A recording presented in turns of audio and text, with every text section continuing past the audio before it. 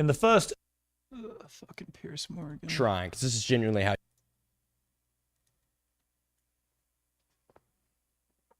The King, what's up, dude?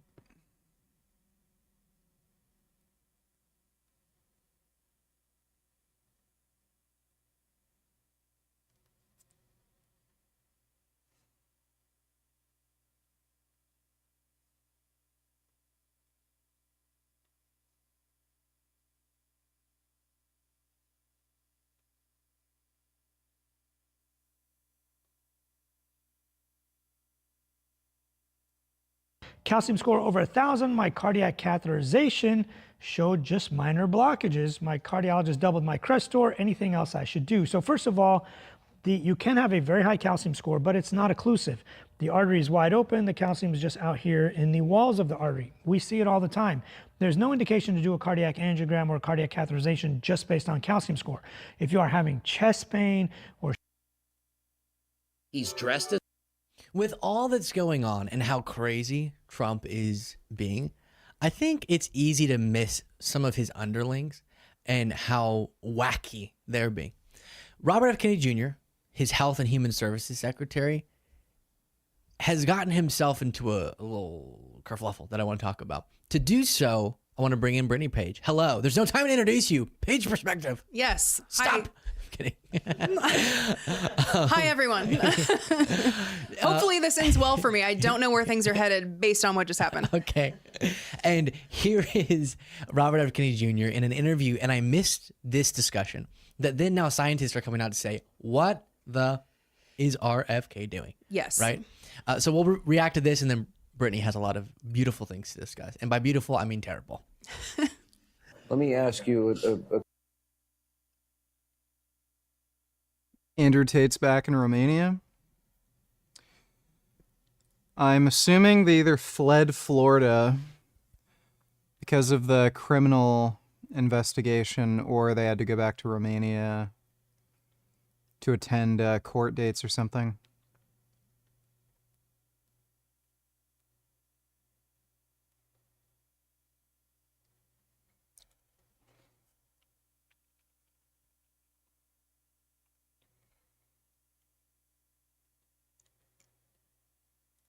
Anything else? To US after 24th of March?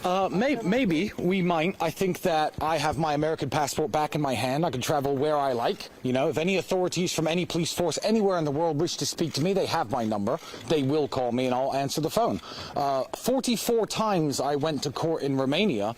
Not because there was a trial, but to see if I would be allowed to travel. And I told judges 44 times, I'm not a flight risk. Please return me my passport. Please don't keep me locked away from my family. So I know that when I left, there was some backlash. I know that when I left, people were being pressed about the controversial decision about two men who'd already had their case dismissed being able to travel and see their families again. Well, you know, here I am back in Romania, as I said I would be. So all 44 of those court hearings, including the ones that happened when I was taken from prison, were completely worthless. There was no point in doing any of them. And that's a very interesting point. Guys, let's actually...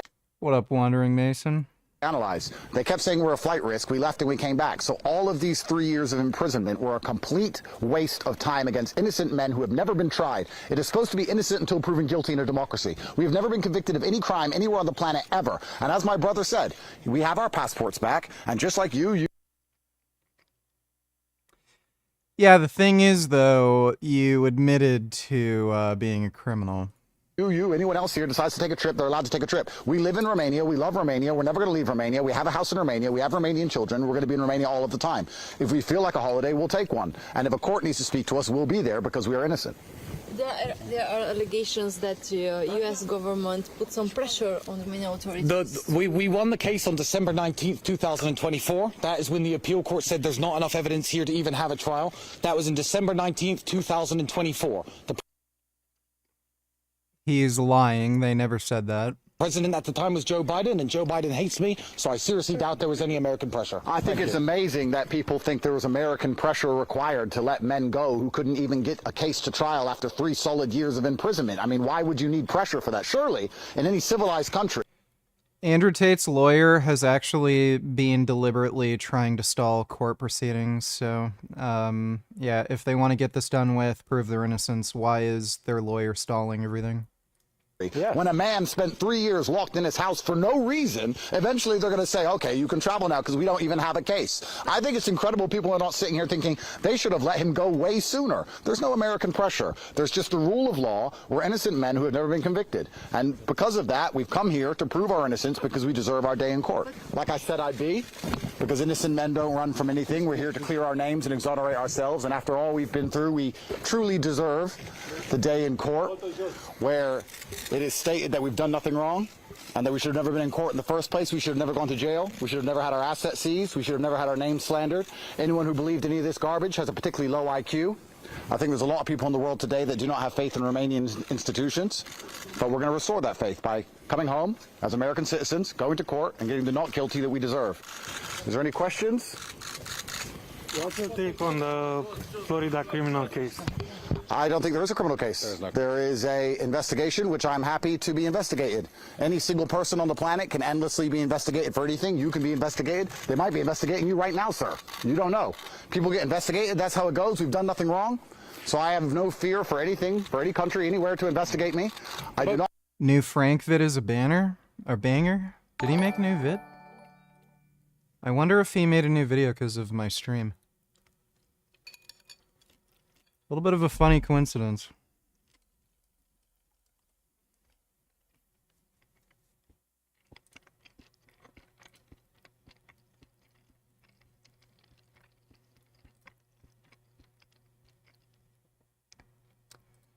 Oh boy, this looks good. So much for spring break. Botched eye nightmare continues. That's gonna be great. Death of Rabbit donated $2. I followed the protein doesn't really matter trend that Alex Leonidas was following. Lost muscle after eating 0.7 per pound of protein. I been progressing so fast.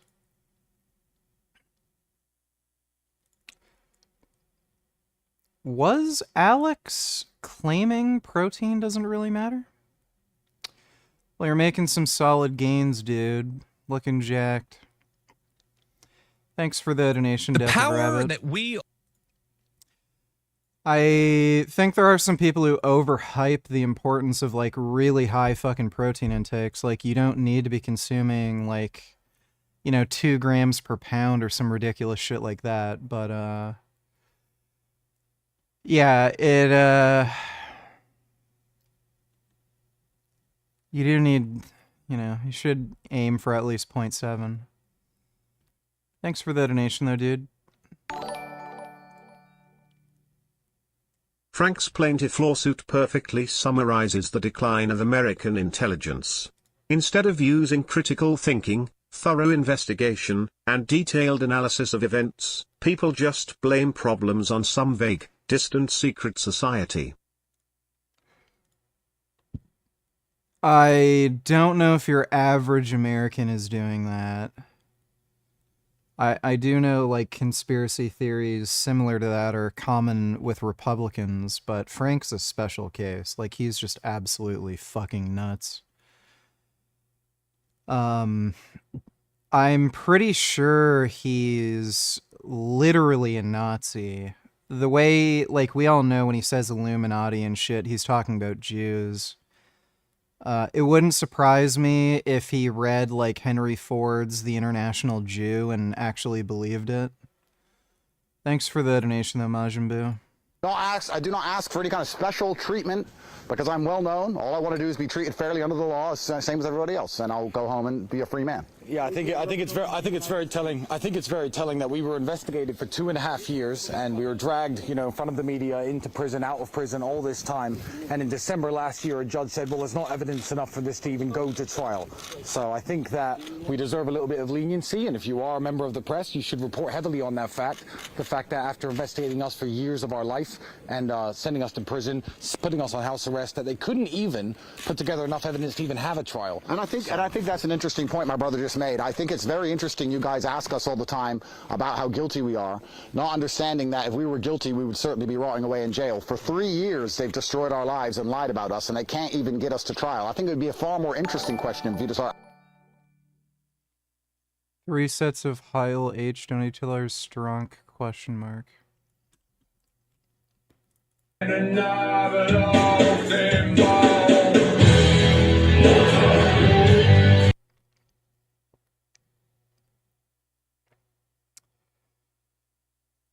Yeah, well, there's a reason why he is not that jacked. Inferior fucking genes. I think the Nazis probably would have wanted to wipe him out. Thanks for the donation, 3 sets of Heil H. Asking why that is happening. If you want to be a good journalist, you should sit and say, why do they keep attacking these boys, but they don't have enough evidence to ever put them in trial or ever put them in jail, but they keep attacking them everywhere they go? Because when you start to actually talk about that, then you'll be doing real journalism, if you're allowed to do it, and then you'll be interested in the truth of the story. Because the truth of the story is not any of the garbage that you've been told thus far, or we would be in jail. Yeah, they are massive, massive bullshitters, dude. We all have to choose what to buy, and maybe more importantly, what not to buy is greater than those in power apparently thought, because the boycotts against companies that go against our political values, our ideology, they've been growing ever since the election, and now the numbers are rolling in that they've actually cost some of these companies quite a bit. And so last month we talked about, they were like, okay, no, this is around supplier diversity, which they You're watching The Legal Breakdown. Glenn, we just saw a move by Donald Trump that may very well be evidence of his own extortion plot. Can you explain what just happened here? Yeah, Brian, let me start by explaining very briefly what extortion is, and then let's turn to the new reporting. So extortion, under the laws of the District of Columbia, involves the following. It's a criminal offense in D.C. to obtain something of value or compel action through threats or coercion. A pretty simple definition of the crime of extortion. It's also interchangeably called blackmail sometimes. But it is obtaining something of value or compelling action through threats or coercion. What did Donald Trump do? Donald Trump issued an executive order designed to punish a law firm called Paul Weiss. And it's a Democratic-leaning law firm. They've represented lots of Democrats, I believe, including Hillary Clinton and others. And Donald Trump apparently wanted to punish them, so he issued an executive order saying he's going to revoke their security clearances and they can't do business with government agencies, et cetera, et cetera. Now, this is big. Demon Cunt donatillers, watch till the end.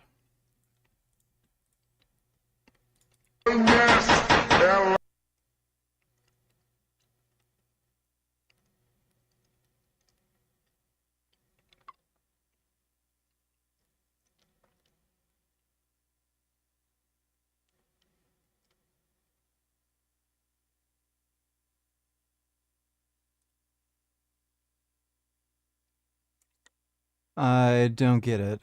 Thanks for the donation, Demon Cunt.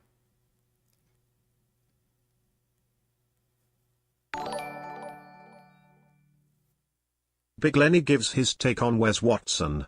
Let me see. What do you think about Wes Watson, the new Blackstone athlete? Well, I'm glad he got himself out of that cookie-cutter coward gutter.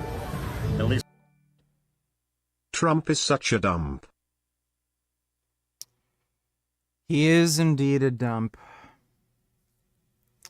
Thanks for the donation, Dodo. with a decent organization. Let me tell you something, boy. All the types that you glorify prison, that's a babysitting service.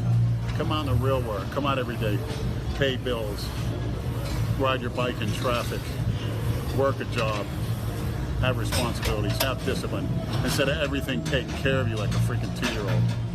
The biggest, most cowardly scum of this earth, human filth, went to jail. And you're promoting it? You're making young people think that's the way to go? You're a coward, boy. If I see you in person, I'm going to tell you. I'll show you what reality is if you ever cross my path, little man. Based take. If only Big Lenny were here to shit on him more. Thanks for the donation, Mint Provider. Law. This is a law firm that reportedly pulled in $2 billion in 2023. So, it's a firm that is probably understandably concerned about their bottom line and their profit margin. But instead of bringing a legal challenge, a lawsuit to try to combat what seems pretty obviously like a violation of your First Amendment rights to free speech and to represent the clients you see fit to represent, other law firms are bringing suit against similar executive orders. The head of Paul Weiss, I want to make sure I get his name right. His name is Brad Karp. He is the chairman of the firm whose full name is Paul Weiss, Rifkin, Garrison, and Wharton, made a pilgrimage to the Oval Office, met with Donald Trump, and according to the reporting and to a post by Donald Trump. And now with this new law, he is an even bigger dump. Republicans in Minnesota are trying to classify Trump derangement syndrome as a mental illness. SF 2589 states that Trump derangement syndrome means the acute onset of paranoia in otherwise normal persons that is in reaction to the policies and presidencies of President Donald J. Trump. It says symptoms may include Trump and toward Trump and overt acts of aggression. The worrying thing about this is if that were to actually pass, you could get people arrested under like mental health acts. So I don't know if whoever did this is just having a laugh or if they actually had that intention. Thanks for the donation, Dodo. Trump himself, they offered Donald Trump $40 million in legal services for causes that will help Donald Trump's political priorities. When they offered that $40 million, guess what Donald Trump did? He said, I am deciding not to punish your law firm. Brian, let me just ask our viewers, does that sound like Donald Trump obtained something of value through threats or coercion? It feels really extortion-y to me, but that is what just happened.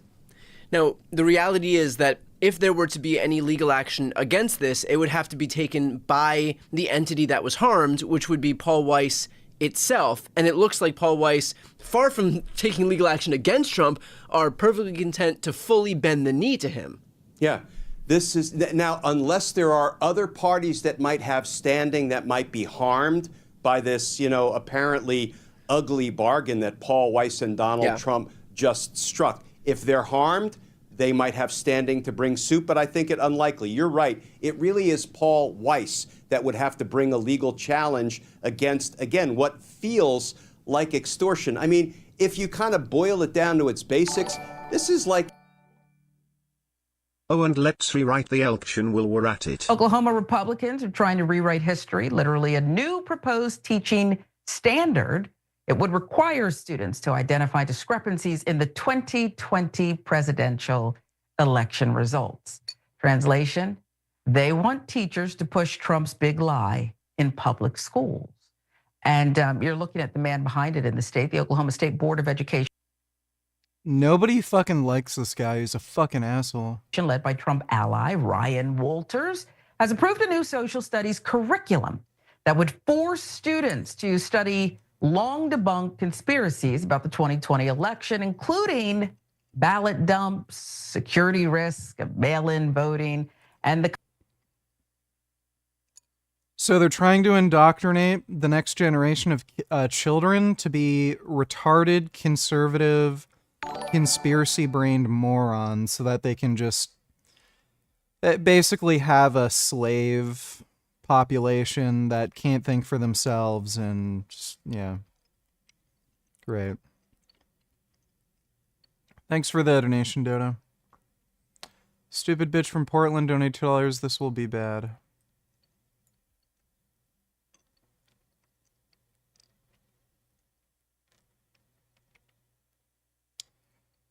I'm not watching that because Matt Dillhunty's a fucking moron.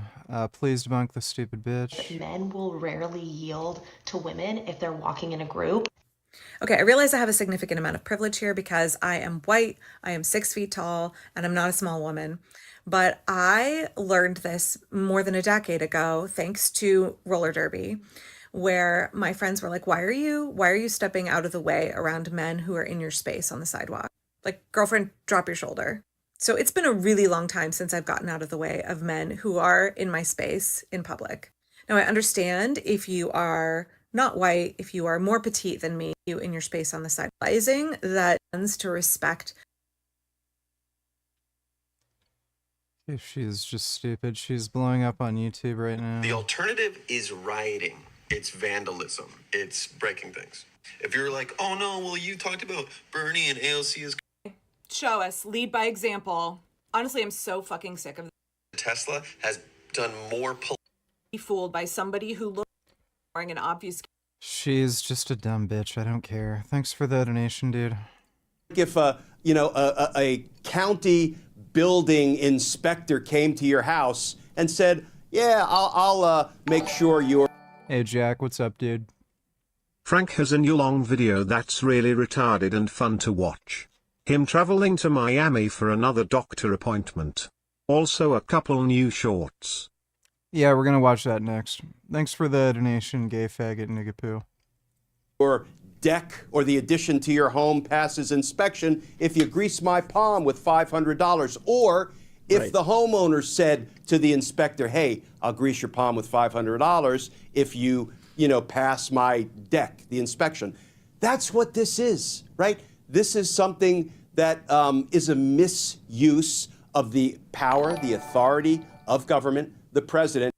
And people like this guy say Trump should not be compared to Adolf Hitler. Will those two videos such set over wise?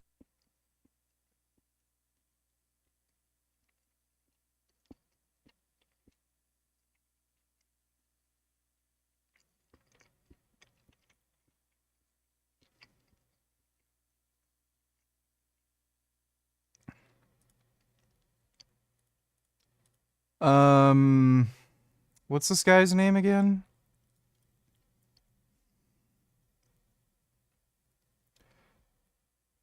What is it? The Nostalgia Critic? Yeah, people aren't claiming Trump is akin to Hitler because he's committing a genocide. It's like the most stupid fucking cope. I don't know why people try to, like, protect fascists. Like, oh, Trump isn't as bad as Hitler. He's not planning on killing a Jew, so how can you compare him to Hitler? All gaslighting horseshit. Yeah, just teach everybody to lick the boot. Thanks for the donation, though, Dodo. And it is something that I am shocked, quite frankly, that a law firm like Paul Weiss would capitulate to. What does their capitulation do to the broader effort for law firms to be able to stand up against Trump? I think it will inspire. Alawali likes trans butt donated. These are tofu shreds, a well-known snack in Tianjin, made by compressing tofu into a firm texture before braising it with seasoning. Look closely, the vendor cutting the tofu isn't sitting directly on it, but on a wooden board placed on top. Otherwise, the taste might just depend on what was on the menu for him yesterday. In Tianjin, a kilogram of these tofu shreds sells for 20 yuan, which is about $2.8 US. This generous package you're seeing costs That's pretty sick. just 10.7 yuan, roughly $1.50. I am into tofu.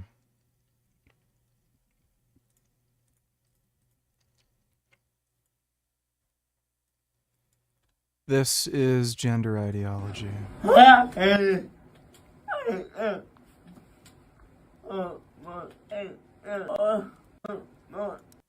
This looks like AI.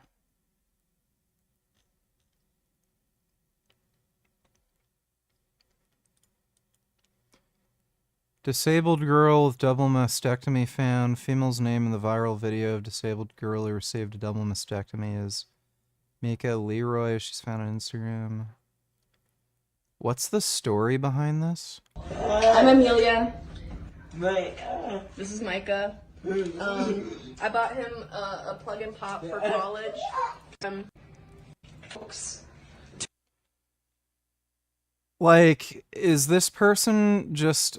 Do they seem retarded, but they just have, like, Tourette's or something, and they can't really control themselves, but if you give them a keyboard, they're normal? Like, I don't know. Who the fuck cares they're retarded anyway? It's not like they give a shit.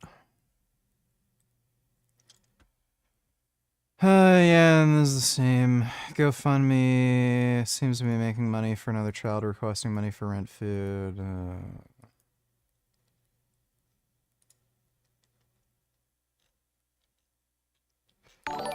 I don't know, this sounds like just nonsense. Newsflash: just because a dictator does not commit a genocide does not mean they are still not pure evil. Some of the most evil dictators did not commit genocide directly, like they were evil in other ways. Yeah, that's true. Thanks for the donation, Dodo. Yeah, I don't know, I don't know what the story is behind this. It looks fucking weird, but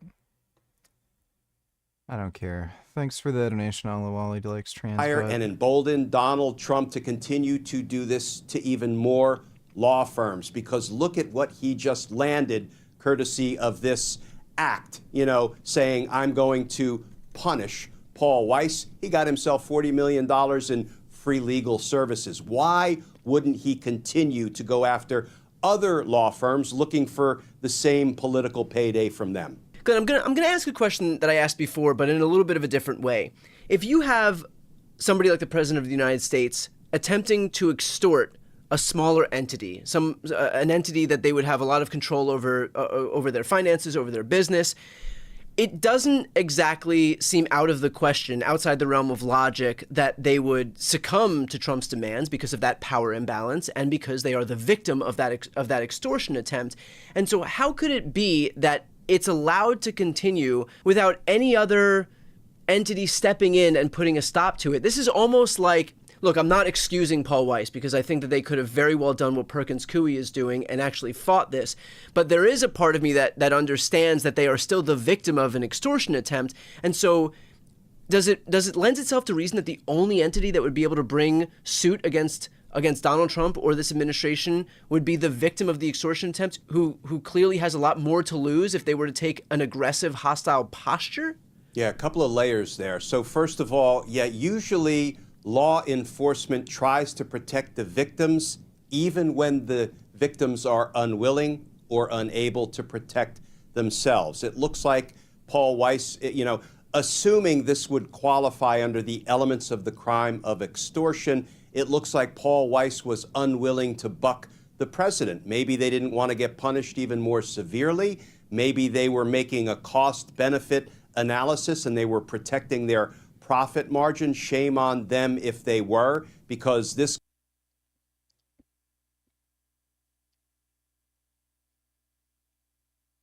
I'm willing to bet this is the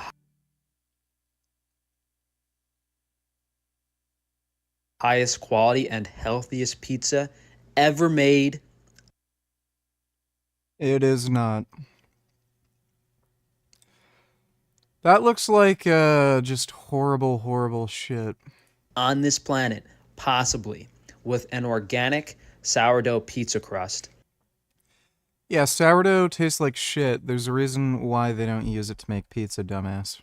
A custom sauce made with all locally grown organic ingredients such as white tomatoes, potatoes, shiitake mushrooms. Then it's topped with organic artichokes, handmade in Tunisia, finished off with the highest quality pork in the world. Yes, we all know that pork is so great for you. Beautiful Iberico from Spain, just laid on top. Not is this sound. Yeah, that just looks gross. Every week on Frankie's Free Range. Is that a dog? I swear this looks like a fucking dog, like a whippet or something. meat. We have a few rare one-offs from our local farmers that we can't really offer consistently, but we do have some special product in low amounts every week. Mostly it's beef brains that we sell as pet food, but Yeah, you don't want to eat that or have your pets eat that. That's not a good idea. you know, you can't get fresh beef brains anywhere else online. Yeah, it's because of mad cow disease in all likelihood. And this week is a baby dairy goat because we just started milking the goats. This is a very, very rare, super fresh meat. You'll never have anything as high quality as this. This is the whole 7-pound baby goat. Yeah, you'd not want to eat that either. Beautiful, light colored meat. So this is going to be farm. You'll see the as well as Frank Tufano's a piece of shit. I'm glad his life is just going to fucking hell. He's going blind. He's probably going to owe Paul Saladino $2.8 million in that lawsuit. So I'm glad his life is going to shit. Hopefully he ends up homeless. Sneeko learns Islam, donated $2.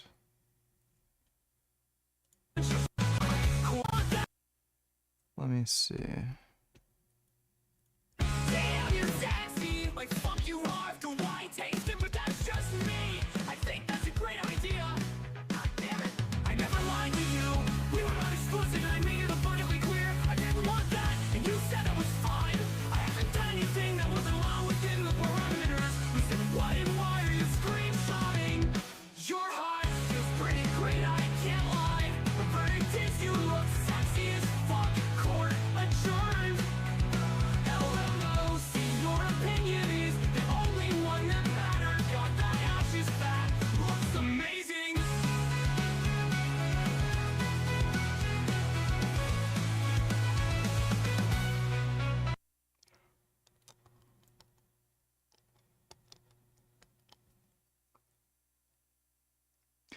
How old is Harry Sisson?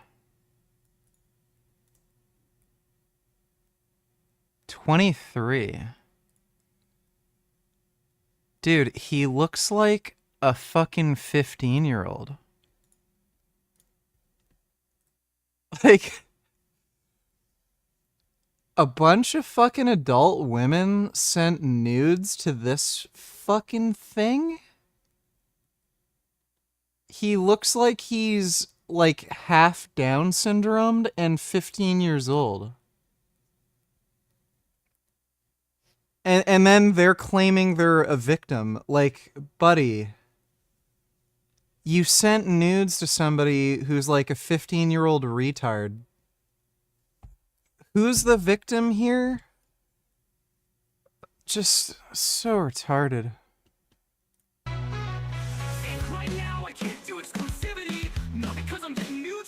Like, what's fucking especially stupid about this, too?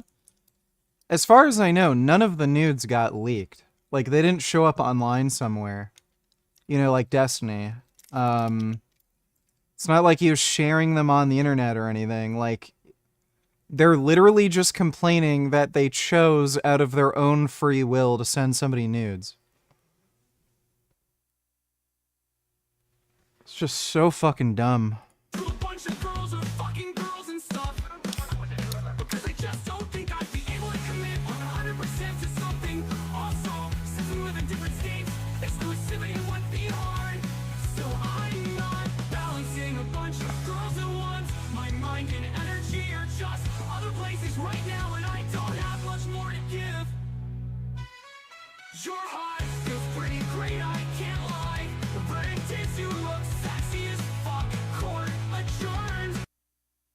Okay.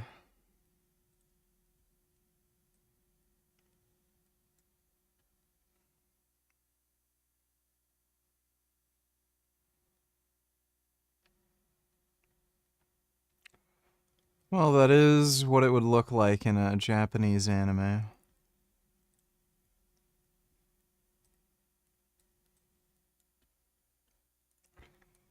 Sneeko gets cooked by Sheikh Asim Al Hakim for saying He doesn't like a hadith. If you doubt the Prophet for a second, you're a full-fledged kafir. Get the heck out of my house.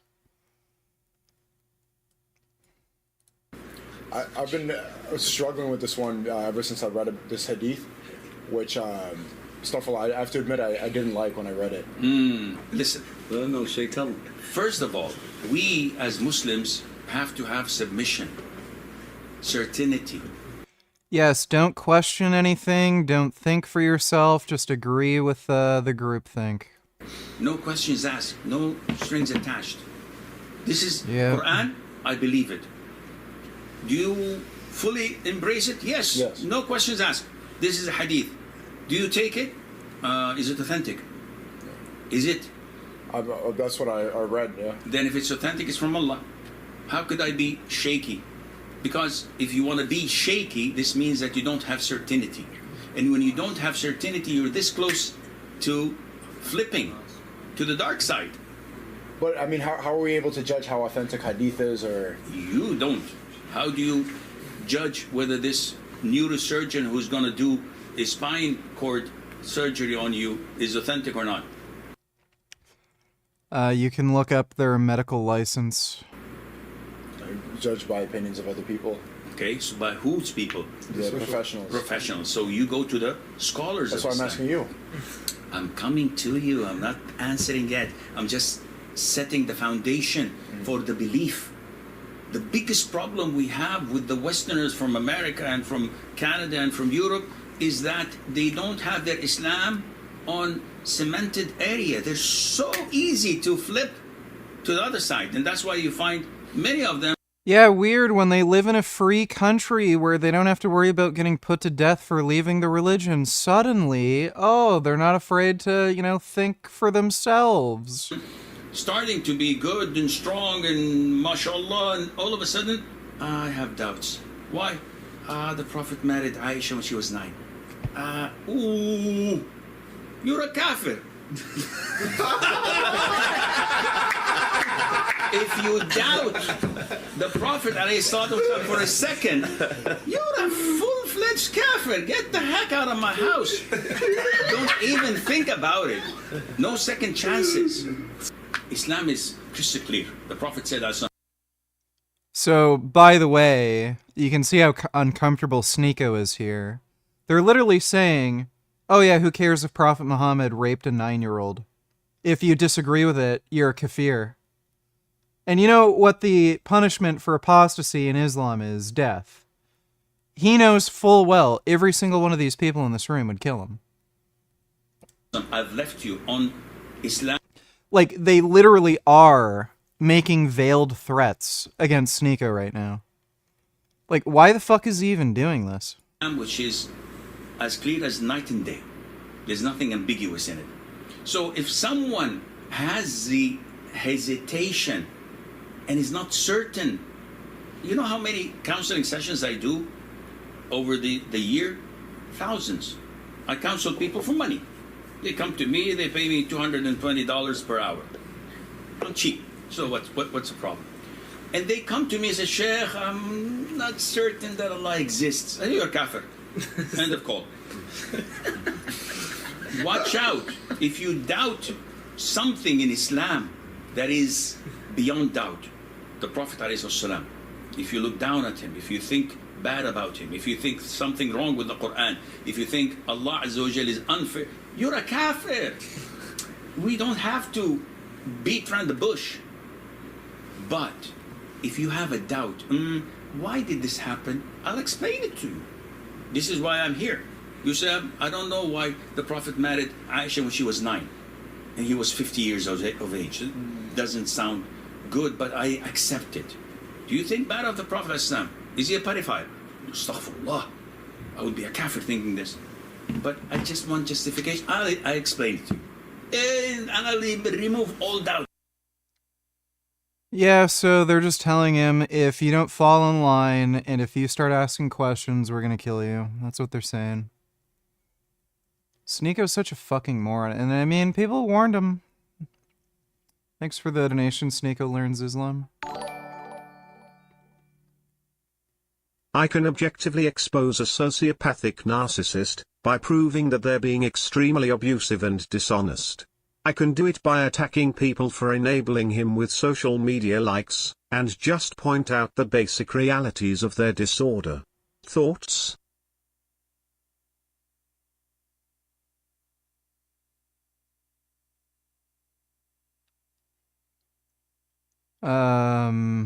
I don't know how that would expose a sociopathic narcissist. Might have to go in more detail, but thanks for the donation, Anonymous. And, I can objectively expose a sociopathic narcissist by proving that they're being extremely abusive and dishonest. I can do it by attacking people for enabling him with social media likes, and just point out the basic realities of their disorder. Thoughts? I can objectively expose a sociopathic narcissist by proving that they're being extremely abusive and dishonest. I can do it by attacking people for enabling him with social media likes, and just point out the basic realities of their disorder. Thoughts? I don't know why you donated that 3 times, but I appreciate the donation. I don't know what you mean by any of that. What a lot of narcissists are very good at is getting people to like them. So you can point out just shit they do that's like manipulative and crap, but they've probably manipulated other people to a point where they won't believe you. So it really just depends. Thanks for the donation though, Anonymous.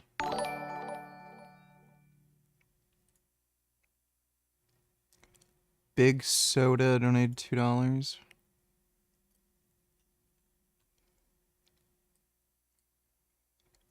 Nick Sorter. Influenceable, the company cutting big checks to influencers on behalf of Big Soda.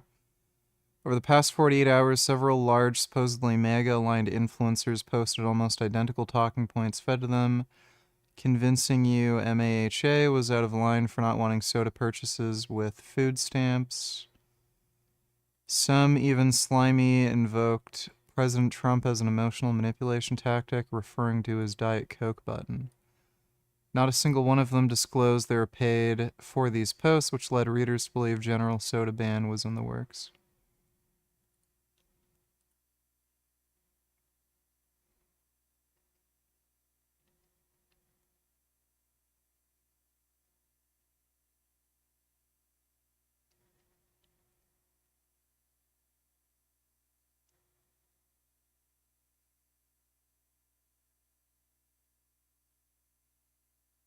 Eric Doherty and Ian Miles Chong.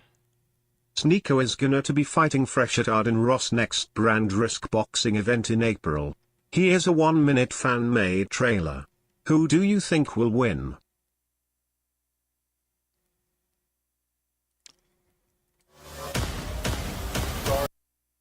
Sneeko versus Fresh? He's the fat, short, unfit black dude, right?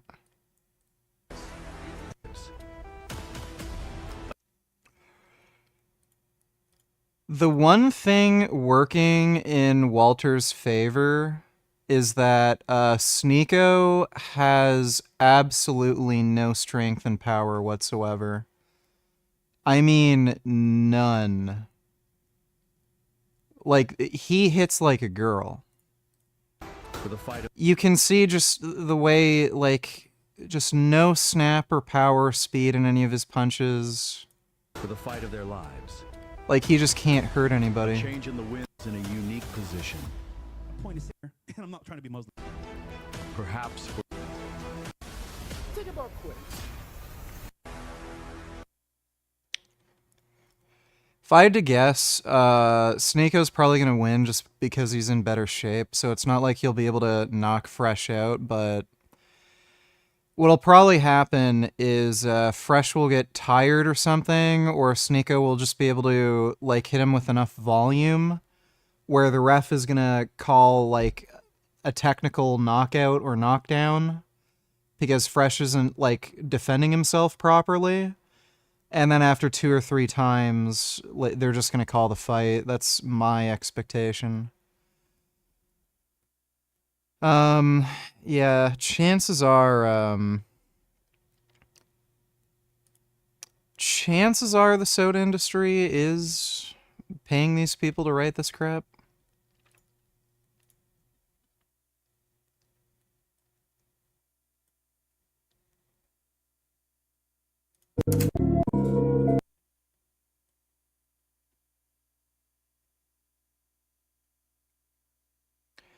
Women will do this and then sign petitions to release violent criminals.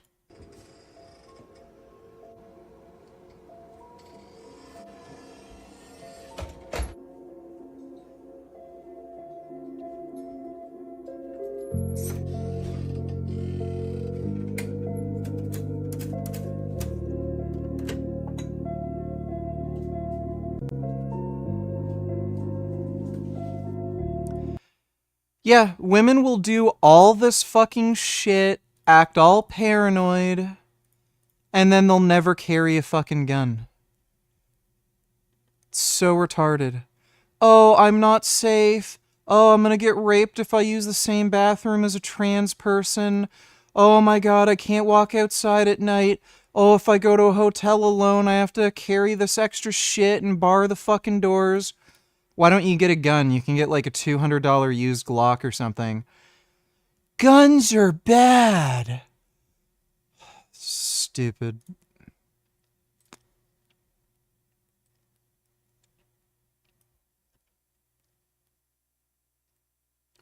Highlight of my trip so far. Today I threw an Israeli out of the car. These people are just scum. Thanks for the donation, dude. Dodo donated $2. Let me see.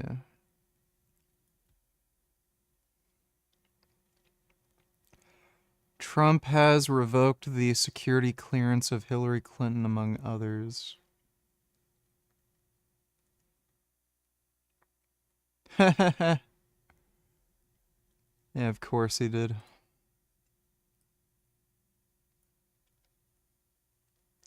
Elon Musk is now suspending accounts of opposition figures in Turkey for reporting on the massive protests against Erdogan's autocratic regime following the arrest of Istanbul's emir.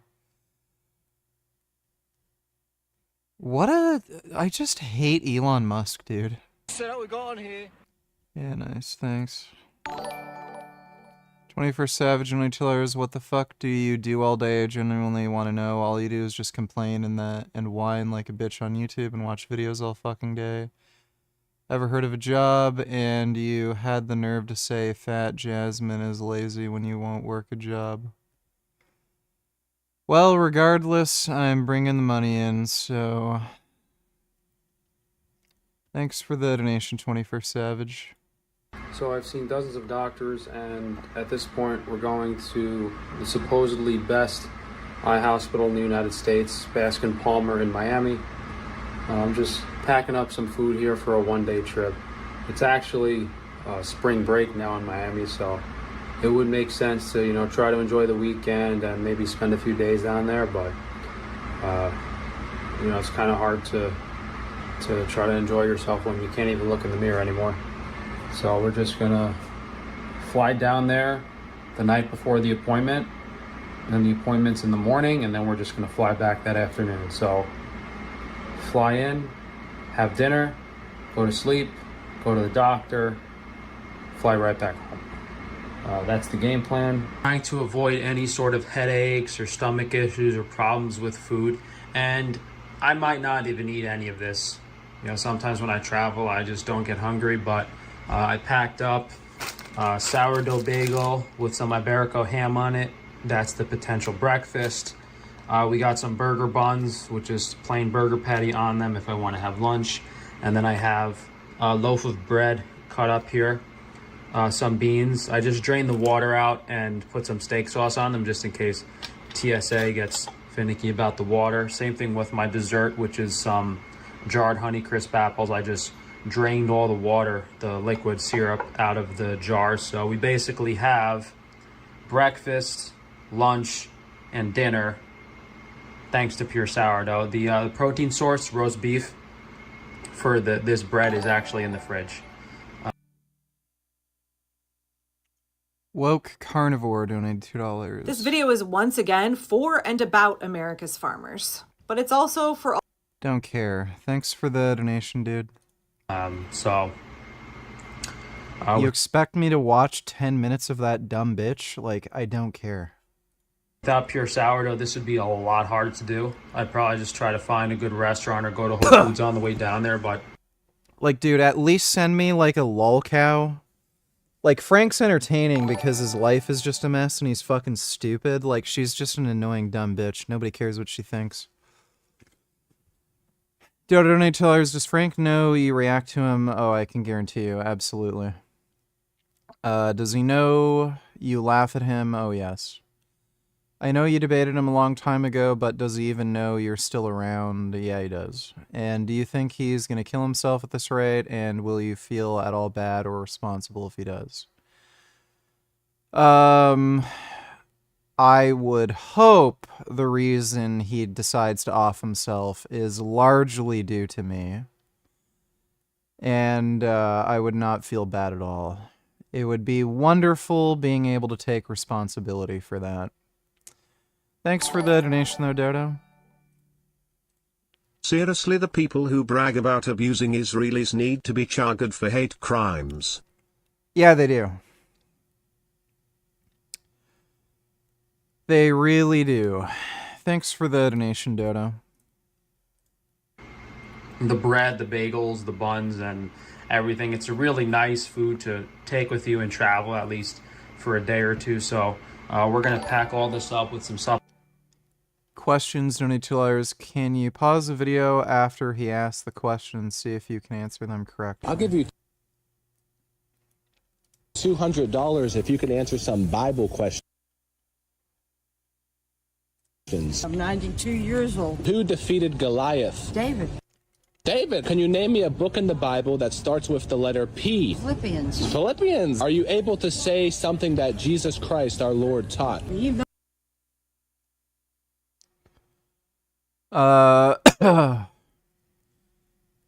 lots of bagels and get drunk. Must be born again. Ooh, that's right. Who was the man who went up into the tree to try to see Jesus? Zacchaeus. Zacchaeus. Are you able to name me a book in the Bible that starts with the letter G? The Book of Gay. Genesis. Genesis. I'm going to ask you one more question. Who is the Lord of Lords and the King of Kings? Jesus Christ. Amen. Well, you made $200. No, that's... No, I promise you, it's for you. No, it's not fake. It's real. If you had one thing you wanted to say to everyone about the Lord, what would you tell them? Never Gay. be without him. There's no other way. Today, tomorrow, and forever. So he wants his people to preach born again. Dude, Christians are like the most scumbag, lying pieces of shit on the fucking planet. I've been debating people in the politics Discord. Holy fuck, dude. Christians are all fucking retarded, lying, shithead scumbags. They'll just lie, obfuscate, not answer clarifying questions. They'll bring up a topic, then when you point out that all the criticisms they made against you would apply to their theology, they then just try to change the topic, talk over you. I can't stand them. They're all scum. Let's see, Grey Knight donated $2, post over a year old, but big W2 / from Guns N' Roses.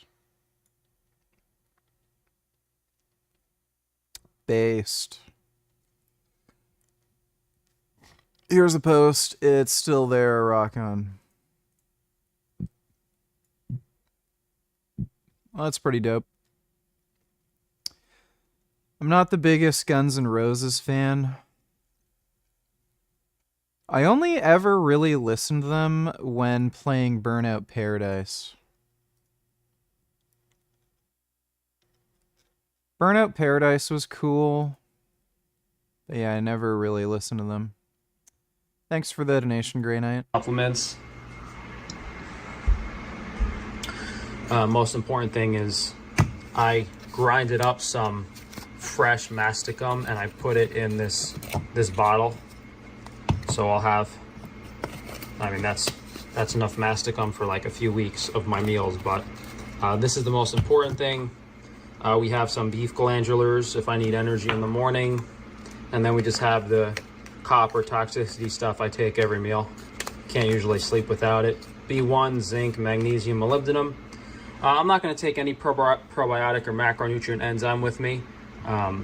Those really depend on the meal, and they're not 100% necessary if I'm not eating that much and I'm active. So yeah, I'm just going to have dinner right now. It's around 7 p.m.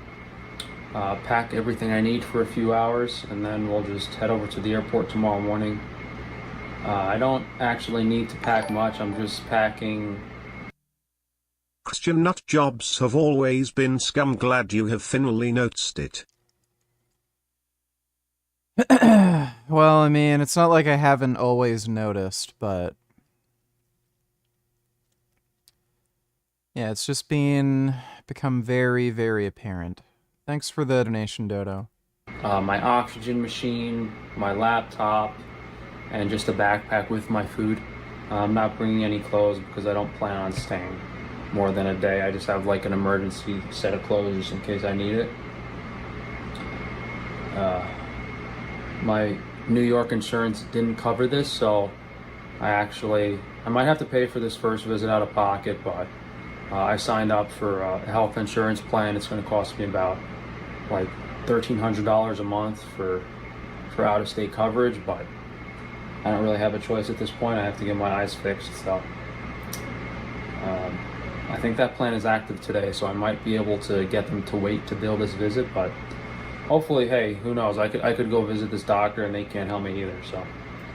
It's funny because his lawyer said he's destitute, so he's kind of lying about how much money he has. We'll have to see what happens. So we made it, but not without almost dying.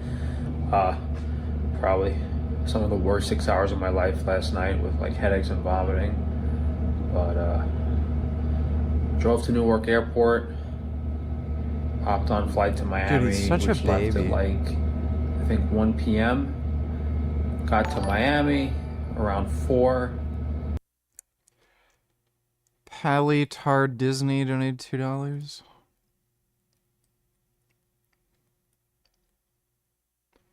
Hate how these e-girls swindle lonely, unsuccessful guys out of their money by offering them false hope and a fantasy. Bernie Sanders. I am aware of Belle Delphine. I don't know how they're giving... I don't know how Belle Delphine gave anybody false hope. I actually saw some of her OnlyFans content posted on Twitter at some point. The dude she's with is like kind of chubby and has a smallish penis. So, I mean, like, I take that for what you will, if you call that giving some guys hope. Why did Disney hire this rabid pro-Palestinian retard? Oh, is that the chick who's playing Snow White? Ugh. Well, I'm definitely never watching that movie, I can tell you that much. I have no fucking idea, dude. Thanks for the donation, Palitard Disney. Didn't eat all day. Sat in a hot as hell taxi for like half an hour because this guy's air conditioning wasn't working and like a bridge was up, so it was only a 1 mile drive, but I was just sitting in a hot car sweating my guts out for half an hour. Got to the hotel room. Not really air conditioned that well in here. I had this AC on the lowest and it doesn't stay on, so don't go to Spring Hill Suites Marriott, but that was by my doctor's office. So I tried to cool off in the hotel room. That didn't work. Went to a French restaurant because they usually have decent food, but I should have just went with my gut instinct and ate the food that I packed with me. I thought it wouldn't be that big of a deal. You know, I had some bread and butter, I had some gnocchi, I ordered a burger that I took with me to go. The gnocchi was really heavy. I ordered some mashed potatoes on the side, and as soon as I tasted how much cheese they put in them, I didn't eat them. By then I had a blistering headache, even though I didn't drink any alcohol. I guess. I was gonna say, this sounds like he got drunk and sick. And it's strange that he's saying specifically he didn't drink any alcohol. I think he's lying. Because he's made videos before where it's clear he's a heavy drinker. The EMF and the food didn't agree with me already. So then I took an Uber to the grocery store to just get some water. Brought the water back to my hotel. And by then it was like 7 or 8 o'clock. I spent the next 5 to 6 hours projectile vomiting with a migraine, laying in my hotel bed, taking half a bottle of Motrin and Kratom. There you go, Kratom. I saw that movie and it was one of the worst films I have ever seen in my life. Just stick to the original Snow White movie by Walt Disney himself instead. The original Snow White sucked. I don't know why anybody likes that movie. It's just trash. I don't know how it's a classic. It's just about a dumb bitch who's just won't wake up from a nap. It's fucking dumb. Thanks for the donation though, Dodo. Yeah, dude, this sounds like he just got drunk and was drinking far too much. And he's, yeah, and then he's saying he took Kratom. That's a really fucking common thing for alcoholics to try to take Kratom to cure their alcohol addiction. That's super common online. He probably read that on a forum. After 5 hours of that, I had some of my sourdough bread and roast beef that I brought down, and I felt better. And then slowly over the night, I just stayed hydrated and felt better. Didn't really sleep because even though I had the EMF headgear and stuff and all the radiation protection, the power line's right out there. So magnetic field levels in this hotel room, I didn't really fall asleep. What a retard. Thankfully, my headache's gone and I feel okay. And it's actually like close to 8 o'clock. So we're gonna go over to the doctor and then I guess right back to the airport and go home. This is all the stuff I brought with me. My backpack that had my food in it. My oxygen machine to help me breathe if I had to prevent headaches a little bit, and then my laptop, which I didn't really use. And this is just extra EMF protection stuff. So not much of a trip really. I was hoping I'd be able to go out to a restaurant, maybe have a little bit of fun, but that's the problem with these health issues. The liver damage and stuff is you really can't. You got to be really careful with what you do. Like if I was smarter next time, I would have just have to rent an Airbnb that's in a slightly better area. Maybe take more time traveling to the doctor. I don't know what to do, but horrible night. Hopefully we feel good the rest of the day. Get to the airport, get back to Newark, drive back to Pennsylvania, and call it a day. I was rocking just a hat most of the time, but I'm gonna do a bandana too. That should help a lot. I should really keep the hood on and the mask, but it's so hot. Like the problem with EMF protection in hot weather is if you do overheat, you're gonna feel worse. So you're better off with just like t-shirts and shorts. Like I had to take the EMF pants off, and I should have probably worn some shorts down here with me, but I didn't think it was gonna be. I saw the weather; it said 85. I didn't think it was gonna be that bad, but yeah, with humidity and no air conditioning, it's pretty bad, but I'll just try to keep this on as much as possible at the eye doctor. Hopefully not too many x-rays or anything, but I gotta leave now, so. And I guess more significantly, I've never vomited like that in my life. I was holding it in on the Uber here. I was about to tell the guy to pull over. And then normally when I feel sick, like I have to throw up, I'll like have to put my finger in the back of my throat and like force myself to throw up. This time, nope, just fucking, I didn't even make it to the bathroom. I was just like projectile vomiting all over the bathroom floor. Like It was really bad. I don't know. I've never had food upset my stomach that badly, but I guess it was a combination of like not eating all day, plus, you know, restaurant food, a lot of people touch it, and it wasn't, I didn't get a full ingredient list, and, you know, a lot of these restaurants don't do. I disagree. I think the Snow White movie from 1937 is a masterpiece. It's just not your kind of movie. That's all you see. Snow White and the Seven Dwarfs is a fairy tale based on emotion and not logic, much like The Wizard of Oz or even Where the Wild Things Are. No, I think it's just bad.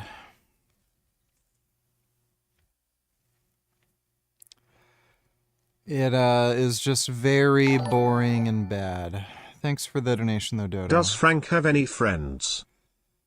No, Frank does not have any friends, and it's because he's an unlikable narcissist moron. So he certainly does not have any friends. Thanks for the donation, though, Jacked Up. Substitutions, so lesson learned. Worst case scenario, if you don't have any food with you, just try to go to like a Whole Foods, just get a loaf of bread, some roast beef, and some water.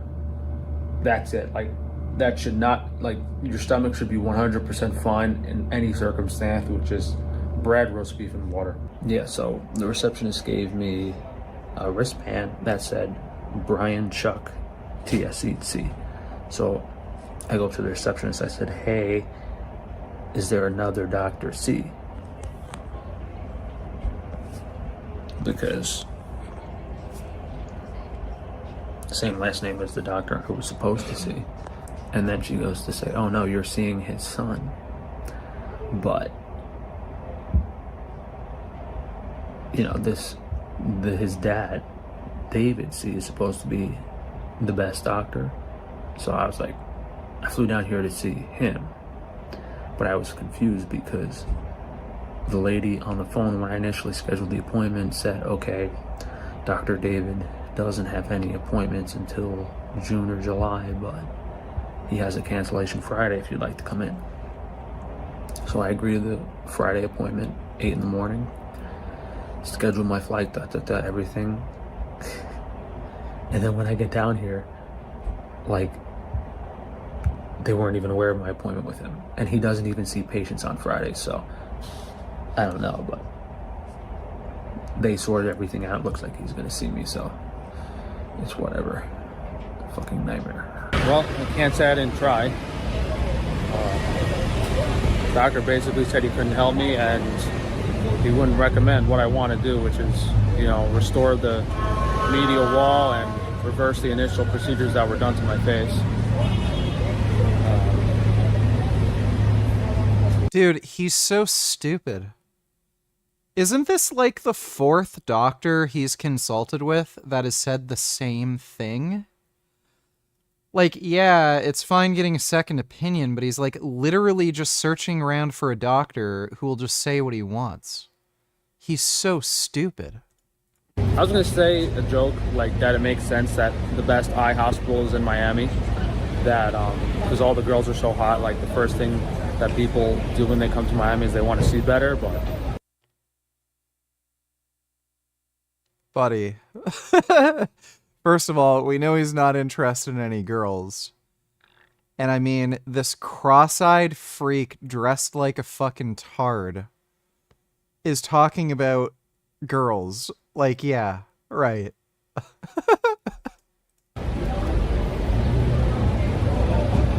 Can't say I didn't try. I just got to figure out what I want to do with my $1,500 a month health insurance.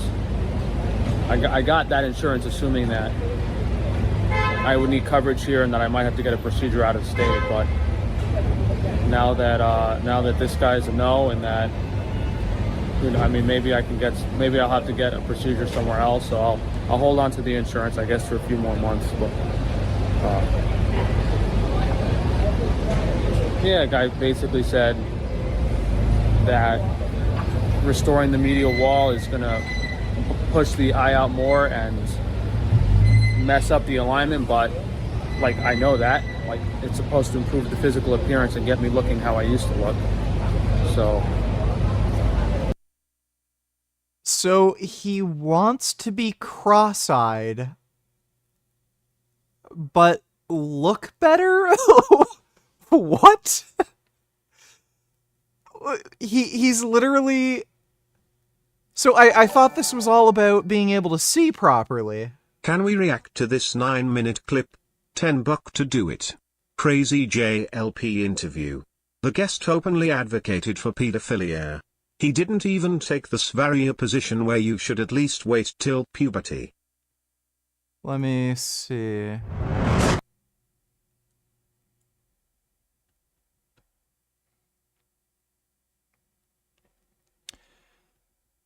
Oh, this guy.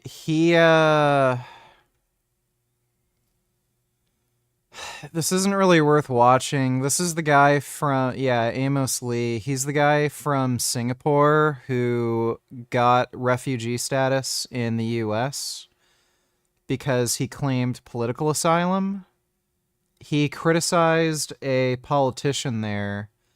And in Singapore, they don't have, like, free speech and shit, so he was facing a prison sentence just for criticizing a politician. The U.S. supported him and gave him refugee status, and this retard was trying to advocate for pedophilia everywhere. Like, this is just such old news.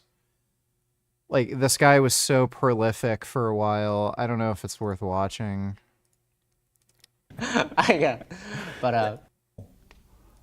Gender people, pedophiles, they're the next people who are going to fight for their rights for, so. Yeah, I don't care. Thanks for the donation, Nigar. He's just saying it from like a risk perspective, like, oh yeah, you're going to have to get more procedures after it. Like, yeah, I know that. That's the point. That's what I'm coming to. But I don't know. He didn't seem to care that much. Or that he wanted to help. So running out of doctors to see. He actually suggested that I speak to the eye muscle surgeon again, which doesn't make sense to me because the eye muscle surgeon exhausted the amount that they can move my eyes. So if my eyes have been turned out all the way, then to me it doesn't make sense.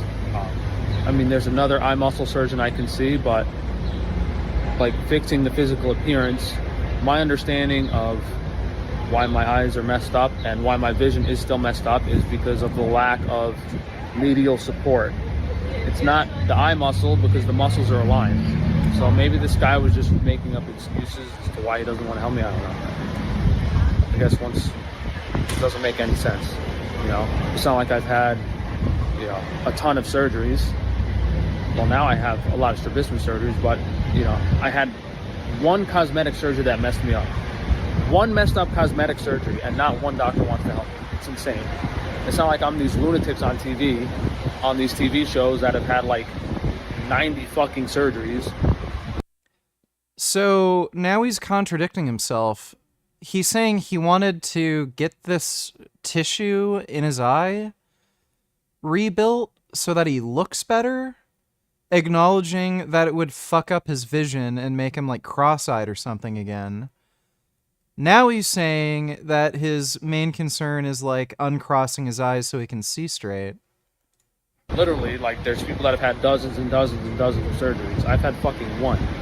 I'm so sick of this shit, dude. I'm never consulting another doctor. So first of all, that's a lie. He didn't only have one surgery. He had a really fucking major jaw surgery, and it was done for cosmetic reasons. He had an underbite, and he got his jawbone shaved down and shortened.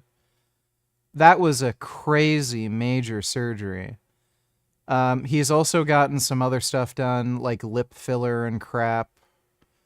You know, more minor things just involving like filler injections. And then he ended up getting this stupid eye surgery, but like literally nobody's gotten this done. Doctor again that doesn't do virtual consultations.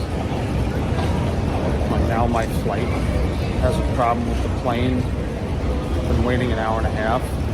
And they changed the terminal, and the new flight is another hour and a half late.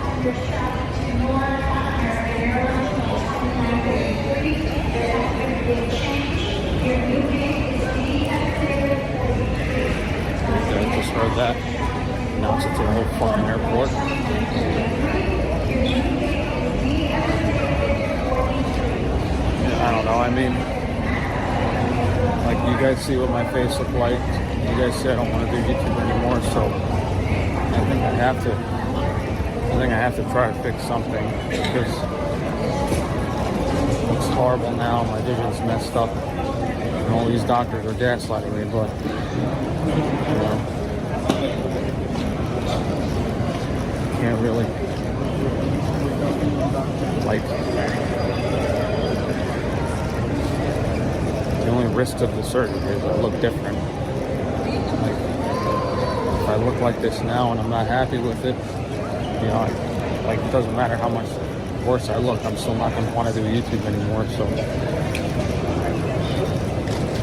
I guess we have to do something. I'm never flying American Airlines again. I might never fly economy again. That's so fucking disgusting. I don't know if it's my luck. Of course, Todd. Dude, it's just non-stop complaining constantly.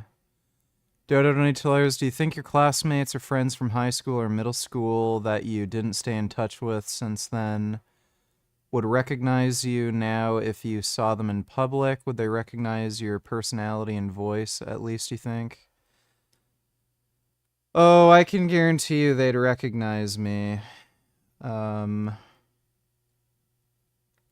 I've seen a few of them here and there, especially when I was still living in Toronto.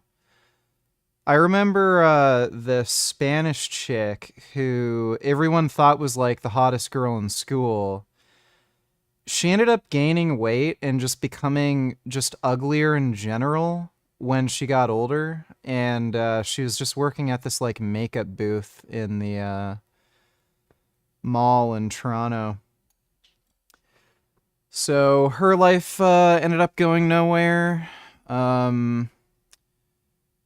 I know a couple kids from my high school who were in fairly decent shape. When I was going there, like they're skinny, like they didn't really lift or anything, but they became ridiculously overweight. Like, I mean, they gained at least 200 pounds since high school. So, a lot of people I've known from high school who I didn't get along with, they're basically just like fat fucking losers, basically making no money. So, which I guess is the sort of common trend. Everybody's getting like fat. So, you know. Thanks for the donation, though, Dodo. Right behind me, screaming his lungs out. Top of his lungs the whole flight. No other spot on the plane is any other child screaming. Just right behind me. 400-pound black lady next to me, coughing about half the flight. Not too bad, compared to the 90-year-old man to my right that I thought was going to drop fucking dead.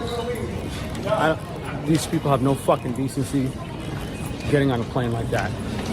Whether they haven't taught their kids manners or whether they're sick as a fucking dog and shouldn't be flying. Of course it doesn't help that American Airlines delayed the flight 2 hours and then we were stuck for another hour getting to the gate after we landed.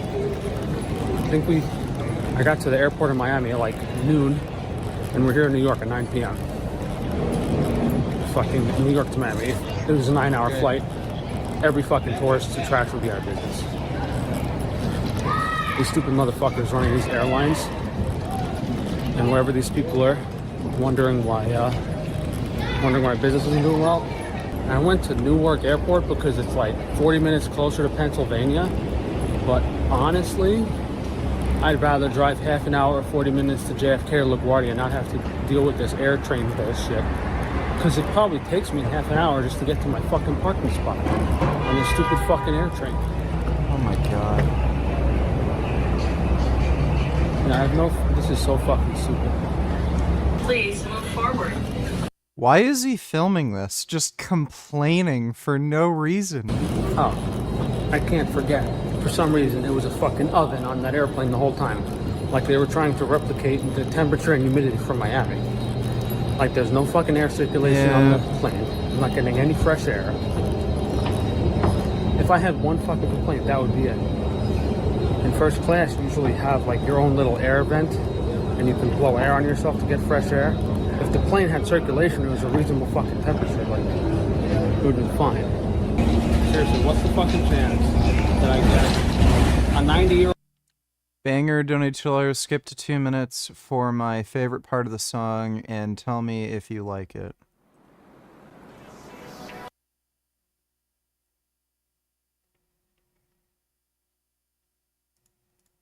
Shake, shake, shake, yeah. I saw you dancing and I couldn't get you off my mind. I could tell you. No, I know of this song and it sucks. It's also pretty gay. Thanks for the donation, Banger. Old man dying of Spanish flu to my right. A 400-pound black lady that's radiating heat like a fucking wood stove. And then a toddler screaming like death behind me. And the reason toddlers are worse than babies is because they have an increased lung capacity. They can be pretty loud. You know, imagine a toddler is like, you know, multiple times the size of a baby. They're really fucking loud. Made a crying baby suit tame.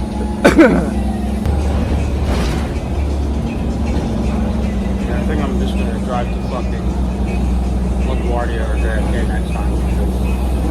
Like, the last thing I want to do after being on a long trip is be on with a fucking shuttle bus and an air train to get to my parking spot, which I then have to pay like $8 to park at for one fucking.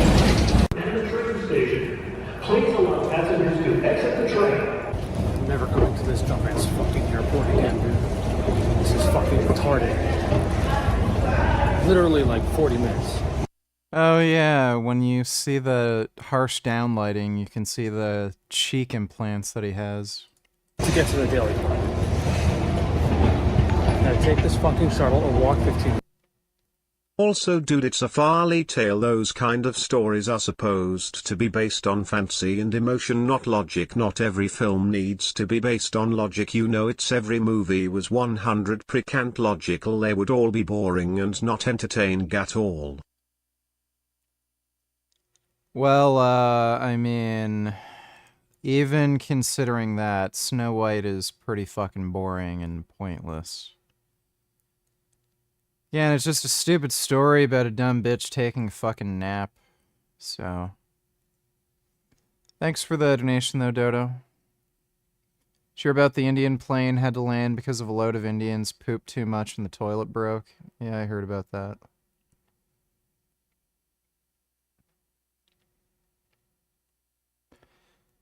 Don't know if that's an Indian-specific thing or if the toilet just broke, you know. It could be the case.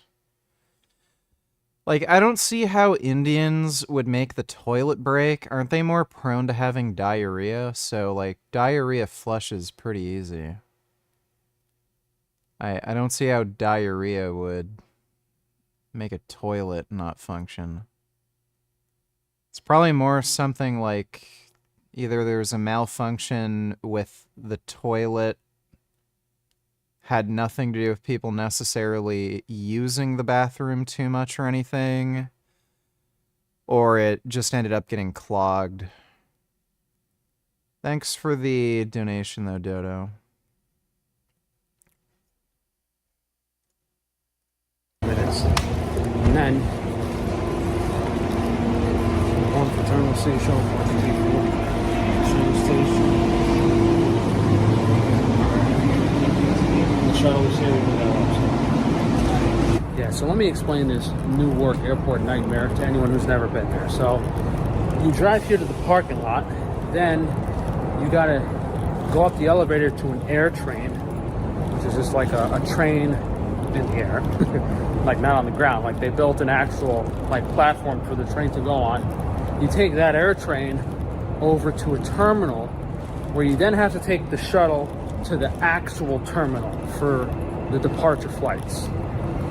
And if you don't want to wait for the shuttle, it's like a 10 or 15 minute walk, but it's definitely a little confusing. And who knows how much they'll fucking bang me for. Hey, I remember where I parked my rental car. I'm still in the rental car because I hit a deer. in my new car. This should be the last day, though. Dude, this guy gets in way too many fucking accidents for it to be a coincidence. I think he's an alcoholic and he drives impaired all the time. It's just bizarre how many times this guy has wrecked his fucking vehicles. Way too much of a coincidence.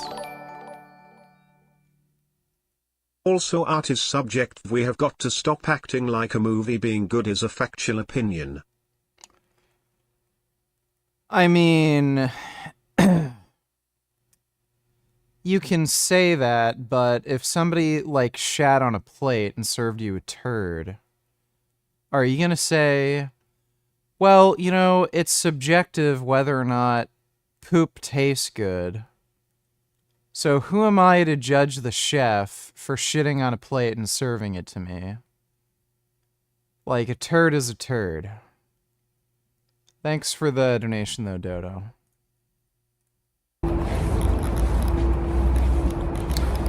Yeah, so oh, it's fitting, though. I got the new jersey. The rental had a new jersey. Look how fucked up my eyes are. Look how fucked up my eyes are, dude. I can't believe this motherfucking doctor looked at me straight in the face and said, oh, it's an eye muscle. Like, fucking unbelievable. I should have showed you guys an x-ray. So what this guy Taban basically did was he shattered my inner orbital bone so that all the muscle and tissue would collapse into my nasal cavity so that my eyes would go back. He thought that was a good cosmetic application. And from an eye muscle perspective, from the strabismus, my eyes have been straightened as much as possible. The way they have to be moved is they have to put the fucking tissue back that this guy destroyed. Like, I don't know why this doctor I spoke to in Miami.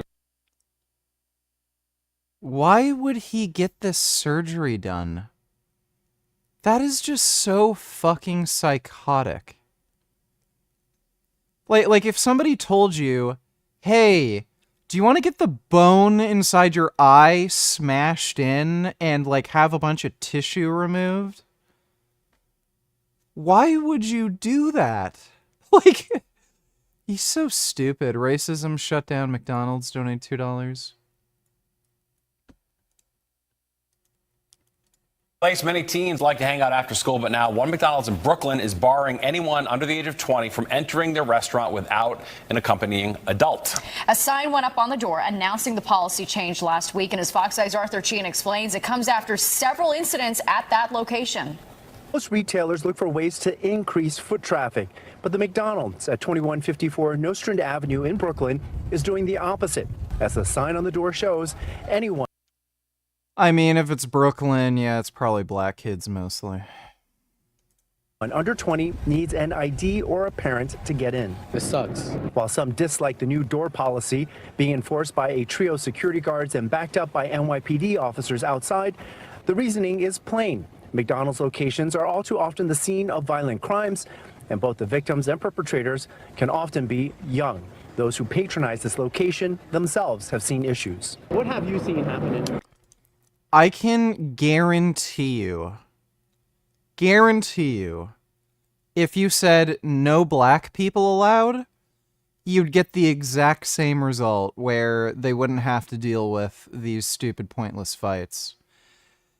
It's just stupid fucking, like, black kids that, I don't know if they have any gang affiliation or something, but yeah, it's... I don't know what it is, but... I don't know. I really can't tell you. They jump the security guard, the Grubhub guy fights, jumps. They be like blocking the doorway, blocking the ATM machine. Some point out the children need a place to congregate and after-school options. And locals tell Fox 5 a new recreation center should be opening soon. But NYPD stats show without it, there have already been nearly 30 911 calls to this location in this young year, which is set to exceed the past 3 years, during which more than 100 911 calls were made for this location every year. And with that, the new door policy has its fans. I would suggest they keep up with the IDing people. Honestly, I feel like that's the best, and it's just like what you have to do. Do what you have to do, honestly. While this McDonald's is making waves because it's the first one we know of in the city that's doing this, some people out here say they would support other retailers if they decide to do the same. I'll be supportive because they're a bother. They don't know how to behave. A feeling that may make the door policy at this McDonald's food for thought for other retailers in the city. In Flatbush, Brooklyn, Arthur Chien, Fox 5 News. Yeah, well, dumbasses ruin it for everybody, regardless of their skin color, so thanks for the donation. Racism shut down McDonald's. It was trying to tell me it's an eye muscle issue when it's clearly not, because the reason my eyes are messed up in the first place isn't from a strabismus or an eye muscle surgery, it's from a decompression. So trying to fix it without reconstructing the orbit makes zero sense. I think this guy just didn't want anything to do with the case. I just wish they would have, I don't know if I ever named it, it's Baskin Palmer Eye Institute, very famous eye hospital in Miami. I just wish they had some fucking communication. Like they didn't look at my paperwork until the second I got there. If I would have known, he wouldn't have even had me come down. Instead, I'm like rushing like an asshole to see this doctor on short notice. I even signed up for this fucking crazy $1,500 a month PPO health insurance. Like, it's completely fucking ridiculous. And this is just part of the nonsense that I've had to deal with because of this fucked up eye surgery. It's never gonna fucking end. I guess I left out an important part of this. So the only reason I ever went to Miami in the first place is because this doctor in Pennsylvania, older, nice guy trying to help me, recommend. We need more racism. No, we don't need more racism. Like, it's perfectly fine to point out that it's like a particular ethnic minority in a certain area committing crime. So, like, it's fine to say it's all the black kids. It's an entirely different thing to say black people are inherently violent, so what do you expect? So, I think those are two very different things. Hey dude, I just wanted to thank you because I met my girlfriend in your YouTube chat and we just got engaged today, so thank you so much. If you want to come to our wedding I can DM you, but it's in Texas, but I would pay for your ticket. Thanks again, bro. Well, thanks, dude. I appreciate that. I don't think I'm going to have an opportunity to attend either way, though.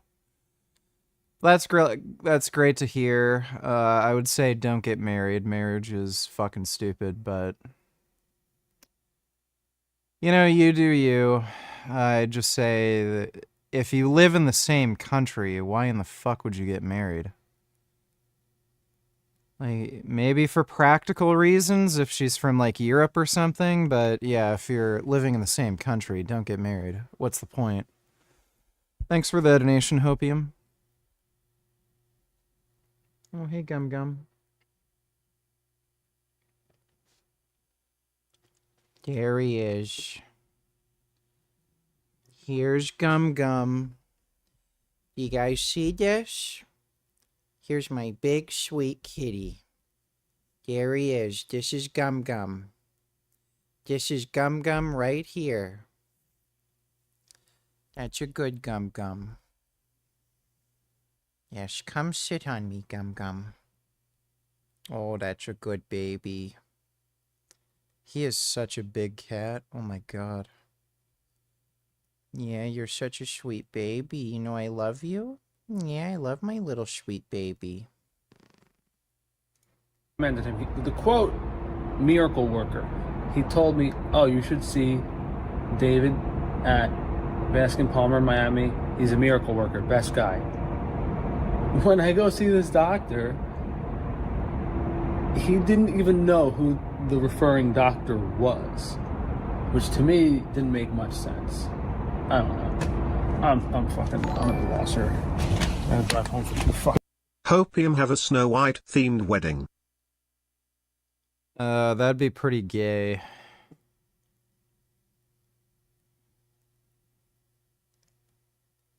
Yeah, no, that's just gay.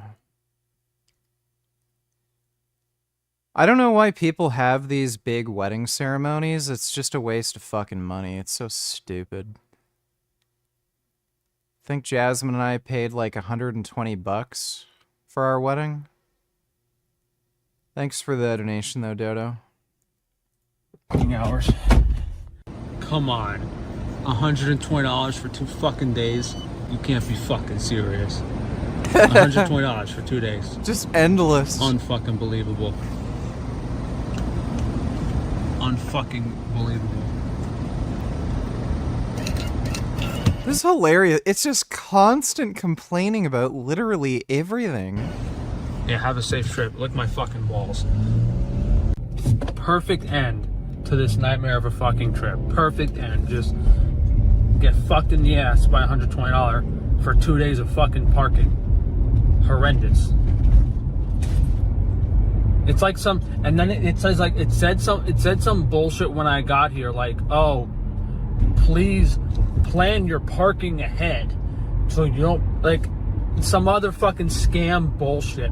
Like, oh yeah, you had to have prepaid your parking to not get fucked in the ass. Like, that's completely retarded. No other airport does that. Like, go fuck. By the way, this is why he doesn't have any friends. This is what he's like. Why would you ever want to be friends with somebody like this? Yourself. Of course, it's fucking New Jersey. That's where they send all the degenerates. What a fucking miserable, shitty 2 fucking days, man. Unfucking believable. I basically haven't eaten in 3 days. Like, I tried to have dinner yesterday. I vomited it all up, and the only thing I've eaten is like a quarter loaf of sourdough bread and a few bites of roast beef. So we definitely lost some weight. The only thing keeping me alive is that kratom stuff that you guys see me take. We have it on organsupplements.com.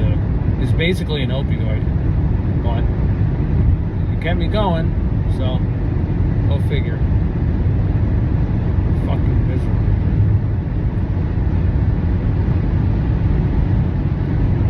Yeah, American Airlines really fucked everything up. The flight was supposed to leave Miami at 2. It didn't leave until like 5. And then they held us, they took an hour longer to fly there, and then they held us in Newark for an hour before getting to the gate. So, really fucking miserable flying experience. As if the rest of the trip wasn't miserable enough. That was the icing on the cake. Fucking horrendous.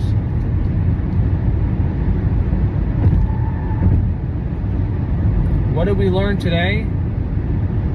If I had a fucking time machine, would have flown down there first class, enjoyed the weekend on the beach, and fucking flown back. That's what I would have fucking done. Rent an Airbnb, mail some food down there, or go to Whole Foods before, like... Lesson fucking learned. And guys, the reason I'm still trying so hard for this is because I just don't want to live the rest of my life like a fucking hermit. Like, yeah, it's probably a smarter idea to just play it safe, no more surgeries, live the rest of my life. That's the smart thing to do, but, you know, I'd rather see if someone can fix my eyes and then it's a more reasonable settlement from this guy, you know, and then we can go on our ways. You know, it's one thing if someone makes a mistake and messes your eyes up and then someone can fix it, you know, and then it's okay, which seems to be the case in most of the time, but in my case, no. Really fucking disgusting. And the runaround all these doctors are giving me is nothing short of ridiculous. And part of that is they're trying to protect this guy.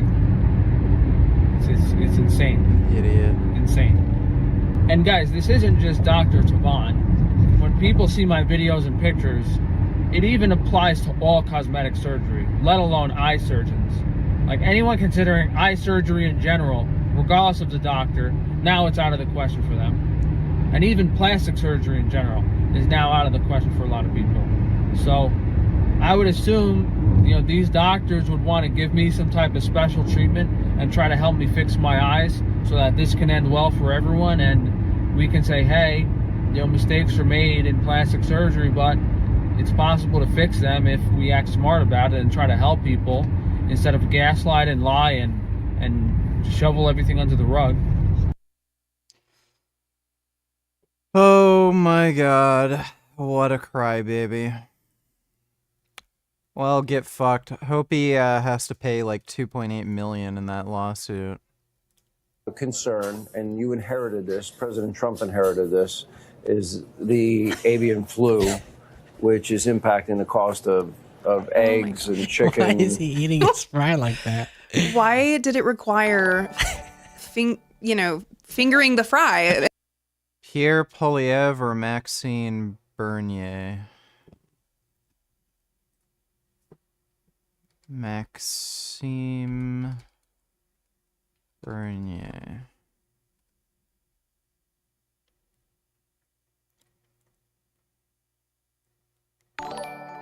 Oh, what kind of fucking stupid question is that? I don't even know who this dipshit is, but yeah, all of these outside parties are fucking retarded, insane people. And if you vote for them, you're just throwing your vote away. So, like, what kind of stupid fucking question is that? It's like, should I vote for the Green Party? Like, what are you, stupid? Thanks for the donation, Dodo.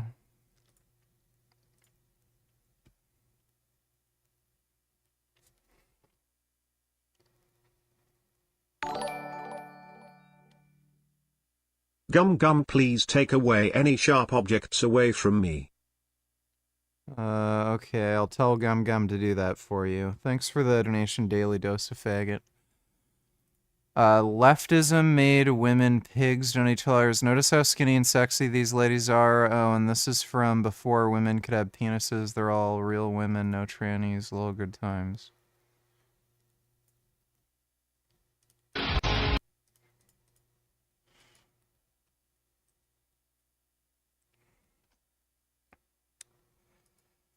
Obesity is more common among Republicans, and I think that's across both genders.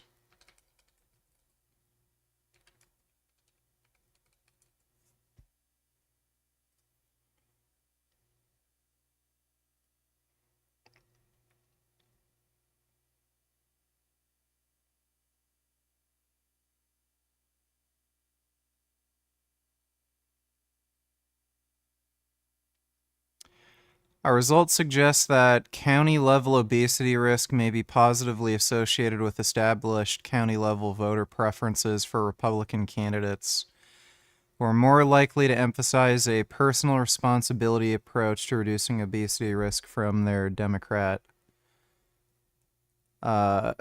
counterparts, and who downplay the role that government policies could play. So yeah, Republicans tend to be more obese. Conservative voters more likely to be living with obesity. Obesity prevalence and voting behaviors in the 2016 election. Quadratic association was found between county-level obesity rate and the vote margin for the Republican Party presidential candidate. Margin increased when obesity rate increased from 11.8% to 34.1%, but after reaching its peak of 36.1%, started to decrease when obesity rate further increased to 47.9%. Typically, health disparity is being considered a political outcome, whereas its impact on political behavior is rarely examined. Our findings indicate obesity disparities may not only be influenced by political decisions, but also affect political behavior. So yeah, like pretty consistently, conservative voters, at least in the United States, are more likely to be obese. Until halftime. And this is something you'd expect because conservatives tend to be dumber, and dumber people tend to be more fat. So.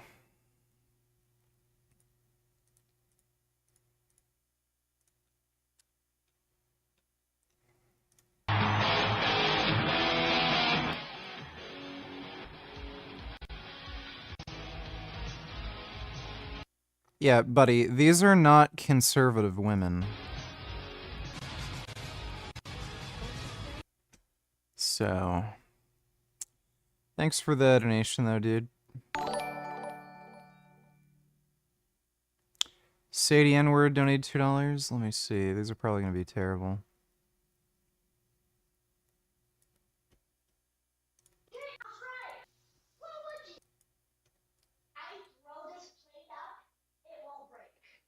Yes, it will.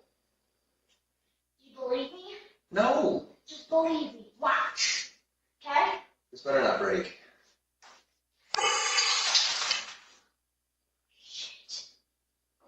It's practically for you to catch it. Why would I catch it when you just said you would throw it up and it wouldn't break? Well, I thought you would know that a plate would break that. The whole point was for you to catch it so I could say, haha, I was right.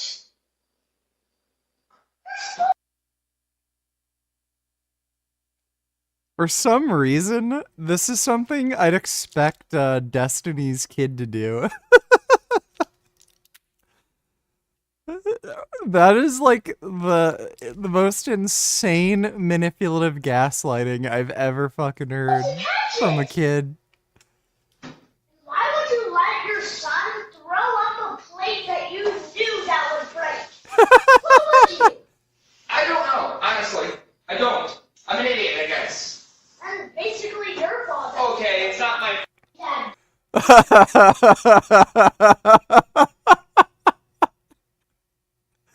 Oh, that's good.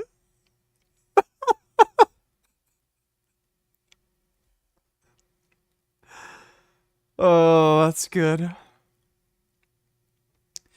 Ryan Fleming, neo-Nazi pedophile jailed for messaging children. Convicted pedophile, former member of a banned neo-Nazi terror group, is being jailed for unsupervised contact with children. Yeah, sounds about right.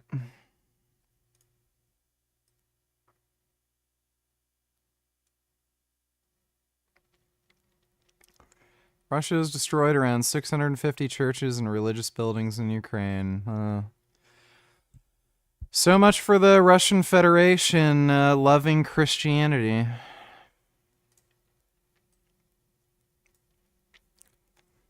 This is the face of an anti-Western race traitor betraying the West to serve hostile Islamists. Oh yeah, Jackson Hinkle. Hinkle's just a fucking dipshit. Fucking cares what he thinks. Thanks for the donation, Sadie. Will, those women may have not been conservative, but they were sure pretty hot. Yeah, true. Thanks for the donation, Dodo. In the way that he just did. I Who don't. inherited this, President Trump inherited this, is the avian flu. Good evening, VG. I really and truthfully hope that you are feeling fucking great tonight. So, this is what I thought of when you were showing Republicans being more likely to be obese, lol. Oh, yeah. Can I take your order, please? Carl, what do you want? You gotta eat to keep your strength up, man. Hey, I'll take a number 9, fat boy. Give me a number 9, just like his. Let me get a number 6 with extra dip. I'll have 2 number 9s, a number 9 large, a number 6 with extra dip, a number 7, 2 number 45s, 1 with cheese, and a large soda. Yeah, that's Republican voters. Thanks for the donation, Ben. And conservatives keep saying they're not pedophiles. Yeah, every accusation is an admission when it comes to conservatives. Thanks for the donation, Dodo. Which is impacting the cost of eggs and chicken in the... That alone, you can't Honestly, eat a fry like that. You're out. This is also strange because it's the perfect time to chew and eat your fry when someone's asking the question, So why are right? you, Like like, if you're doing an mashing eat it? and talk, which would Yeah. be a nightmare for me. Like that would be very could stressful. That's the perfect opportunity to just put that fry right in your mouth hole. And he was wasting time. Wasting time. And also, what is this? We're talking about health and human services in a fast food truck. I mean, I eat too much fast food, so no judgment. But what? Yeah. This is the wrong environment. But sorry, avian flu. Here we go. What do you think needs to be done to eradicate that? And what do we do short term? What do we do long term? In other words, do we import eggs? Do we import chickens? Do we have to wipe out the population that might be infected by this? No, first of all, avian flu will never be eradicated. It is endemic in wild populations of birds, and particularly mallards, and that's what infects the... Nazi, don't need to tell others debate this, white supremacist. Columba! You're wondering who I talked to just then. He's worse than the Tate brothers. Did you know he's got somebody under his desk? What a foul son of a bitch.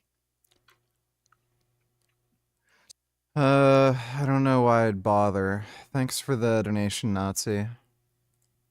Domestic flocks. And so you'll never get rid of it, and it doesn't appear to hurt wild birds. They have some kind of immunity.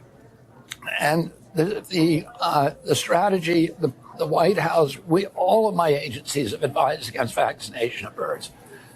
Because if you vaccinate with a leaky vaccine, in other words, a vaccine that does not provide sterilizing immunity, that does not absolutely protect against the... Okay, we get it. Let's just, So- let's go ahead and just give the facts. Okay, the key thing, well, this is just filled with lies. I mean, it doesn't even matter. You don't need to listen to him, right? Like, he's not a scientist. He's a lawyer. His bachelor's degree is in something that's not science. Like, he's not a scientist. He does good push-ups. Have you seen the videos? I haven't. The heck? It's not fair. Yeah. Okay, keep going. What he just said about wild birds there, incorrect. And I'm not a scientist either. I mean, I have a master of science, but it's not, in birds. It's in other things. It's not in pathology. It's, in clinical psychology. So the virus, according to reporting from the New York Times, first took root among wild birds. So he just said it like it doesn't affect wild birds. Right. It first took root in Right. wild birds. Oof. And then it was transmitted to domestic poultry. Okay. So the first thing out of his mouth His fry-filled mouth is wrong. wrong. Maybe he should have just kept funneling those fries right into his mouth hole. So this is just more of the same from RFK, though. I mean, he's an anti-vaccine activist. He always has been. And he wants to just let the bird flu run through the birds. That's his plan. Yeah, I saw that New York Times report. What was the suggestion from him about avian flu, how to address it, that raised the red flag so much for scientists? It was just letting it rage through the population. And according to scientists that are quoted in the article, they said, quote, "That's a really terrible idea for any number of reasons. And one of them is because every infection is another opportunity for the virus to evolve into a more virulent form.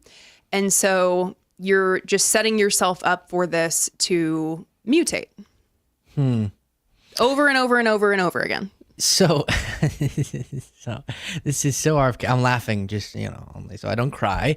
RFK Jr., the nation's top health official. Oh, my God. Yeah. Has an unorthodox idea. I love the way they have to write this. Unorthodox idea for tackling the bird flu. Let the virus rip. Yeah. Instead of culling birds when the infection is discovered, farmers should consider maybe the possibility of letting it run through the flock. And again... Yeah, we're going to get another pandemic. Just you wait. As a bodybuilder, he's tanned like a bodybuilder, and he's flexing like a bodybuilder. The only thing that's missing are his muscles.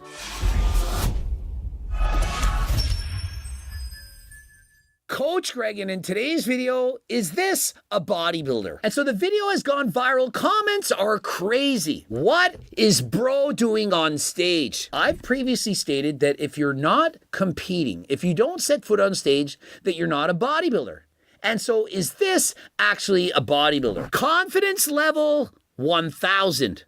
Legends don't need six-packs. And so bro is standing up on stage, and notice he has the proper tan. He may not be conditioned, but he's going through the poses. What I notice is he's actually a very good poser. He knows what he's doing. He's in the Speedo trunks, and he's going through the poses, showing off his muscles to the best of his abilities. Is bro actually conditioned? No, he's definitely not.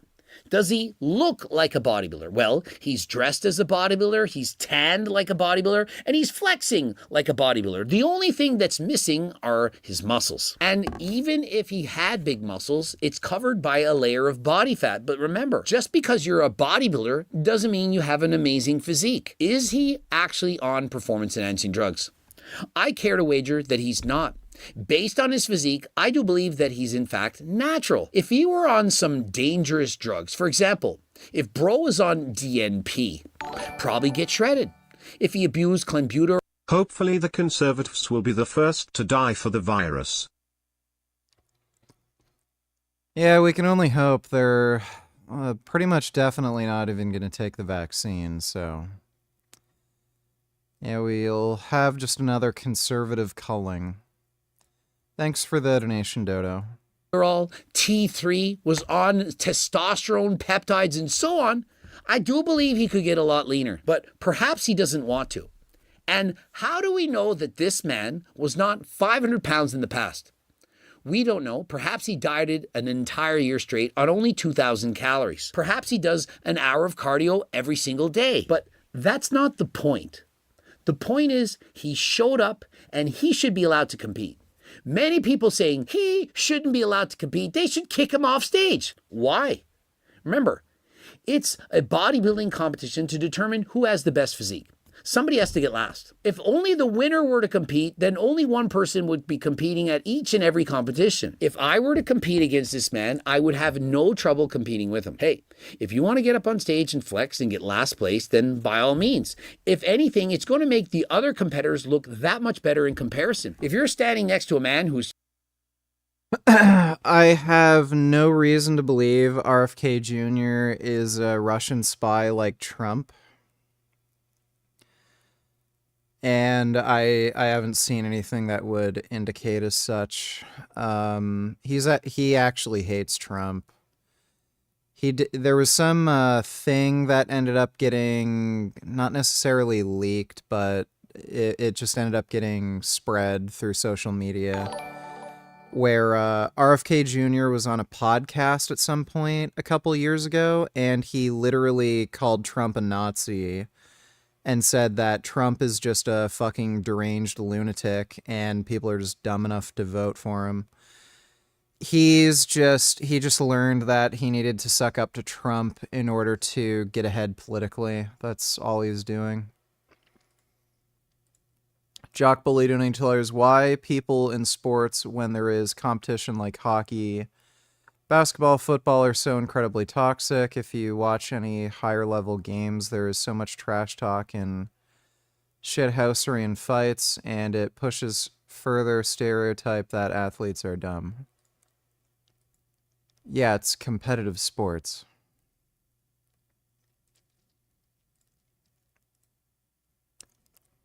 I don't know how you expect people to act when they're playing competitively. Like, I guess if you want people to act nice and behave themselves and not start fights, you can watch women's basketball or something, but yeah, when you have ultra-competitive dudes, especially in sports that are contact sports, what do you expect? Thanks for the donation, Jock Bully. 300 pounds, 100 pounds overweight, that's only going to make you look better. More confidence than last time. He stepped on stage, so he's a real bodybuilder. My response? And might even be natty to boot. Why is bro on the right gold? Almost 2,000 likes. Bro on the right?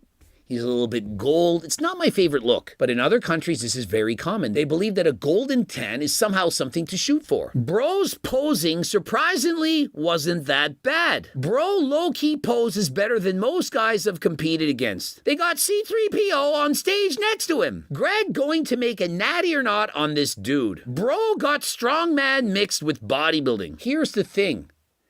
Anyone can compete. Now, if he decides tomorrow to enter a marathon and he walks the entire thing and perhaps takes 10 hours, he still did a marathon. Is that an embarrassment to the other people who ran it in perhaps just over 2 hours? I don't think so. And if he wants to enter a strongman competition and only weighs 150 pounds and isn't very strong, should he not be allowed to do so? Sport is for everyone. However, winning is for winners. With any competition, there has to be a loser. This, to me, is a glaring... Will at least RFK Jr. is smart enough to hate Trump unlike some of these other idiots. Yeah, he's still fucking stupid. Like, he's an anti-vaxxer and deranged. It's kind of funny that he calls Trump a moron when he's a moron, but... yeah, he's at least smart enough to know Trump is a toxic dipshit. The only problem is he has, like, no morals, so... thanks for the donation, though, Dodo.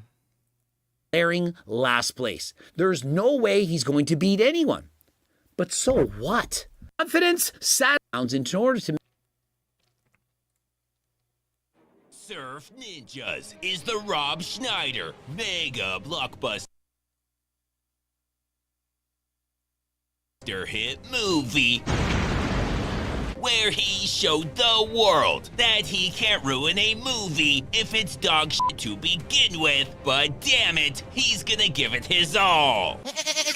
It starts off with him slaving away for this unappreciative dickhead. You're here every morning, you're here every night. Don't your parents ever ask where you've been? He is in his 30s, so no, obviously not. So he gives him what he wants. Yes! This movie's fucking weird, and now he can leave. And it was the 90s, so of course Navy Ninjas. Oh, it's a good one! And it's LA, so also the crazy homeless.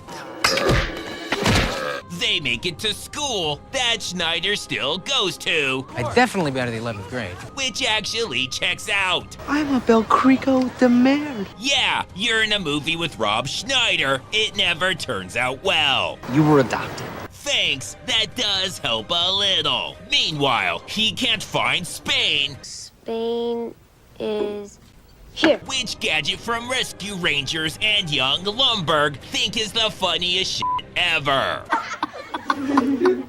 But they do exist in a Rob Schneider movie. So they're also not wrong. And times are tough out there, so even the Navy Ninjas work second jobs.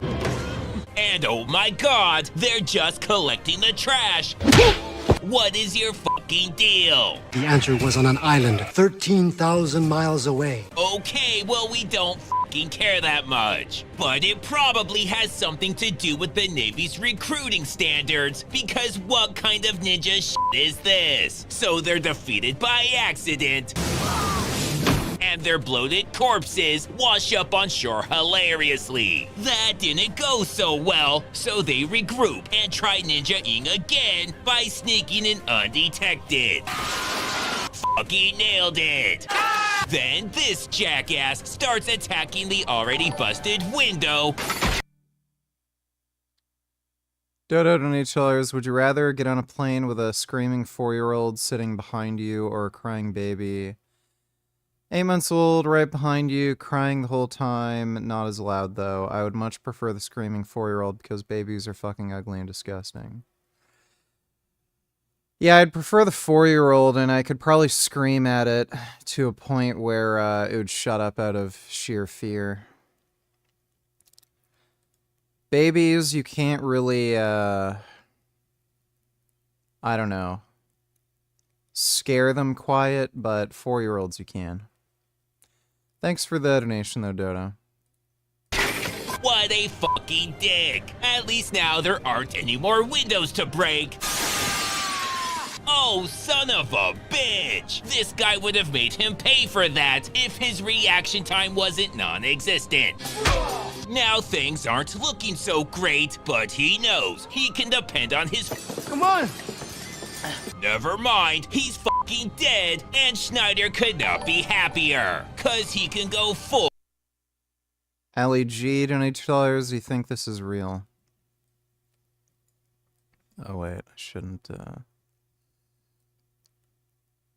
Okay. Leak JD Vance audio on Elon Musk. Everything that he's doing is getting criticized in the media, and he says that he's helping, and he's not. He's making us look bad. He's making me look bad. I said it, but he's not even immigrant. He is from South Africa, and he's cosplaying as this great American leader in a room that has the portraits of some of the greatest men that ever led this country. And he has the audacity to act like he is an elected official. I am an elected official. I am the important one in this situation, not him. So if he wants to tank the economy and his cars, maybe that's what he deserves.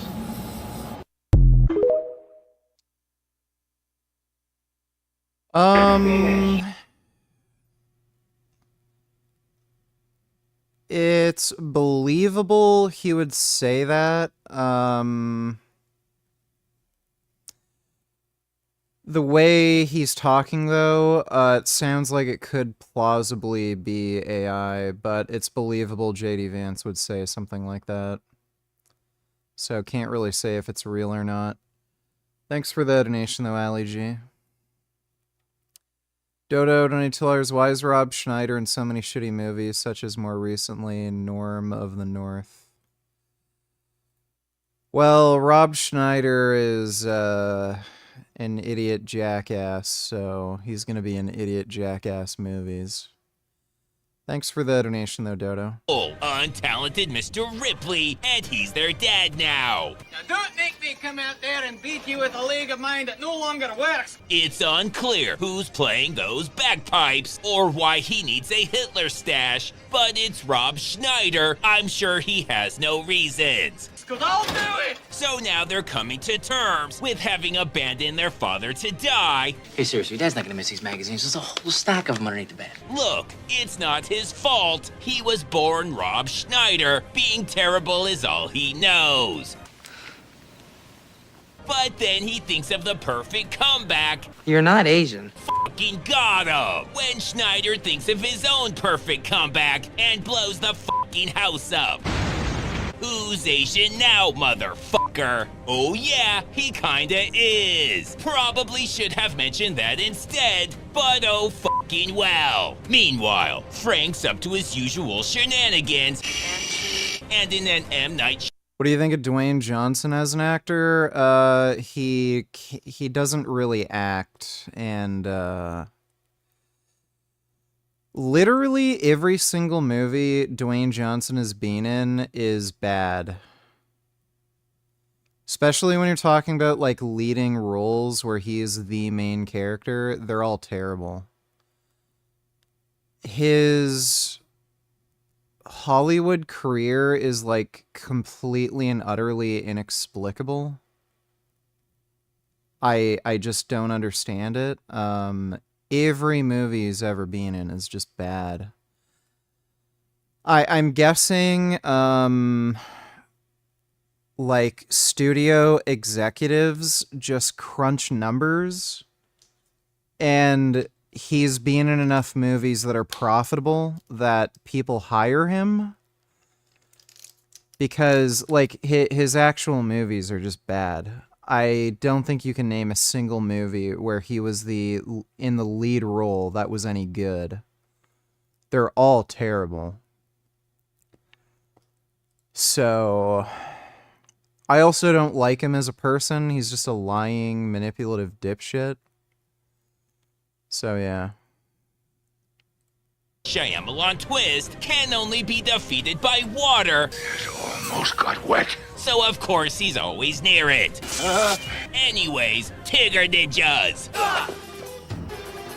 And we get a fight scene that's T-E-double-R-bull. It is so bad, they actually start to appreciate Schneider. Don't thank me. It's the least I can do. Now they're traveling by boat, backwards from Spain, obviously. And pass the time by having Schneider reenact what it's like to watch his movies.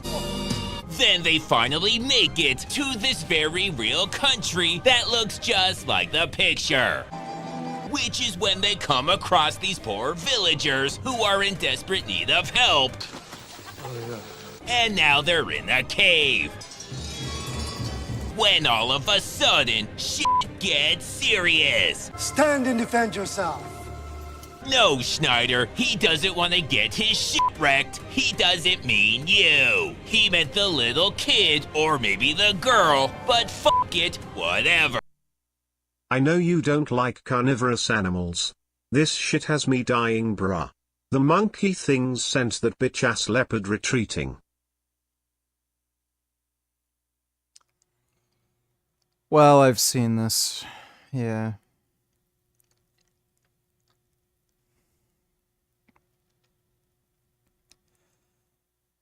Yeah, monkeys are smart.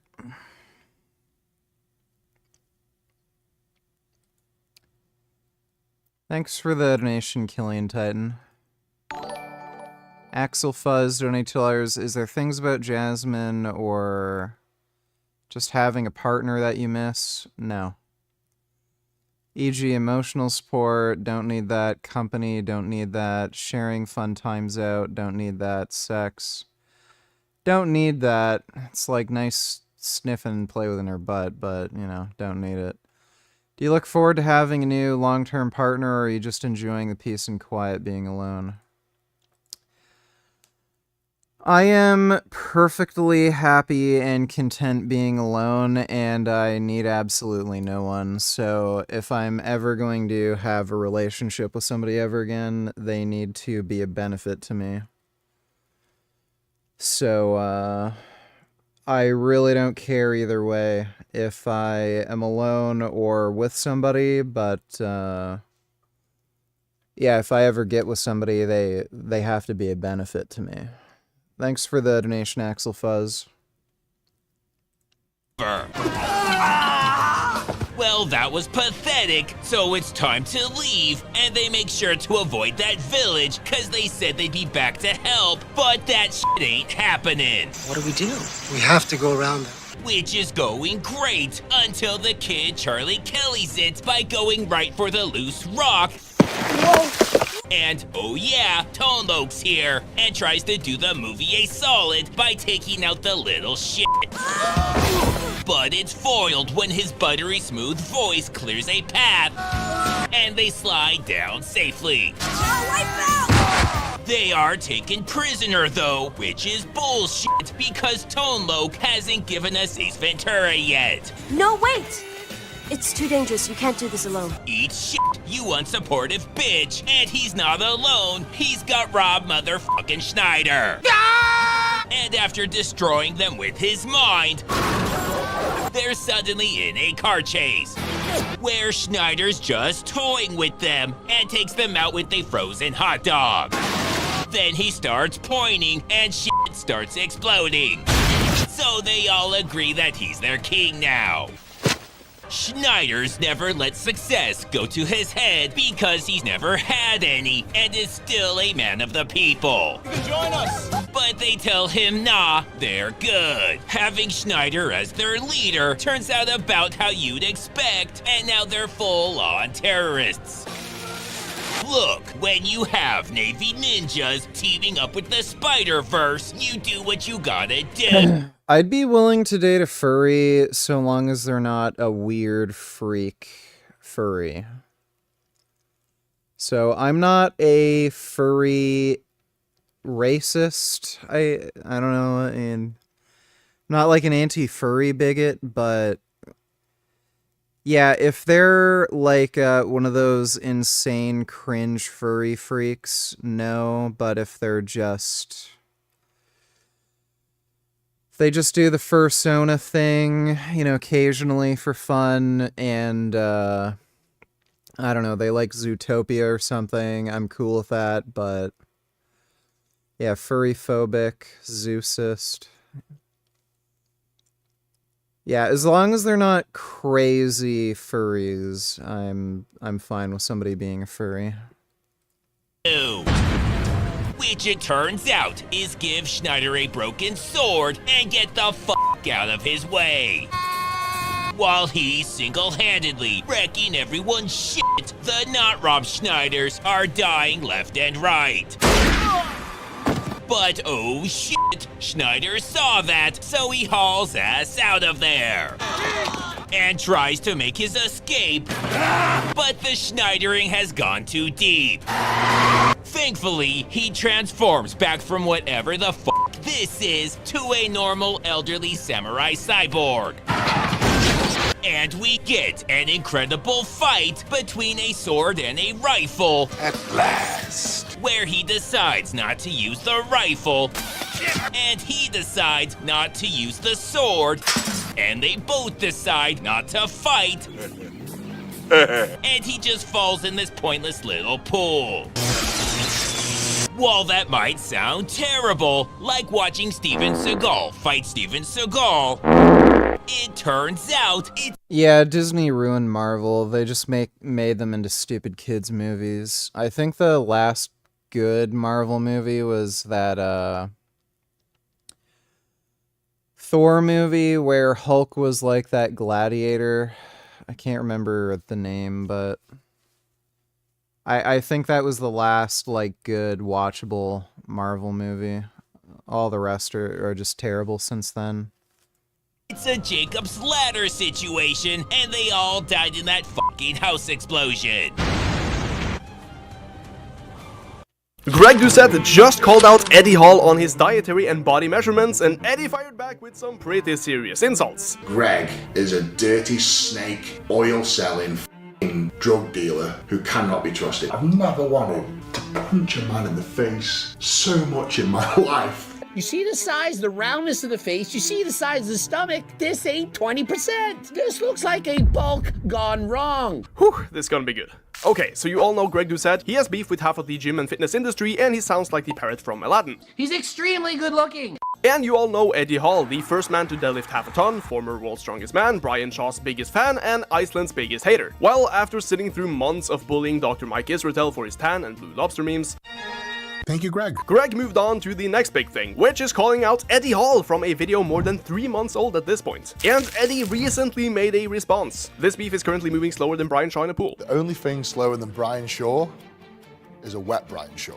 But nonetheless, the beef is real. So let's break it down and actually go over their arguments and try finding some middle ground and see where both of these hooligans are really wrong. Let's start with the original video. Eddie Hall attempted the so-called carnivore diet for 90 days, consisting of just meat, eggs, and misery, and he claimed that it caused him to lose a lot of fat and build muscle in a very short time despite training for arm wrestling and fighting, and not really focusing on building muscle or strength too much. Now, Greg called him out because a lot of the claims Eddie made in that video were a bit misleading, and some of them were straight up false, like saying that his DEXA scan results were 100% accurate. Nah, Doucette isn't from Toronto. I think he's from like Saskatchewan or some horse shit.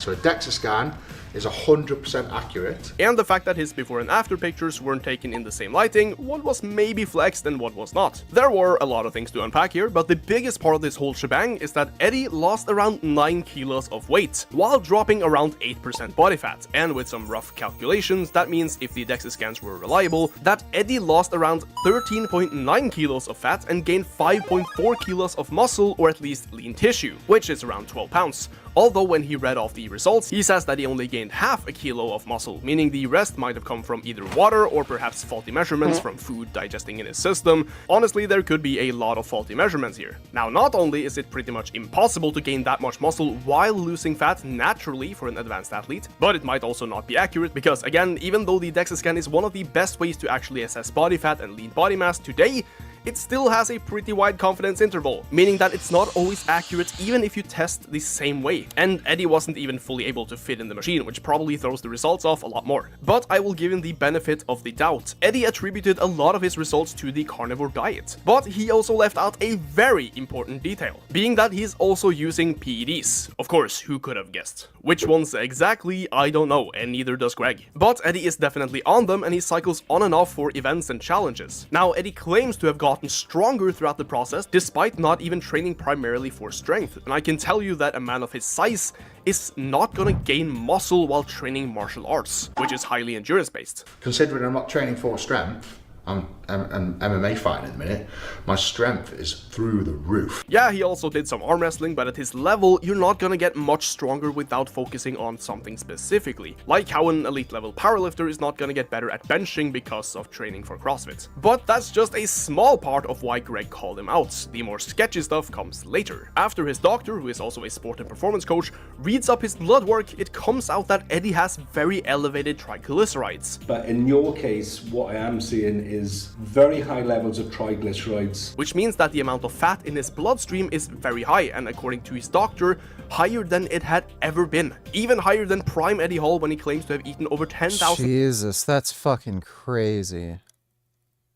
Dude, that carnivore diet must be so fucking terrible.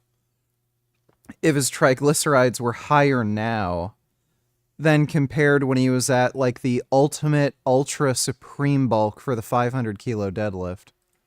Calories per day, with half of the calories coming from cheesecake. And the doctor goes on saying that he's starting to see cardiovascular issues and even blood vessel plaque buildup, which, if you didn't know, means that he's at an elevated risk of cardiovascular disease or a stroke. So even after losing a decent amount of fat and claiming to feel better, his health markers actually worsened quite a bit, which is probably due to the diet being very high in saturated fats, but it could also come from the PEDs, and this is part of what Greg called out as well, that Eddie didn't address any of the effects from them, because the only reason why he felt like progressing in the gym, the reason why he even felt better, could all come from just changing up his cycle. Because at the start of the whole project, Eddie says that he had just come back from a vacation and a short period of not training well, feeling a bit down, and that is generally what happens when you go off cycle, or at least reduce the amounts of compounds you're taking. Again, there is a lot of speculation here because he didn't address this. Omega-3 is omega-6, and it's so good for your blood health, your heart health, and also, believe it or not, it's one of the best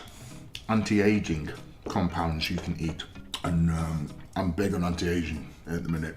But the fact that Eddie claims he Yeah, he's big into anti-aging. That's why he looks about 20 years older than he really is. really wants to maintain good health and longevity for his kids and family is great. I would like nothing. I'm gross, baby. I'm pretty sure Eddie Hall's only 3 years older than me, right? Yeah, 37. He's only 3 years older than I am. So I'm turning 34 in June. This guy is 3 years older than me. And he looks like a good 15 years older than me at least. More than seeing him happy with his family. But saying that while taking PEDs, going on... Streamlabs is down?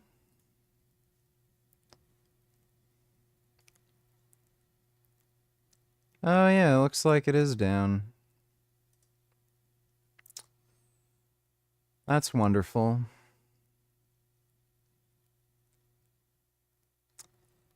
Yeah, that's great. That's nice how that doesn't work. Oh, no, now it's loading.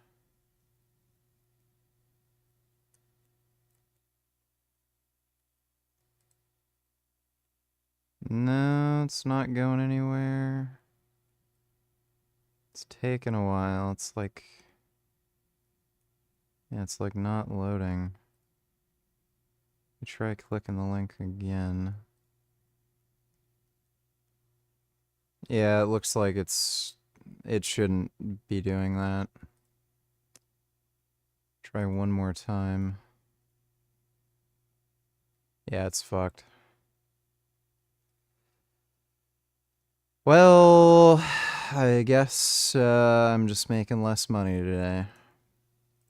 On a diet known to elevate the risk of cardiovascular disease, at least in the absence of significant weight loss, while pursuing new goals which still require him to be on PEDs to be proficient at, isn't lining up with his words at all. Yes, his blood markers might not be the worst out there. I don't doubt that he is a million times better off than most people at his weight. He can move, he is strong, but if he really cared about his health and put that first, he would drop the weight a lot more and most of all drop the PEDs, which he also acknowledged in his response. So I'm not naive enough to think I can stay at 350 forever.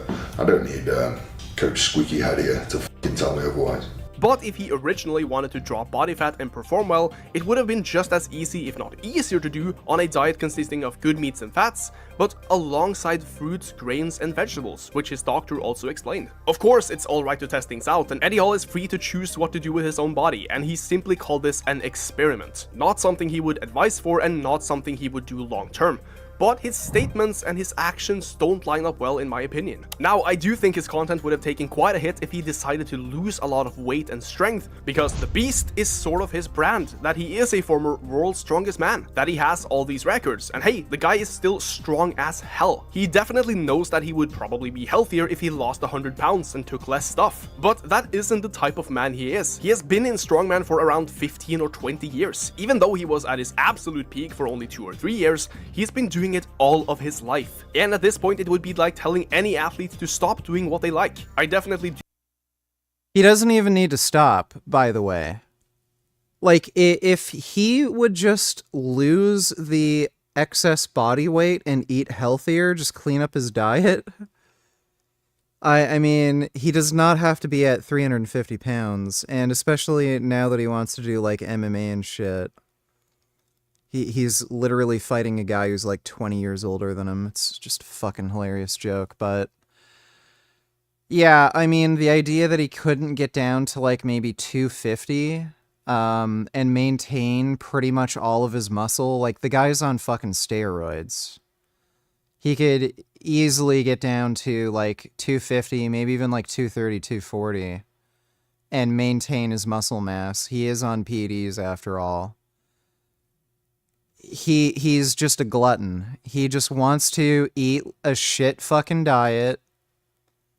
Clearly has issues with just healthy eating in general. I mean, if the guy wanted to lose weight and crap, why of all things a fucking carnivore diet if he was interested in being healthy and living longer? The guy is just a fucking glutton. He wants to eat steak and bacon and horse shit. That's all there is to it. Like, we know what his interests are. He's just a dumbass who wants to take steroids and eat like shit. And I mean, who doesn't? But, yeah. Do admire his work ethic for this sort of stuff. But that doesn't excuse the inclusion of the carnivore diet into his life and not a... Like, I mean, look at the guy. Yeah, I want to be healthy and live long and slow down my aging. Sure you do. Yeah, that's why you're eating a diet where you eat practically nothing but like steak and butter and eggs. Yeah. That's why you look like that, right? Addressing the PEDs, adding in fruits and vegetables and 21st Savage Donate Tellers paid twice for this because Streamlabs is broken, Nig. Let me see. Well, my apologies. It's not my fault, though. Thanks for the donation. I don't like your t-shirt. I'm an immigrant. I don't understand why you would want to deport some of my friends and family who have been working hard in this country. What's your name, sir? I'm Claudio, sir. Yeah, Claudio. And this is just a thought exercise, but it's very revealing. You are king, and you find out that there are 30 million uninvited people in your country. What do you do with them? I try to find the most humane way of sending them back to our country, but... First of all, I want to say... That's what we're doing! Wait. That's what we're doing! So what country did you emigrate from? Are you gonna, like, discriminate against me? No, I'm gonna do the opposite, actually. I'm Mexican. But you came here legally, correct? I did. You followed the rules. The people that you know didn't follow the rules. True. So I divide America not into... So, first of all, Republicans gaslight like crazy on this. There's a lot of immigrants that they claim are illegals when they're not. They're obtaining legal status. So they're claiming like asylum or refugee status. So they may be fleeing from the cartels or some kind of political persecution. They go to the border, they claim asylum, they have legal status here. So by definition, they're not illegal. They went to the fucking immigration court, they claimed asylum, and they're waiting for the results of, like, their court trial. So Republicans lie about that fucking constantly. And even assuming there's 30 million actual illegals here, so they're people who came across the border, never tried to obtain legal status, and they're just living here illegally. Like, who necessarily cares about that? The reality is, these are people who are doing jobs no Americans want to do. They're working at farms or something, or some shitty jobs picking strawberries or some shit.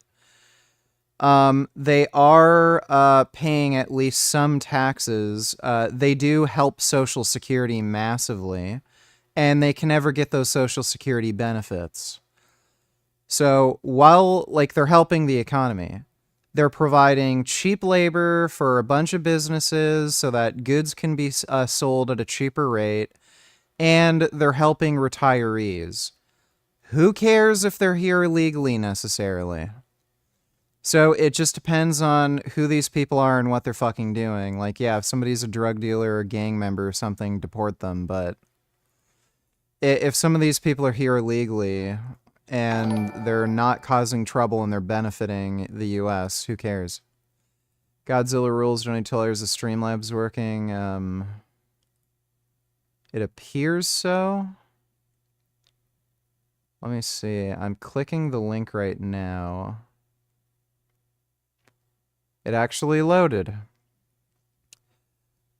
So it appears it started working again.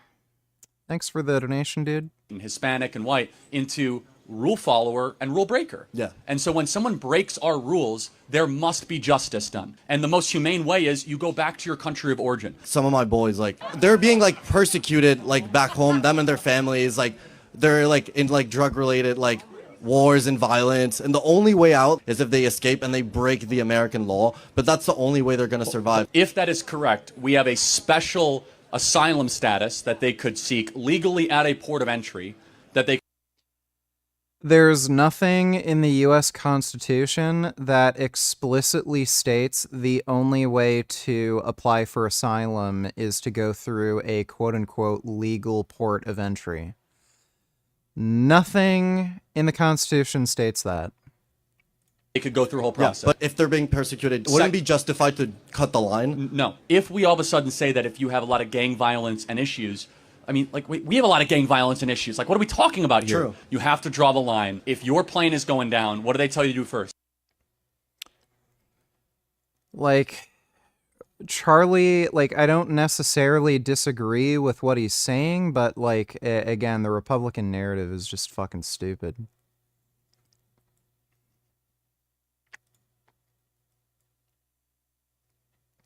Turns out we don't have potatoes. How much have our potatoes gone up in price? The off-season potato price increase is what? That's just this year, so we can't produce the amount of potatoes we need. Put them in the grab and then sell them to the population.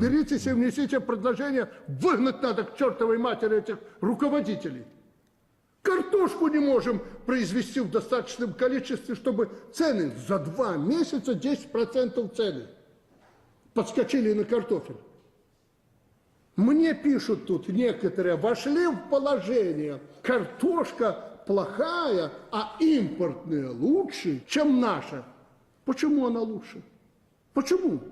Хранится плохо. Так я вас предупреждал в прошлом году, как надо хранить. У нас картошки нет. Well, apparently Belarus has potato problems, among other problems. And nice try, dipshit.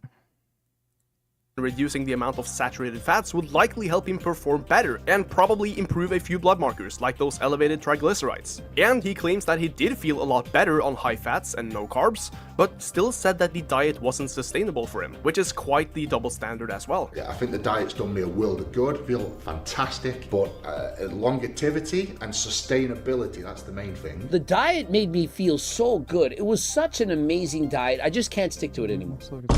And again, the primary reasons for him feeling better may be attributed to just being in a calorie deficit and cutting out a lot of those heavily processed simple sugar foods, not the carbs themselves. As we all know, there is a massive difference in consuming an apple or a bowl of fruit versus consuming a whole cheesecake or pastries. Even though the total sugar amount may be similar, the micronutrients, the fiber and volume are definitely not. And the blood sugar spike, which guys like Eddie Abu is always worried about, is not really prevalent at all, given that you consume either protein or fiber alongside your carbohydrates. Or if the carbs themselves are more complex, like grains or potatoes, meaning you're not gonna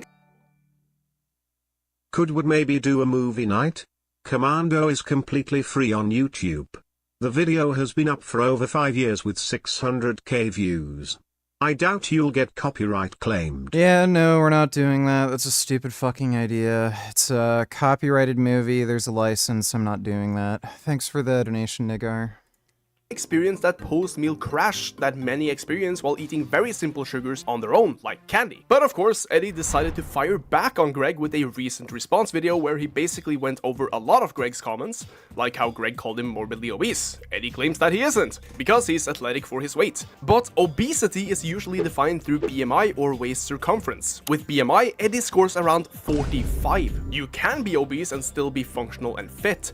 Obesity is just a clinical measurement, just like how you can have stable and low blood pressure, but still have heart disease or still have diabetes. But still, throughout his entire response, I didn't feel like Eddie actually addressed a lot of Greg's comments. Instead, he just googled his past using AI and called him a lot of names. Well, let's just get it out of the way. We've got douchebag, douchette, douchat, douche-call, douche. There we go. Now, I am not defending Gregory's mishaps earlier in life, and I don't think he does either. But I do think Eddie should have addressed more of Greg's. Yeah, dude, potato wedges are so good. Just like roasted potatoes with olive oil are so badass.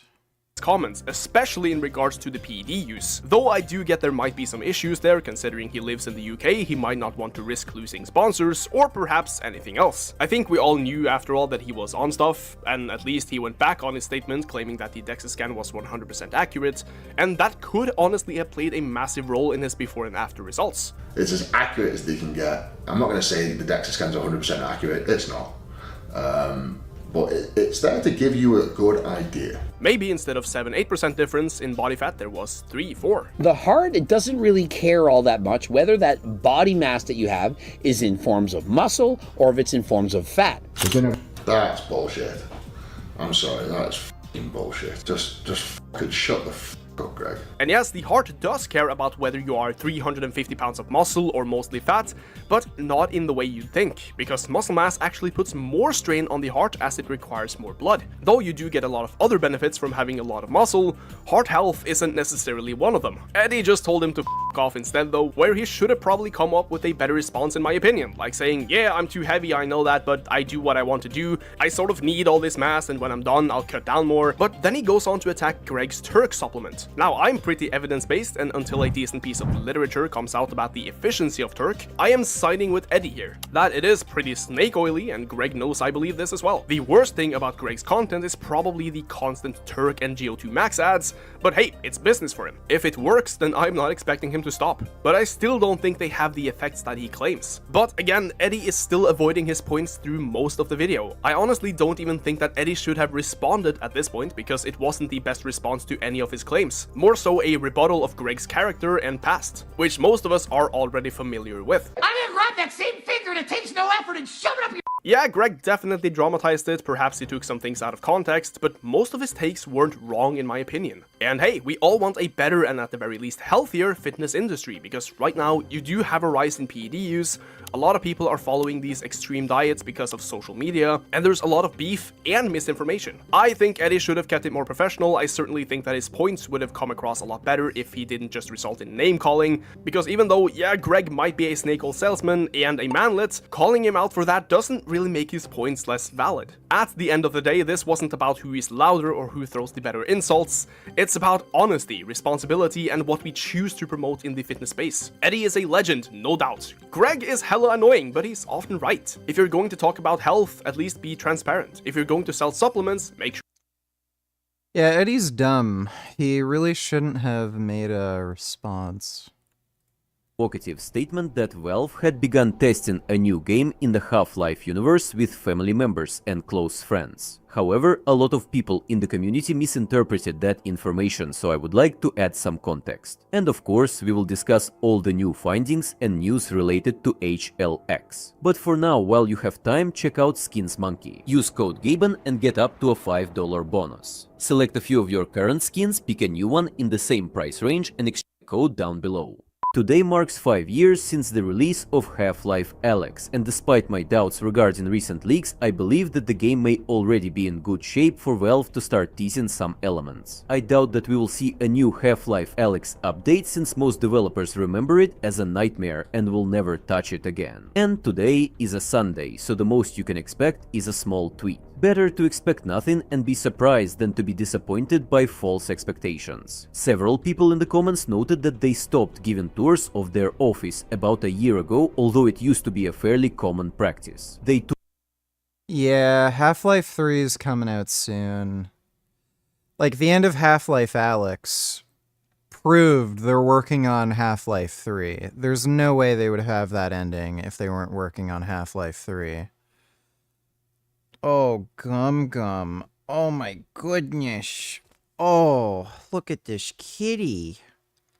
Do you guys see this? I got a big chonko lying on me. Oh, that's a good chonko. Look how handsome.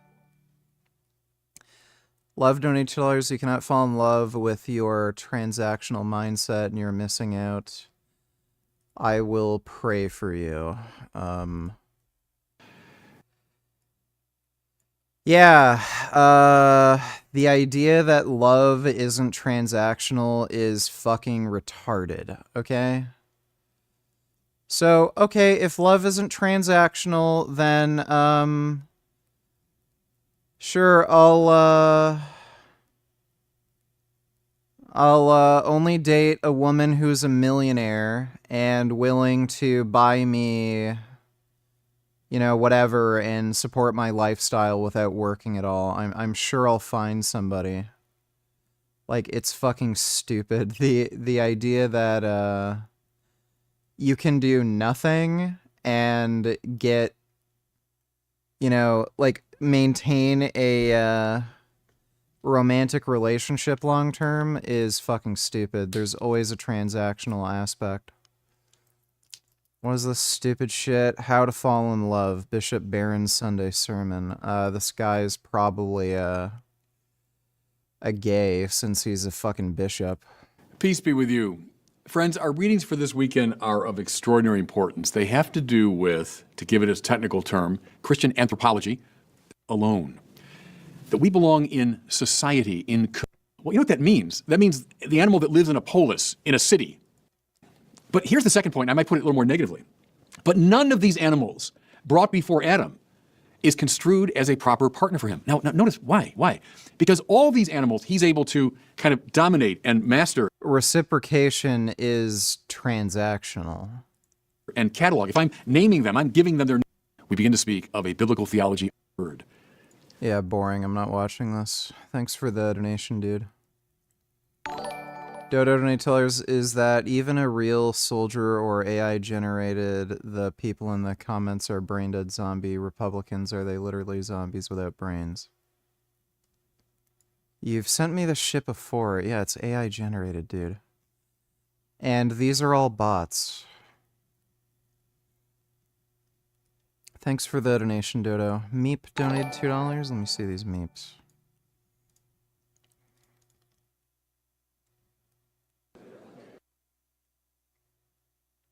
We'll be closing in 2 minutes. Okay.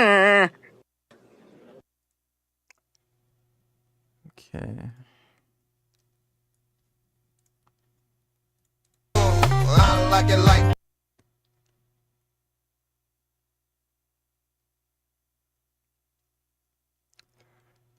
Well, that's a nice meep. It's a good meep.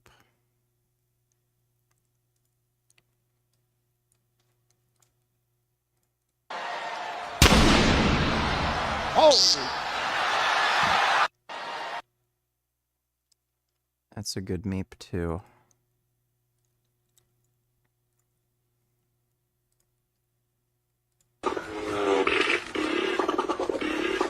Niger, Niger, Niger, Niger, Niger, Niger, Niger, Niger, Niger, Nigerland.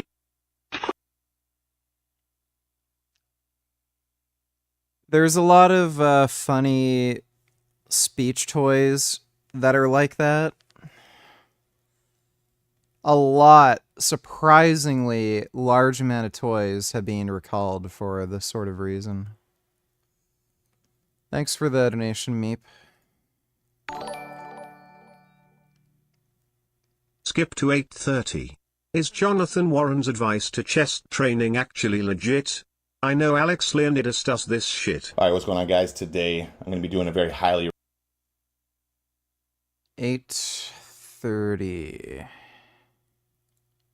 I'm sure I'm not going to get as much protraction as I'm going to whenever I get a better stack. Alright, and so now I'm going to try to flatten everything out. I'm going to engage my obliques. And a lot more protraction going. And I just feel way more. Another angle. So again, that's the big arch. And again, I have decent protraction even like this. It's hard for me to not connect to my pecs. You should always arch your back on the bench, whether you're flat pressing or incline pressing. You're just going to put your shoulders in a position where they're more likely to get injured and you're less capable of producing force. It also doesn't negatively impact chest activation, so there's no reason to not arch. But much better, and I just feel way more with this. And when we're on a incline, we can actually, like, since your arms are higher, you can get more depression than like on a flat bench. So one more time, we're inhale to volumize from this correctly. Even think about your arch. Your arch is going to be a consequence of you setting your shoulders into that depressed position. You're only going to arch as much that is necessary. So if we look... No, you'll arch as much as you force yourself to arch. Look at the comparison. Has nothing to do with how you set up your shoulders. And here, you can see he's got really flaring ribs, big arch, a lot of space there. Here, just a minimal arch, only what is necessary. And that's because I want to keep my rib cage volumized. As soon as we throw up that rib cage, we lose stress tension on everything that attaches to it. That is not true. Because we lose the ability to expand on the inhale to volumize from the inside out. And that's what Zach Couples was talking about earlier. By tucking your shoulder blades in. You would never want to tuck your shoulder blades in like that. That is... You want to tuck your shoulder blades in. Absolutely ridiculous. Unless you're powerlifting and you need to create a huge arch, that is not what you want to do. You're going to really take away tension from your pecs and your shoulders. You do not take away tension from your pecs. They're not any more of a safe position when they're retracted. We need them depressed. I mean, think about... Yeah, no, that's just nonsense. Thanks for the donation, Death of Rabbit. Dodo donators, that video yesterday was funny, saying that Trump is strategically appeasing Russia to pull them away from China in order to isolate China, and if he isn't, then none of what he's doing makes any sense. That was hilarious, that line in the video. I don't know what the fuck that guy was doing. It was just sheer fucking nonsense cope horseshit. And again, he got a lot of things objectively wrong. So that guy just doesn't know what the fuck he's talking about. Thanks for the donation though, Dodo. Gay era bigot crash out donated $2. Is this child abuse?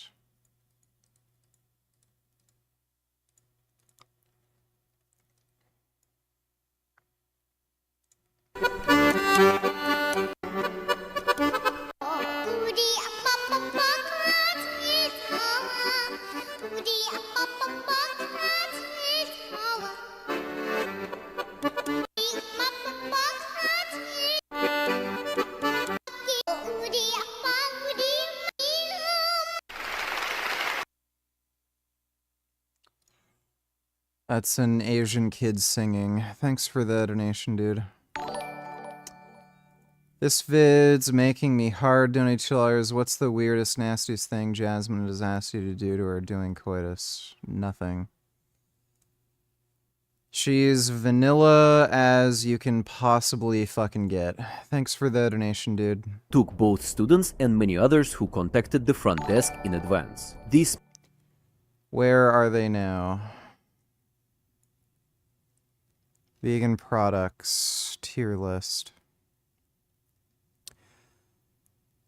I don't think I've literally had any of these products. Yeah, I've literally had none of them. Dodo told me this was your favorite song? It would make sense since your life is just like a video game, trying hard to be the stage all while collecting coin. I'm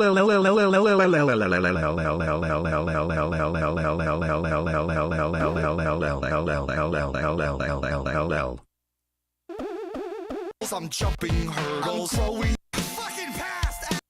I'm just. Yeah, that song sucks. Thanks for the donation, I'm fucking bored. Yeah, I've literally not had any of these products ever. I wouldn't be able to make a tier list. I've never had any of them. Yeah, literally none of them. This video will cover exactly what happened to the 6 most notable. We've already watched this on stream. Thanks for the donation. Where are they now? Dodo donate $2. Bernie's coaching this big booty Latina to be president. Have you noticed yet? She's gonna run in 2028. AOC versus JD Vance or RFK Jr. Tulsi. AOC is a fucking moron. I would never want her to be president. She's a weak, stupid, easily manipulated person, and she's never gonna win. Like, I think it's pretty clear that female candidates in the United States are completely unviable.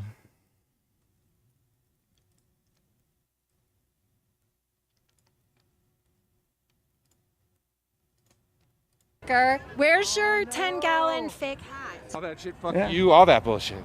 There's your soundbite, you little weird internet troll. My sign says, if you want to know how fascism ends, ask Benito Mussolini. And they hung him, right? Yep, they hung him by his feet from a lamppost. That's exactly what every fascist deserves. The only good fascist is a dead fascist. Now, are you calling for that to happen to our president right now?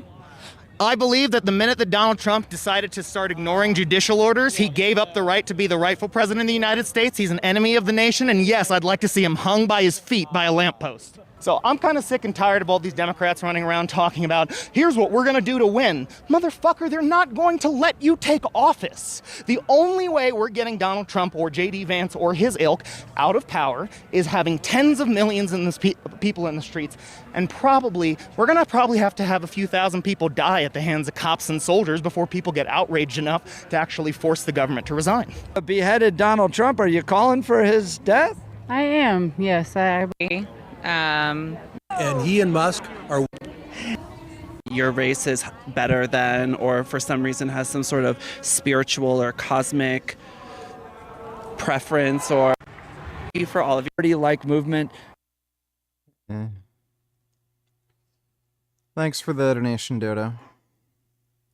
It may just be a coincidence, but it is worth noting. In 2013, one of the strangest leaks in Valve's history occurred. For some reason, by using a bug tracker, regular users were able to see the names of absolutely all existing groups in the Jira system. Thus, they saw almost 800 titles like Left 4 Dead 3, Half-Life 3, RPG, Steam MMO, and many others. If you're interested, you can find the news yourself, but developers patched the hole very quickly. However, about 2 months ago, one of my viewers discovered another way to check the names of hidden groups. Essentially, you can send a potential channel name and get a response telling you whether or not a group with that name exists. I'm not going to brute force the names of all possible groups, but I checked the most obvious ones and found that they have at least 3 names in their internal system: HLX, HLX Audio, and HLX Artists. I won't reveal all the cards, but this way you can check for the existence of other not yet announced projects. Now let's take a quick look at all the lines that have appeared in the last 2 months.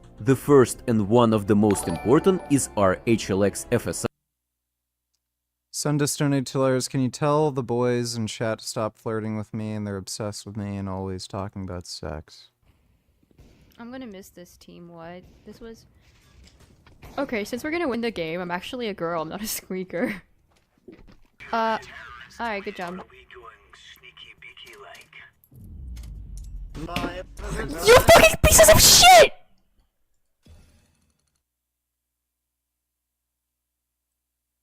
So people don't seem to believe me when I say I have to listen to a lot of weird shit while playing games because I'm a girl. Sometimes it's funny and other times it's disgusting. So here's a series called Oh My God, a Girl! And all of the other ridiculous shit that I have to listen to. Fortify the room. You need to keep the hostage secure. What the fuck was that? Shut the fuck up. Do me a favor, leave this lobby. Shouldn't even be on here. Oh really? Yeah, real. Why are you still here? And I'm gonna fucking die. Oh my god, go fuck yourself! This has nothing to do with her being a girl. This happens to me constantly. Shut up. Can you do me a favor and give me a poppy bagel with the extra cream, please? Ma'am? Yes? Not like us. Oh, if you team killed me twice, I don't think so. I'm a homosexual, so I do not care for the opinions of women. Oh, that's a woman. I thought it was just a 12-year-old. What do you need, your bitch ass to win? Like right by the garage door. Is that a grill? No, I don't know what a grill is. Nah, it's a fucking George Foreman, you dumb bitch. GG girl. GG. Oh my god, it's a girl. Oh my god, oh my god. Thoticus Maximus, he's talking to you. You shouldn't be playing this game. This game is a boy game. Oh. You're a girl game. Alright.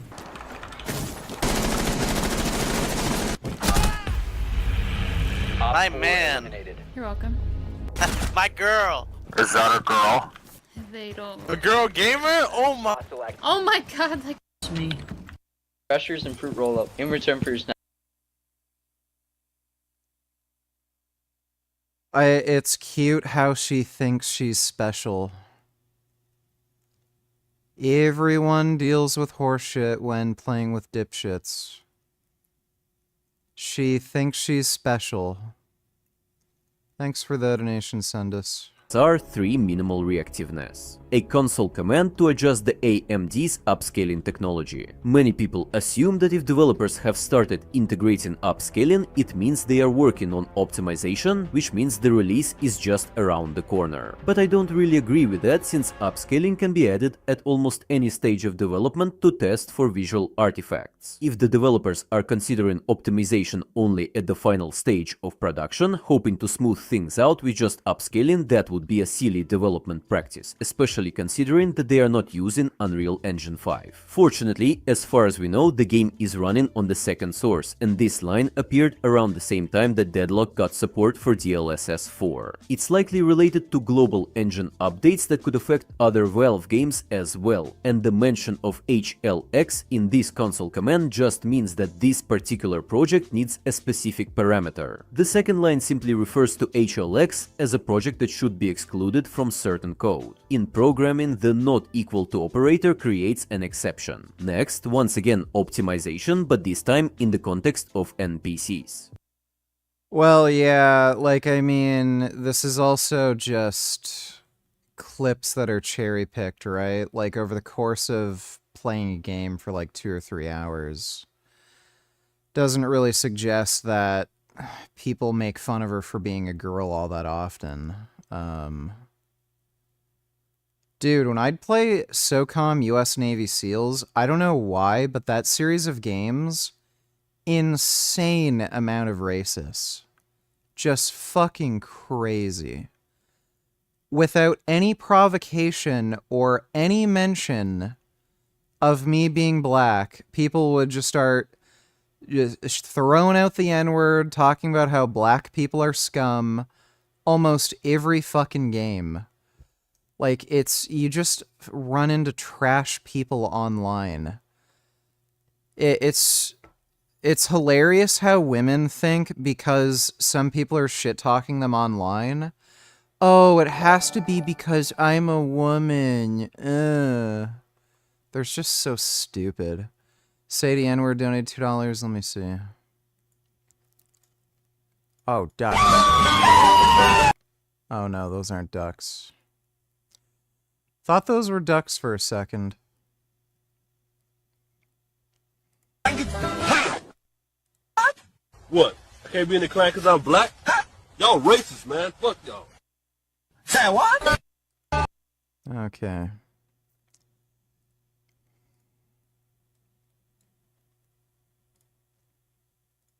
Fuck y'all doing over here? I ain't hear you. Say that one more time. None of your damn business. Shut up, little nigga. Fuck you think you talking to? I will break your shit out here. Say that again. Matter of fact, let me ask you that all over. Let me start all over. Fuck y'all doing over here? Nothing, just chilling. I like your answer. Fuck you doing over here? Waiting for a friend. Oh, okay. There go that answer. Sorry, I didn't mean to disrespect. There we go. I like that. Sorry. Good kid. I don't know if that's a skit or not.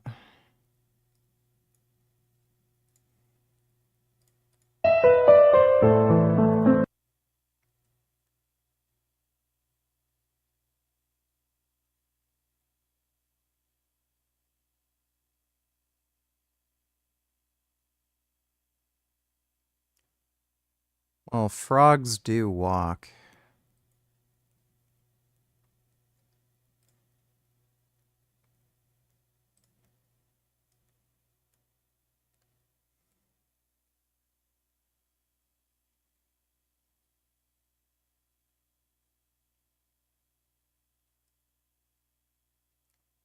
Okay, thanks for the donation, Sadie. Sunday Tillers, I want to smash Alawali and Wandering Mason in a threesome. Want to join. Also, only women deal with this. Oh my gosh, is that a girl? Oh my gosh, have you never talked to one in your life? It sounds like it. What the f you just say? Sounds like it. Shut the f up. You okay there, homie? You sound like you're having a rough day. This is a man game. Did your mom not clean your basement today? Yo, go inside the kitchen. Because you can't reach the counter yourself? Can't cut your own crust off? You need someone to do it for you? You belong in the kitchen. Shut up. You sound like you like 40. I'm way older than that. I'm 60, bro. Yeah, I feel all that off the game. Nah, I'm gonna make a TikTok out of you, bro. My name is actually to the area. And I just stopped. How many kills you got right now? I got 0. Exactly. Shut the f up. Get some kills and then we'll have a discussion. Get your saggy out of here. A grandma's beating you. Come on, buddy. This is not a grandma, bro. This is a...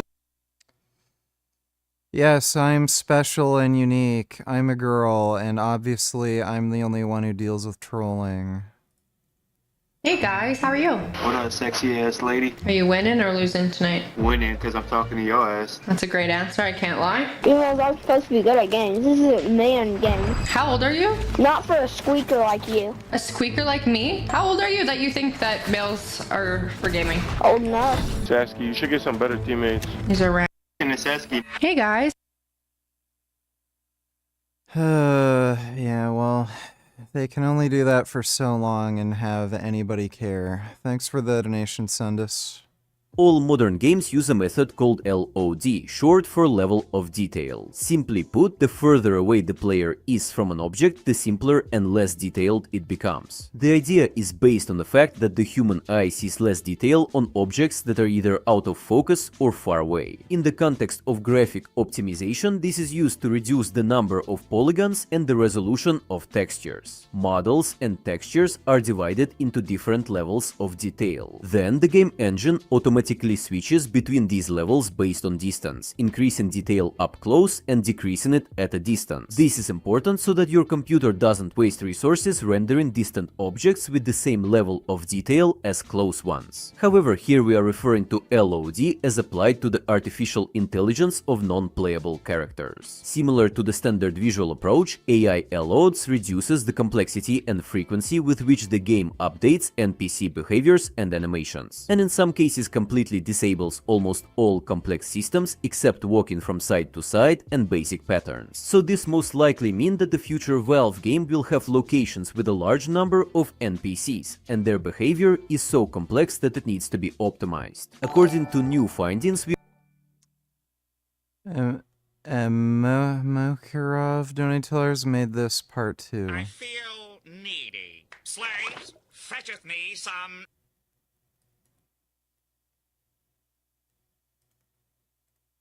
I feel needy. Slaves, fetcheth me some nourishment. Only the freshest, oh spooky one. A grape fresh from the vine, your ghostliness. A banana peeled to your liking, your incorporealness. One watermelon, fresh from the manure field. Your spookiness. Art thou not pleased? Alright, thanks for the donation, dude. Are you excited for Alien Isolation 2? Not really. I never played the first game.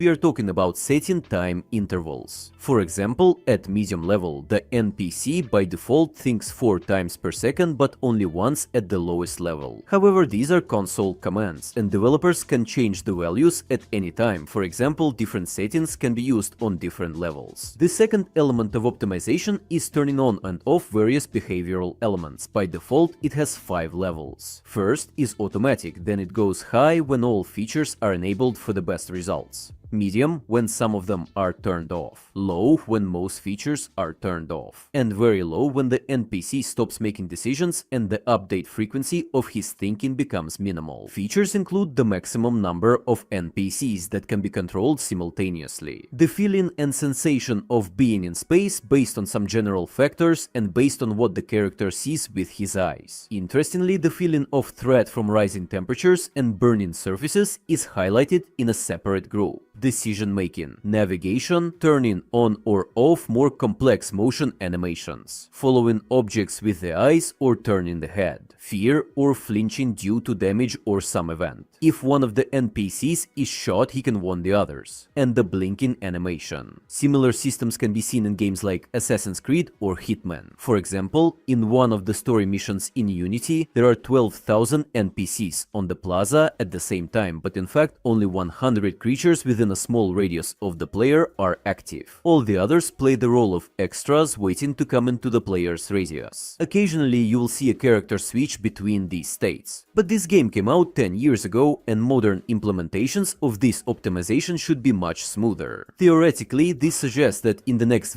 No, I never watched the Aquaman movie. Valve game, we might see entire crowds of creatures in one place at the same time. For example, it would be interesting to see large groups of rebels fighting with combines or Zen creatures. In addition, deadlock files contain... JBP donators, Jordan Peterson was a producer on this movie.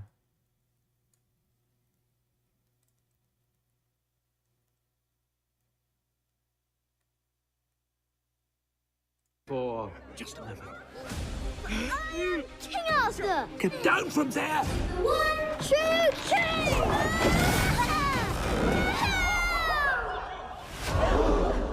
3! You are not King Arthur! Charles, you're going to tell him a great story about forgiveness. Can we do this without the cat? Stop right. Wait! It has aimed Jesus along. There's something against Special willing to find out. Oh, that is just so gay and pathetic.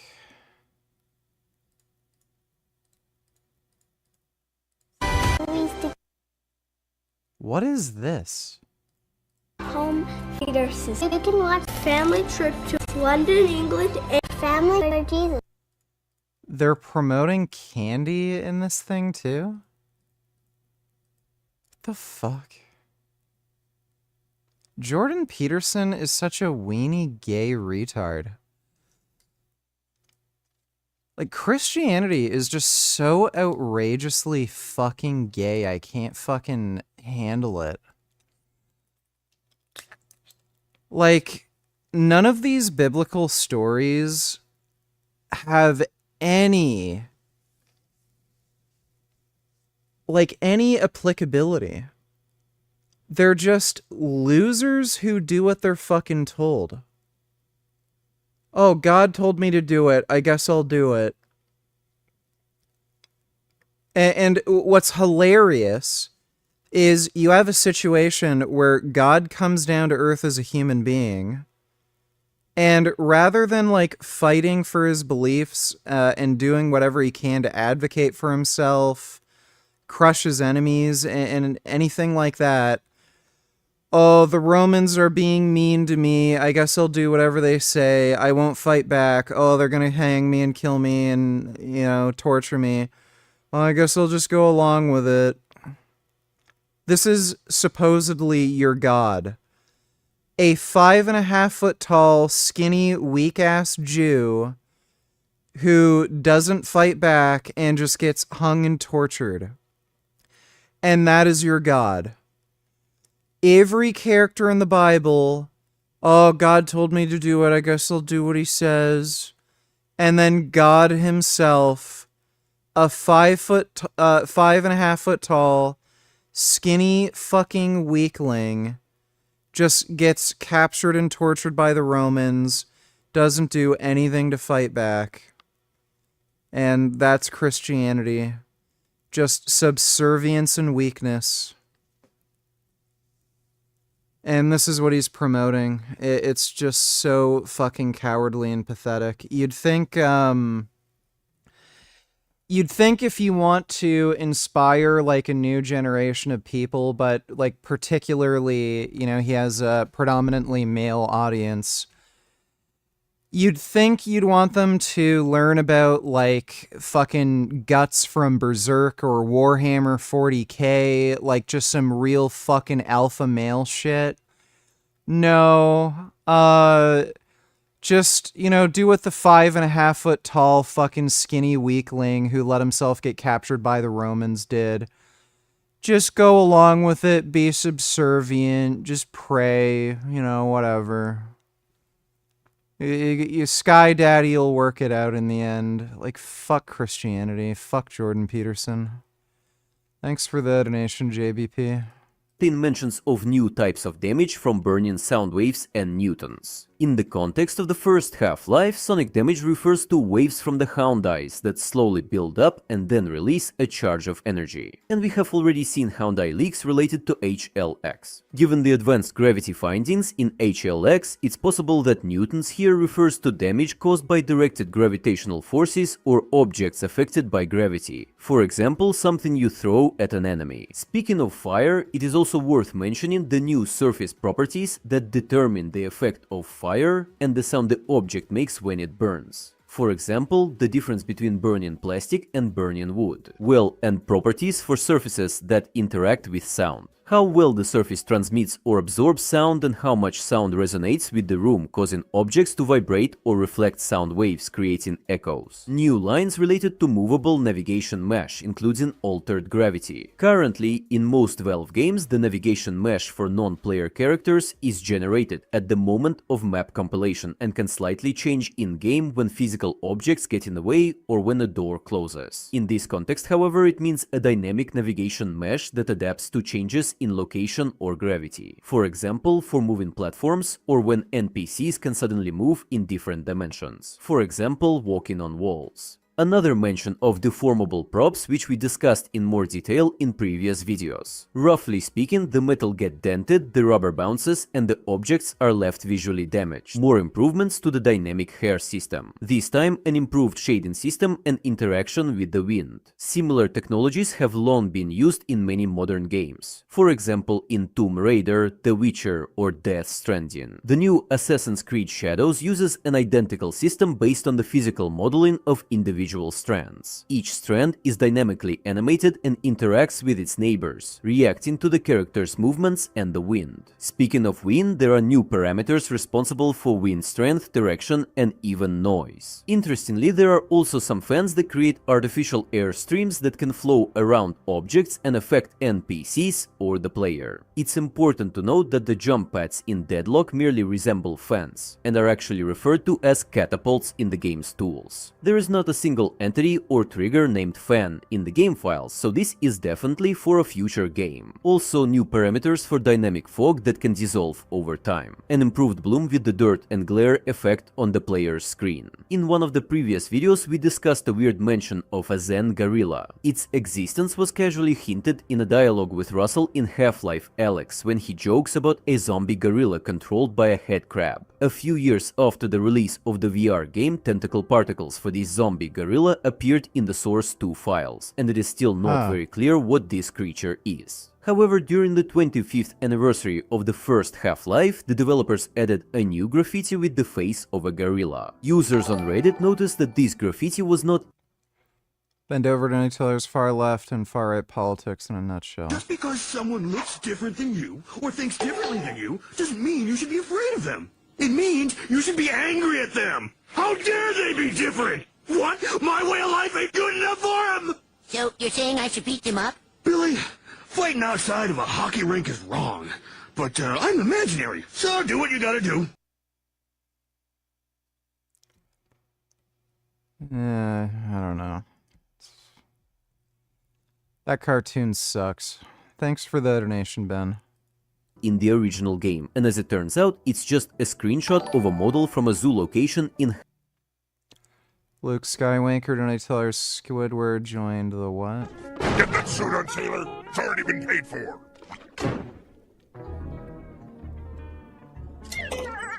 Rage, fury, irritation, humiliation. Alright, thanks for the donation, Luke Skywalker. Half-Life Alyx. It is not very clear what the developers wanted to say with this, but the coincidence is extremely suspicious. And a few folks in the community decided to organize all the existing information about HLX into a separate visual board. It is based on my publications on Pastebin, videos from other people like Tyler, and some general knowledge. All information is sorted into categories and marked with green, yellow, or red markers, depending on how much evidence there is for a particular topic. Yeah, dude, I can guarantee you what they're doing. They're clearly working on the new Valve VR headset. It's going to be a standalone unit, sort of like the Quest. And you can also, like, tether it to a PC. They wanted to release Half-Life Alyx alongside the Valve Index, but it just didn't work out that way.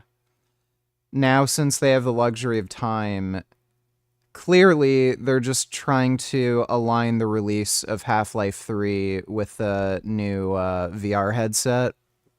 And since Half-Life 2 works perfectly well in VR, a lot of people actually say it's better in VR. It's probably just going to be, you can play it in VR and normally, and that's what they're doing. So yeah, they're definitely releasing Half-Life 3 with the new VR headset. It's probably going to be later this year. Not sure how much you know about 40k, but if I could choose to be a member in any faction, it would be Necrons, because they're technically the only vegan faction in Warhammer 40k, you agree? Yeah, but aren't the Necrons, like, fucked? Like, they don't even have, like, real bodies and shit, and they're like dying or something. So I don't know.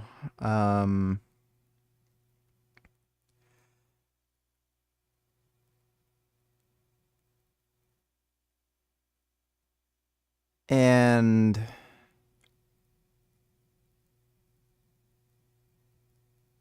do they even farm animal foods in Warhammer? Like, I think they might farm insects, but do they, like, even farm, like, because it's extraordinarily inefficient, right, to, like, make animal products, so I think they do farm insects, but I think everything else is just plants.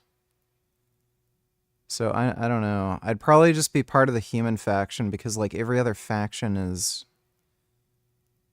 insane or retarded, or they, like, just suffer horribly and immensely. Thanks for the donation, though, ABC. Which is especially good for dealing with disinformation. And now back to what I was talking at the beginning of the video, a brief introduction to how playtesting works at Valve. As I mentioned in one of the recent videos, the developers began running closed playtest of a project codenamed HLX among family members and close friends. For some reason, a lot of people in the community thought that this indicated the final stage of production and that the game was No, the Nintendo Switch is not worth buying, just emulate it on PC. You can play all Switch games on PC, so why bother? And Nintendo Switch games suck anyway. The only good games for Switch are the 2 Zelda games they released. Everything else is just pure fucking trash garbage. already leaving the office walls. But that's not quite how it works. The developers literally take their husband, wife, children or friend by the hand and bring them into the office. But that does not mean the project is ready for release. It all starts with early exploration when the first gameplay prototypes are tested either by their creators or by the most active contributors. Over time, if the project is doing well and attracting new people, testing is expanded to include artists, writers, animators, and other team members not directly involved in the gameplay itself. Next, the developers of that project can bring in people from other projects, gradually expanding the circle. The second to last stage is a large company-wide playtest, including those who are not involved in game development. These can include security guards, people who do paperwork, front desk workers, chefs, and many others. This stage is one of the most important before moving on to the final stage, playtesting among family members and close friends. Often these stages are done closer to the summer or Christmas holidays, when it is easiest to organize huge groups of people. If games do not pass these stages and do not survive the holidays, they will most likely be either completely reworked or even cancelled.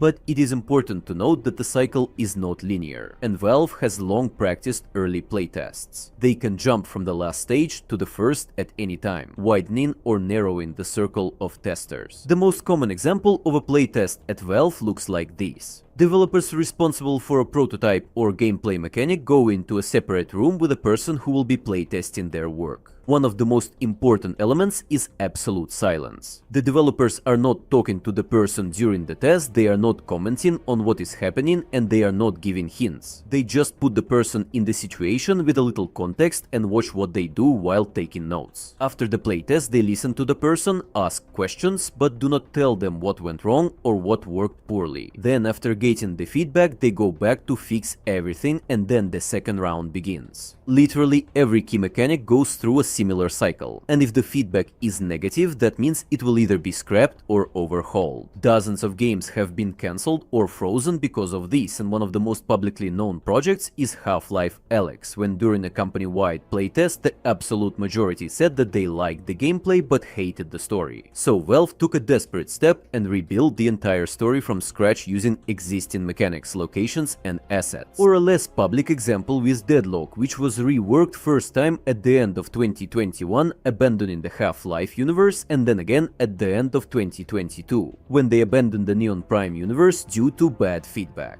It is important to note that most of what I have just told you is official information that has been repeatedly confirmed by the developers at various presentations. And as always, the sweetest part comes at the end. I understand that this may upset some people, and I don't really like it, but Half-Life 3 will be the end of Gordon's adventure. Maybe we will see some spin-offs in the Half-Life universe in the future, but the story arc of the main characters will end in the finale of the game. I have no idea if it'll be a good or bad one, but it will. I don't know about that. I know there was a plot synopsis for episode 3 that ended up getting released, and it didn't sound like it was ever planned to end with the next game. Will be a proper ending and not a cliffhanger like in all the previous games. For many developers, this game will be a farewell gift to the community. But keep in mind, I may not be the only one who has heard about this, so be prepared for possible leaks and spoilers. Leave a comment with a gorilla emoji if you watch this. I need to go take a pee-pee. Oh, sorry, Gum Gum. I gotta get up. Oh, here's my big kitty. Look at him. Oh, look at my big handsome. You're so handsome. There's my kitty. Mwah. Mwah. You know I love you, Gum Gum. You're such a beautiful baby, and I love you. That's right, you're a beautiful baby. Yeah, I'm such a sweetie. Alright, I gotta go take a piss. Oh, I'll be right back.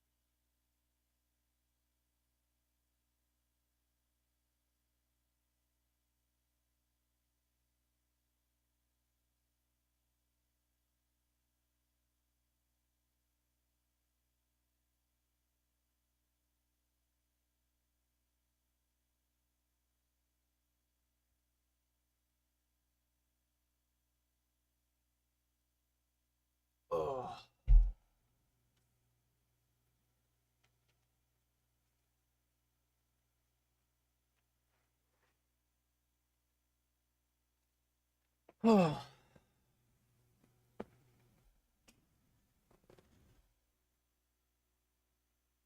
Oh, goddamn.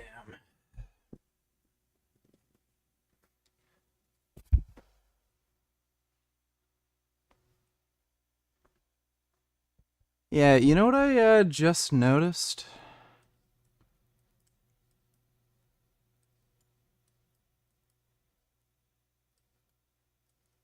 I got this dot on my skin right here. I didn't have that there before. I noticed it like about a month or two ago. And it's been growing. So I don't know if that's... I don't know if that might be skin cancer, if it's just some kind of like freckle or mole or something, but I've noticed that dot has been growing, and it's been growing very rapidly. So I don't know if I should go and get that checked out by a dermatologist or something. And funnily enough, it has coincided with my like very rapid drop in appetite. I don't know. It's kind of a weird spot because I don't really ever get sun in that location. And I don't get much sun, period. Like I usually don't go out like right at midday. And I also usually wear like a lot of long sleeve stuff too, because I wear motorcycle jackets and shit.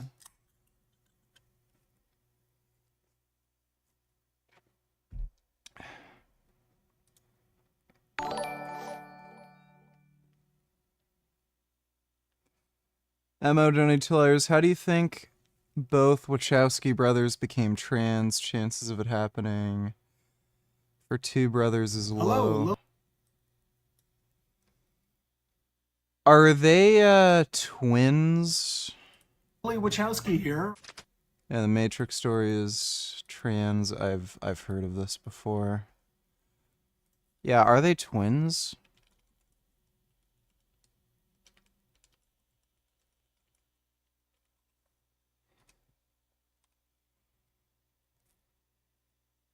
No, they're not.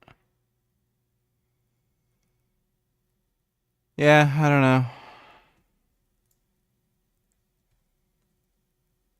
Who knows? Guess it just they got the right set of genes, I guess. Thanks for the donation, Emo. Depends on which planet you live on. If you live on an agri-world, for example, you do have access to meat.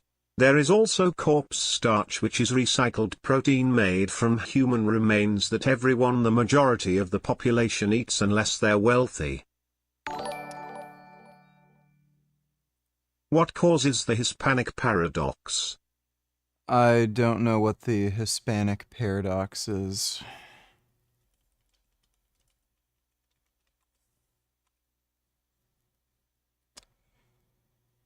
Hispanic Americans tend to have health outcomes that paradoxically are comparable to, or in some cases better than those of U.S. non-Hispanic whites. I'm pretty sure it's just due to dietary choices. Like, they eat more beans, and beans are arguably the healthiest food you can eat. I'm pretty sure it's dietary differences, and they may have closer family ties, which might play a role. Some health researchers attribute the Hispanic paradox to different eating habits, especially the relatively high intake of legumes such as beans and lentils. So it's probably just mainly dietary habits. Thanks for the donation, Fuyu. Yeah, I think I'd still rather be human in the Warhammer 40k universe. Because all the other races are like either insane fucking retards or they're in some retarded, insane, fucked up situation. Thanks for the donation, ABC. Friends, my name is JJ, and there sure is a lot of Canada-related news these days, eh? But today, I thought we would just focus on the fact that Prime Minister Trudeau's long goodbye is finally over. More or less, Canada now has a new Prime Minister, Mark Joseph Hardy. Well, he hasn't been formally inaugurated yet, but he was just elected head of Trudeau's Liberal Party, which means he will be sworn in to finish the remainder of Trudeau's term sometime within the next few days. He will then run to be elected to a term of his own in a national election expected to be held a few months after that. So, how did we get here? And who is this guy? And what's going to happen next? Well, let me do my best to cansplain. So, as we have discussed in many other videos, Prime Minister Trudeau was elected to 3 terms and wanted to run for a 4th. Trouble was, Trudeau had grown quite unpopular, and all the numbers suggested that if he did run again, he would lead his party to an unprecedented landslide defeat. Internal pressure from within his party for him to step down accordingly grew, and near the end of last year, it even started to be expressed openly, which is a very unusual thing to happen in the highly disciplined world of Canadian party politics. And in the end, the pressure finally got to him, and on January 6, 2025, Trudeau formally announced that he would resign, explicitly citing tension within his party as the reason. This country deserves a real choice in the next election, and it has become clear to me that if I'm having to fight internal battles, I cannot be the best option in that election. Trudeau's Liberal Party then immediately began the process of holding an internal election to pick a new person to serve as both their candidate for Prime Minister in the 2025 election and incumbent Prime Minister to complete the rest of Trudeau's term. This is a controversial tradition in Canadian politics. It's business that when a Prime Minister's party looks to be in danger of losing an election, they install someone new to be Prime Minister and get that person to run for re-election as the incumbent in his place. This then produces awkward periods in which the country is being run by a Prime Minister that nobody voted for and is mostly using the powers of the Prime Ministership to make himself and his party more popular in the lead up to the next election. In other parliamentary democracies, it is considered fine for there to be a brief period of time during an election. Do not skip, donate $2. Let me see. This isn't exactly a video I think I would ever have to make, but it's been a pretty crazy weekend, and here we are. I'm going to start this off from the very beginning. I am willing to bet that a reasonable amount of you have seen this video on either TikTok or Twitter. What's my most traumatic experience? I don't know, but I know what yours is. So as you can see, the main subject of this video is obviously me. My name is Ben. I go by the alias Goop Videos on YouTube. So let me add a little bit of context to this situation because I was not even aware that this video went viral. I was actually at a mall and a Hot Topic employee was like, yo, I saw you on TikTok. And I'm like, what? Yeah, I don't even use TikTok, so I wouldn't have known. Anyway, I want to talk about what happened that day, what transpired, and what led up to those events. So let's start back on the actual day that it happened. It happened on Sunday, June 30th, 2024. This was 2 weeks ago at the time that I'm recording this. So while I was on my way to Men's Warehouse, I dropped my partner off at the mall so they can go shopping and, you know, look around. And while I'm getting fitted, my partner calls me and is like, hey, these kids or these guys or whatever were like filming me with a phone and were asking me about like what was my most traumatic experience. And then they started making fun of me for it. Before I go any further, here's the clip of what my partner was referring to. Can I ask you a question for an interview? All right, right. First what's the most traumatic event that you went through in your life? That's a hard one. I've been through a lot. I would say probably when my mom threw a lot of shit around in the apartment and just broke a lot of stuff. Womp, womp. Also, you gotta love the fact that the caption headline said, like, asking NPCs what their most traumatic experience was. Really good idea, you know, not only you downplaying people's abuse, but you're also dehumanizing them. So, good job on that. There's so many things wrong with this video, I don't even know where to start. I didn't even see this video until yesterday, but my partner had told me everything about it. The short end is, you can see, they asked my partner about a traumatizing experience that they had. My partner answered honestly, and then their response was, womp womp, which I don't think it's a stretch to say that's in really poor taste and also just like really downplaying somebody's abuse. And my partner has been through a lot of that. My partner went through about 20 years worth of physical, mental, and verbal abuse from multiple family members. So forgot my namification, donate $2. Being a human in the Tau Farsight Enclave would be pretty decent. They aren't technically vegan, but I think their species are largely herbivores, plus Farsight doesn't indoctrinate you via pheromonal brainwashing. Well, I'm pretty sure the Tau do eat like vegan, but they're also opportunistic, so like some of the Tau soldiers will like kill and eat animals or other species, but yeah, they generally just eat vegan. I wouldn't want to be a Tau, though. I don't know. They seem kind of weak and pathetic. I'd rather be like a space marine or something and just kill shit. Thanks for the donation. Forgot my namification. Jasmine's yeast infection. Donate $2. Capture the flag. I'm not playing capture the flag. Thanks for the donation, dude. This is pretty bad. I didn't want to take this lightly. Like, my partner should not have to be afraid to go out in public, especially to like a public mall, and be afraid of people making fun of. If the Viltrumite Empire would have conquered Earth, do you think they would create a more moral world?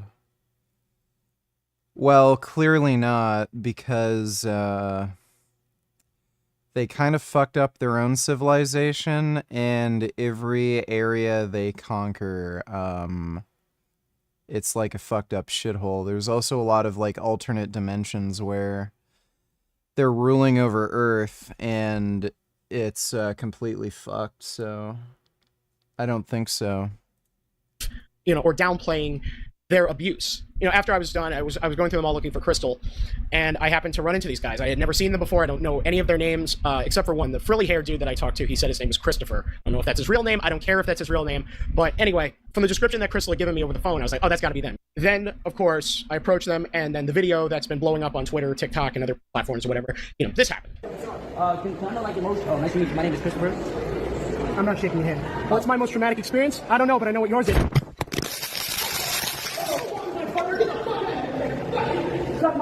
So a lot of people were confused as to why I did this, obviously. So now you know why, because they messed with my partner, downplayed their abuse, and I wasn't going to take that lightly. I would never take that lightly, especially for somebody that I love dearly and has been through like hell and back for most of their life. A lot of people were speculating that, you know, after I dropped the camera out of his hand and I kicked this dude's ass or whatever. That's not what happened at all. I'm going on record now saying I am not hard in the slightest. I don't go out looking for fights.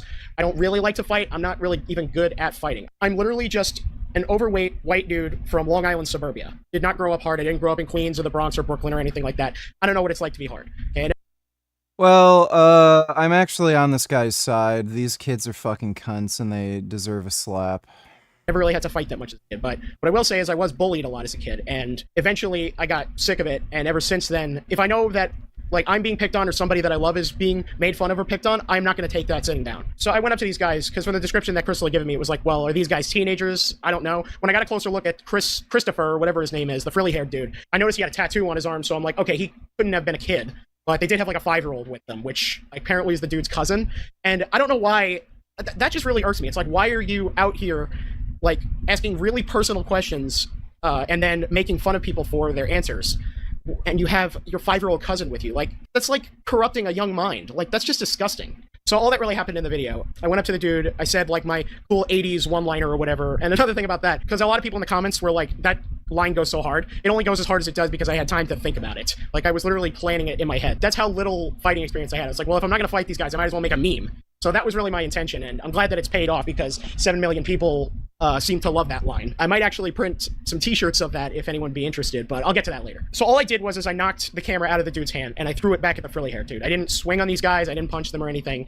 Also because, listen, I know I said I'm from Long Island, but I currently live in the middle of nowhere in Connecticut, and this is the only... The Turkesterone scam just shows you the opportunistic and manipulative nature of Greg Doucette. He lies about a lot of shit. The Turkesterone thing is just only one of the lies.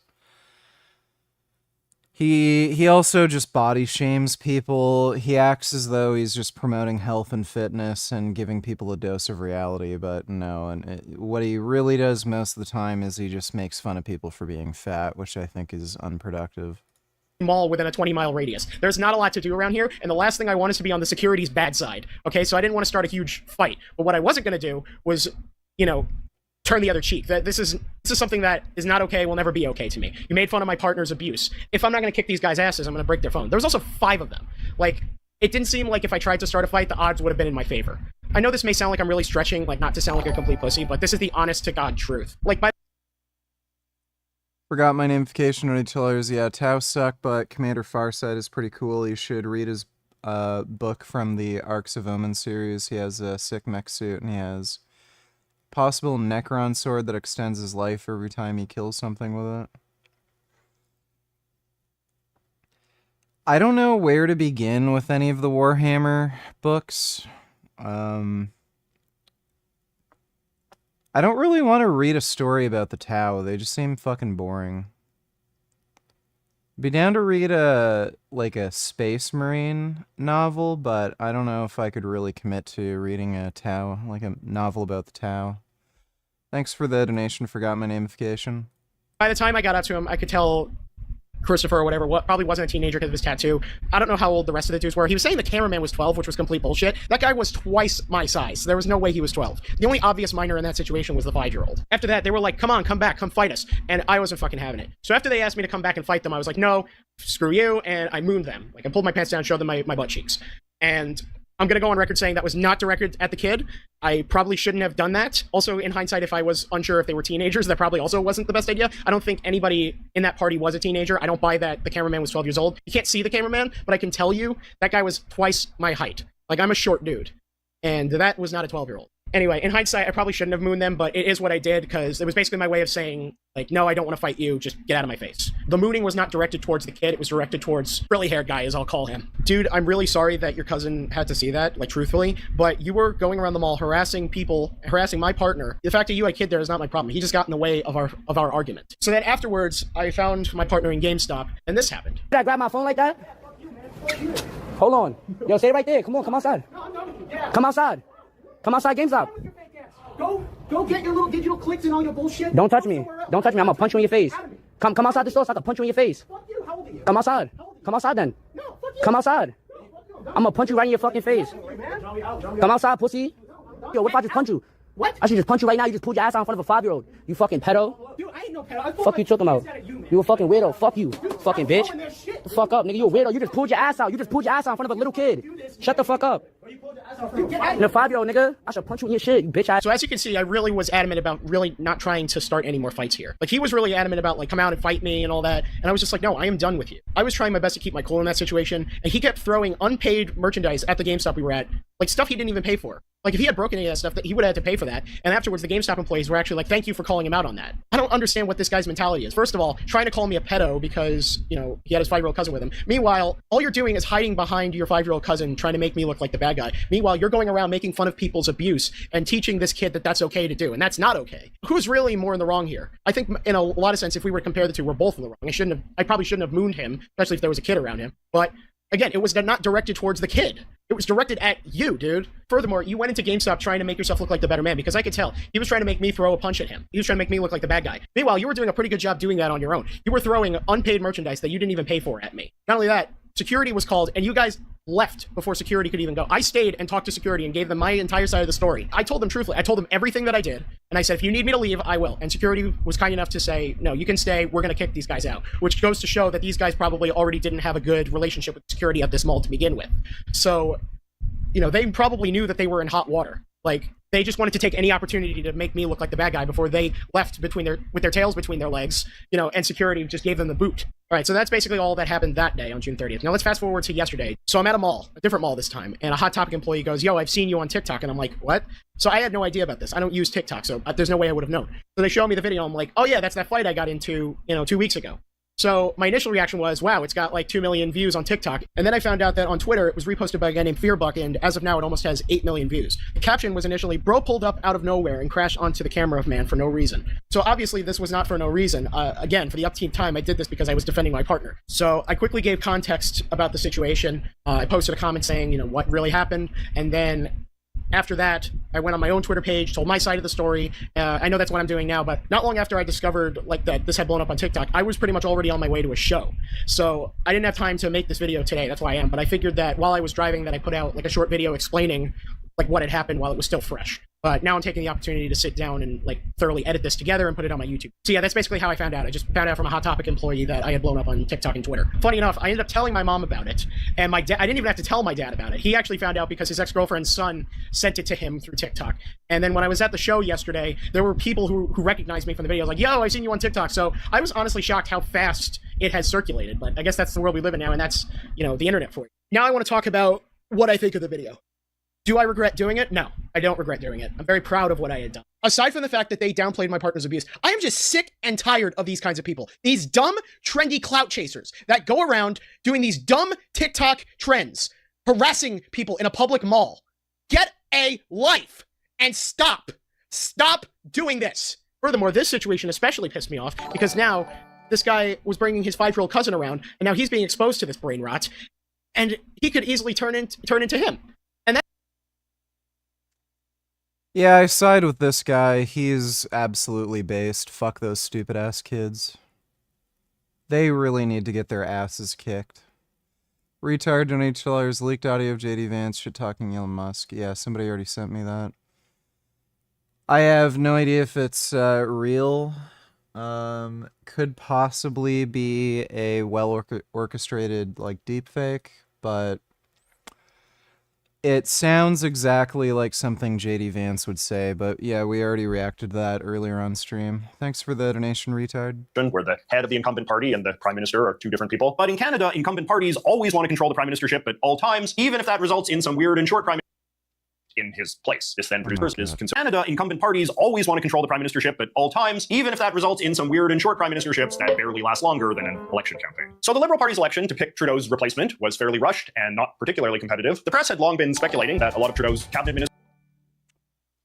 Demon Cunt donate $2. Is it wrong for a struggling mother to buy factory farm beef for the cheapest, most filling option to feed her kids, knowing it causes animal suffering, but keeps them full when alternatives cost more and don't go as far? No, you're a fucking retard. If you're trying to save money, why in the fuck would you buy beef? Like, potatoes, beans, tofu, those are all cheaper. So no, that's just stupid. That's the dumbest fucking excuse I've ever heard.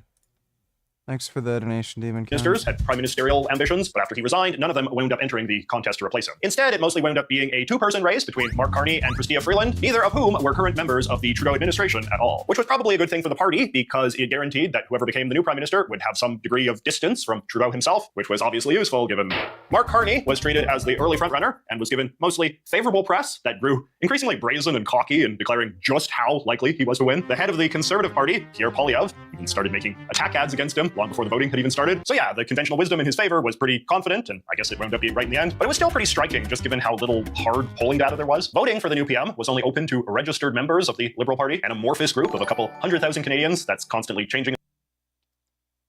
Dodo donate $2. Is this China or the US?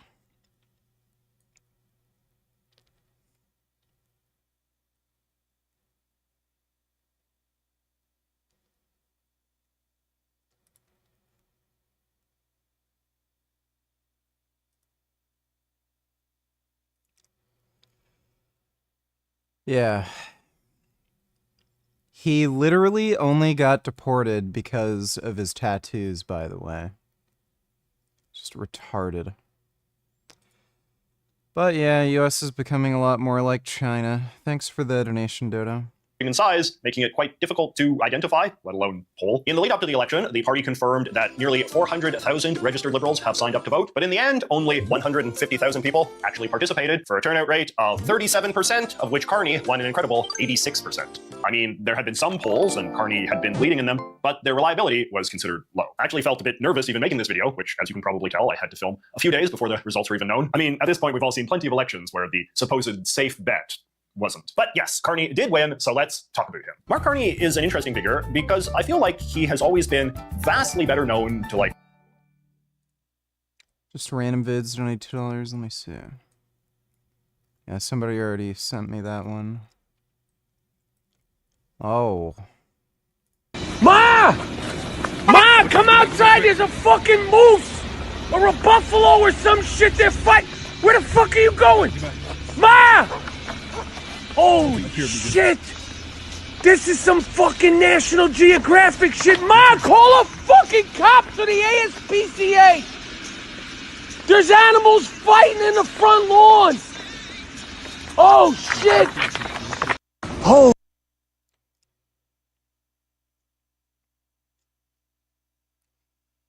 Well, I hope those moose become friends later.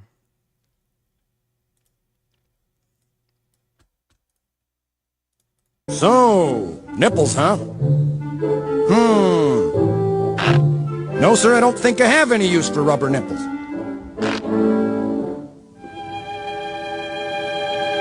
But I'll tell you what, though. Do you have any rubber walrus protectors? Call the police. Yeah, Ren and Stimpy was good. Thanks for the donation, just random vids. Mo donators Warhammer. Me and Ashley Johansson are going to have a 5-sum in the near future. If anyone would like to join us, please let us know in chat. Thank you. Alright, well thank you for that, Sundus. Appreciate the donation. Warhammers draws heavy inspiration from the Crusades. Space Marines are inspired by the Knights Templar. Why not draw from the source instead of fantasy?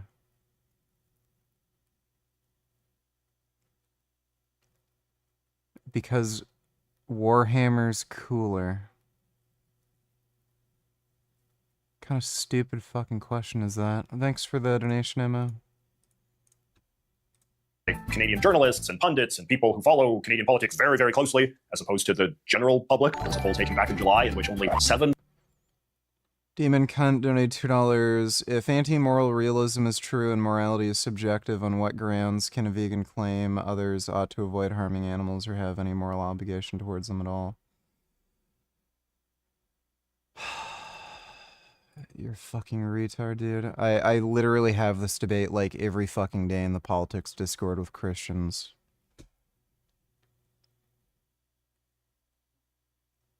What would it matter if you could point to some objective fact about reality or whatever that something's wrong? People make their own choices. What makes it like what makes it the better option to do the good thing? It doesn't even matter at the end of the day. Like, you're such a fucking retard. % of the country knew who he was. By the time of Trudeau's resignation in January, when gossip about Carney's prime ministerial ambitions had been filling the papers for months, that number had skyrocketed to a mighty 24%. And perhaps this is understandable, given that Carney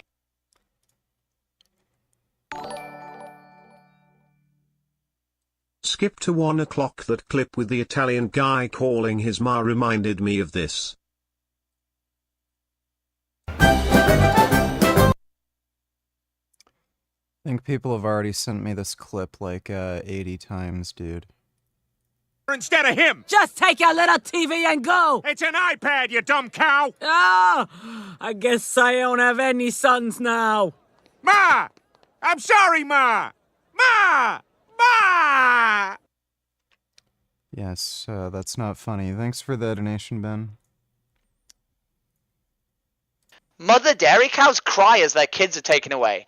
And then at the end of their life, right, 3 to 5 years old, they're dragged into a slaughterhouse because their bodies can barely function after carrying so many children and so much milk, right? And they're cut open, right? And the reason they're cut open is that 25% of all dairy cows that are slaughtered whilst pregnant with child. And they So what would the animal do in the wild? Like, would they just like go to like cow college and like live and like raise a family? They wouldn't exist. They wouldn't exist. So this idea that what would they do in the wild is like a false equivalence, right? Because imagine we have a world, right, where we have homeless children, right? False dichotomy. Right? So imagine a world where we have homeless children, right? And when you talk about animals in the wild, these are the homeless children you're talking about. Right? These like individuals out in the world who can't really look after themselves and have hard lives, right? So when you say, what would they do if in the wild, right?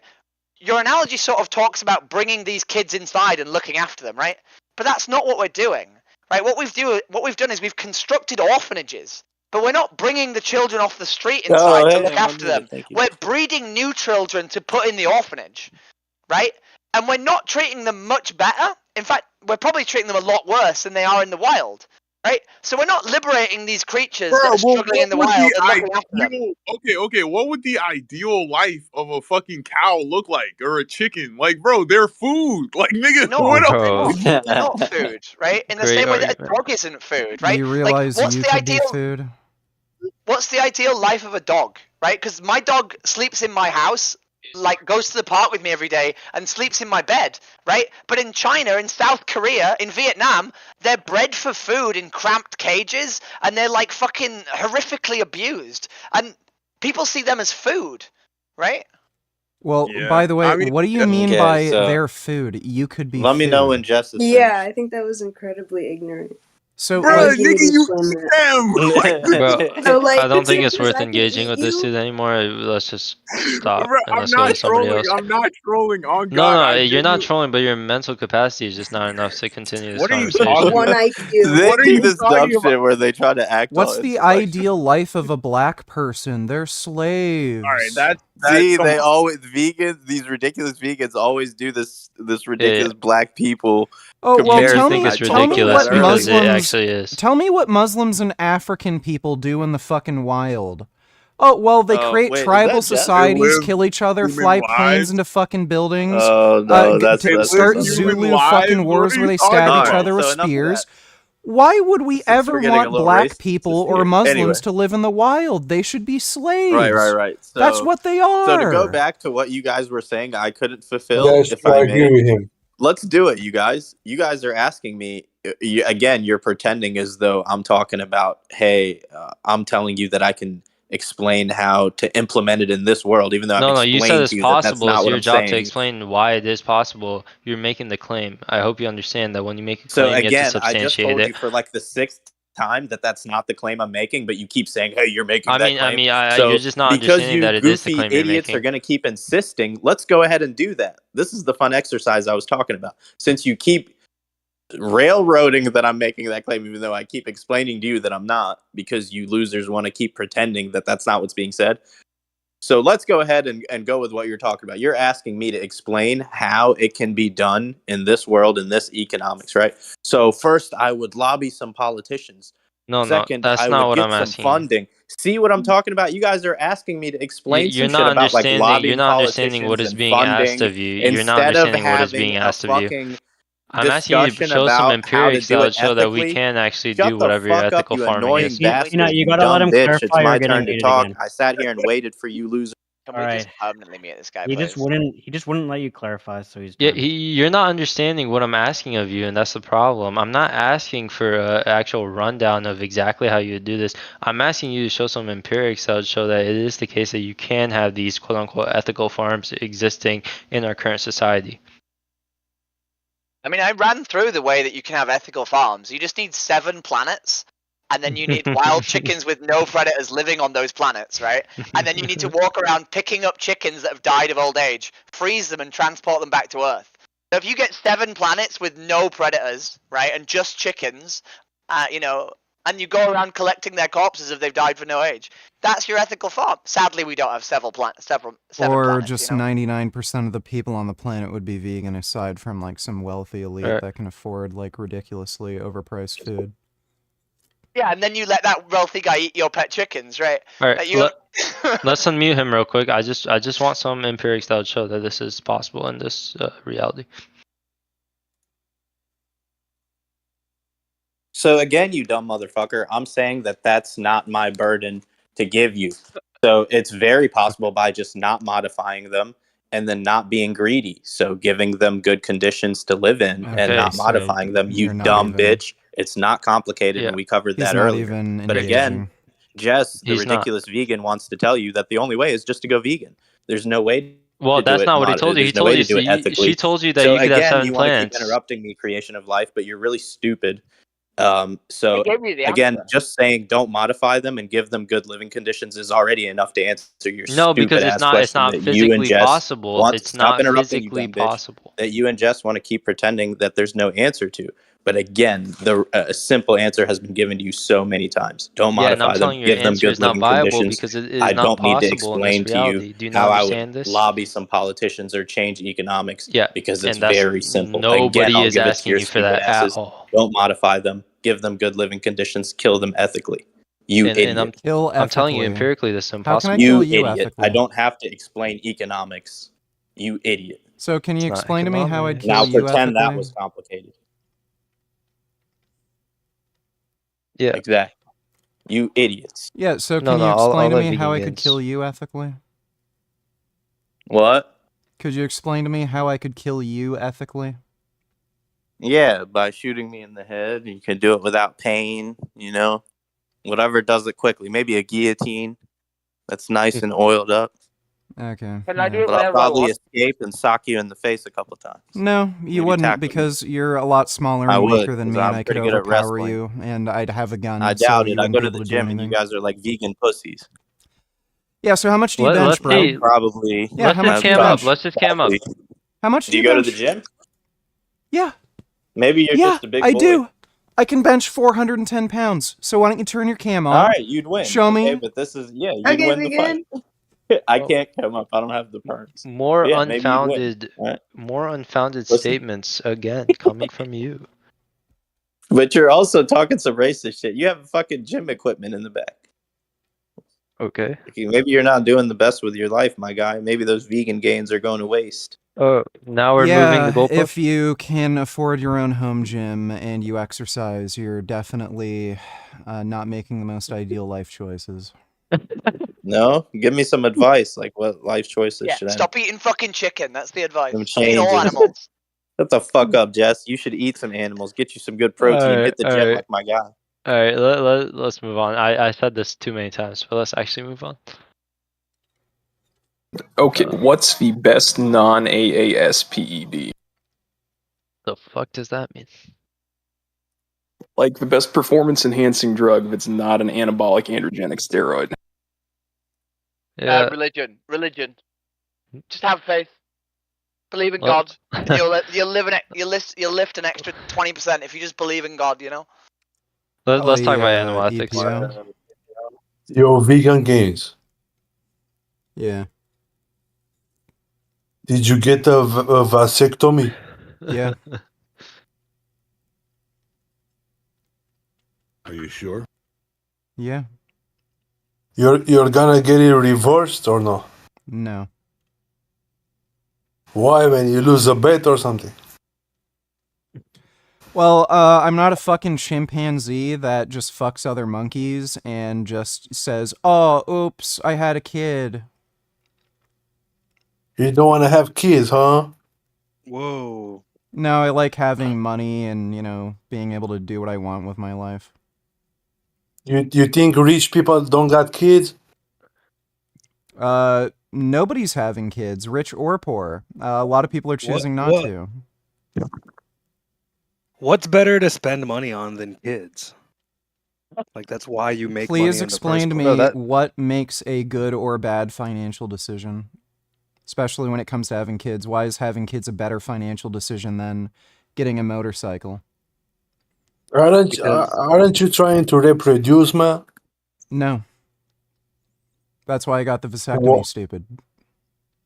You know, to be fair, kids usually don't rip people's legs off. Motorcycles That's do. gay, man.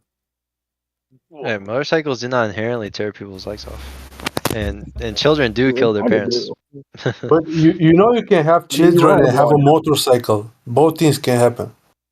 Yeah, but I can't have as many. Costs an average of $300,000 to raise a child from 0 to the age of 18. So if I don't have kids, I'll have an extra $300,000 to spend on vehicles. Yeah, man, but as a man, you're supposed to have like that drive to put a seed into a woman. Whoa. You're driving the wrong I don't car, know bro. what sexual desire Ready has to to do drive? with have a fertilizing small car or somebody. something. So you end up having less sex if a woman is pregnant for 9 months. But you can go to a side piece if you want to. Just do anal. Whoa. So nah, why would I do that if I have no interest in having kids and I want more money and freedom? But that's weird, man. Why don't you have that drive to put a seed into a woman? I don't understand. That's weird you're willing to choose to cheat on your wife while she's pregnant. Well, I don't know. I guess I'm not a retarded monkey, and I actually think for myself. True. Wait. Wife? Cheat on wife while she's pregnant? Are we talking about Trump? What's going on? The great white hope. Yeah, but Trump actually has kids. That's the difference.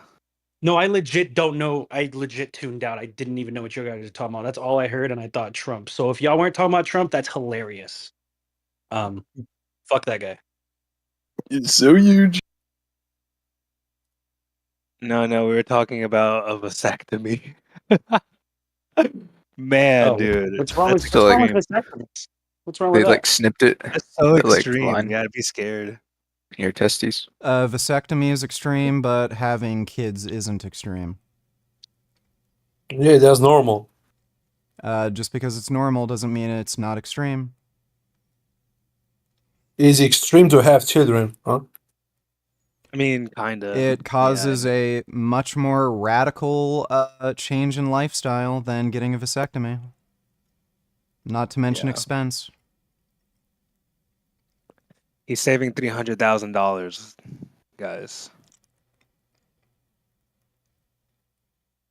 Couple follow-up questions. You get like prostatitis or whatever after that. He's going to be driving his Lambo while you're paying child support. Damn. Had you ever heard of a phenoxybenzamine? No. Yeah, it's actually like a chemical birth control for males. It works. I've tried it, but they just like never marketed it as that. They only marketed it as like a blood pressure medication. So, bro, eventually you're not gonna be able to get it reversed, right? You don't necessarily need it reversed. Why would I ever get it reversed? No, but I'm saying even if you change your mind after a few I'm years, you're not changing my able to mind. reverse. I've had the vasectomy for 10 years. Oh, it's over. Wait, is it easy to reverse? Like, Not just as easy to get particularly. it? Apparently, the surgery is extremely painful.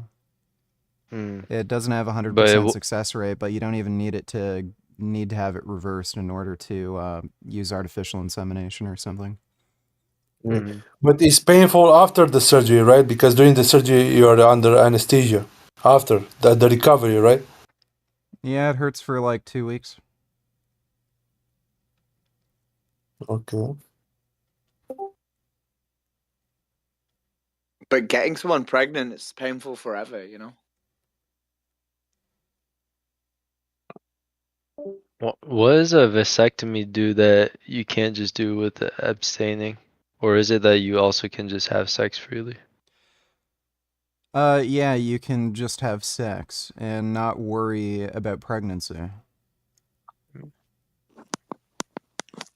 Yeah, but it's not as exciting when there's no dangerousness of impregnating her. Yeah, that's what a monkey would think. Even the woman knows that she's not as wet. Yeah, totally. So when dudes like have anal sex, they're so much less motivated to actually do any butt fucking because they can't get pregnant, right? That's why gay anal is dudes anal. like have such a low sex drive and never fuck, right? Yeah. Anal is anal, but when you put it inside the pussy, there's more excitement when you can impregnate her. exciting that I can throw my life away and I'll have to pay child support because I'm a monkey? Uh-huh. Bro, why are you so scared of having children? You're child phobic, man. Child phobic. Well, okay, if you want to pay child support and throw your money away, if you're not afraid of that, then, you know, that's your fucking choice. Some people also jump off of fucking buildings and do tons of stupid shit. That's up to you. Bro, you don't have to pay child support. You can impregnate a Filipina somewhere and you just give her like $50 a month. Uh-huh. Wow. Dad of the year material. Or you can marry her and take care of her. Yeah, take care of some dumb random fucking bitch you knocked up. Okay, if you want to do that like a stupid dumbass fucking monkey, you can do that. No, bro, it's not random. It's not off the street. You can get to know her. Like, stay with her for a few years, then Yeah, you impregnate can her. be a fucking beta male simp and pay a woman that you don't really like tons of money and pay for a fucking kid you don't want. You can do that. That's what monkeys do. No, but you choose the one that you like, not the woman that you don't like. Mm-hmm. Do you think there's a greater than 0% chance that you change your mind?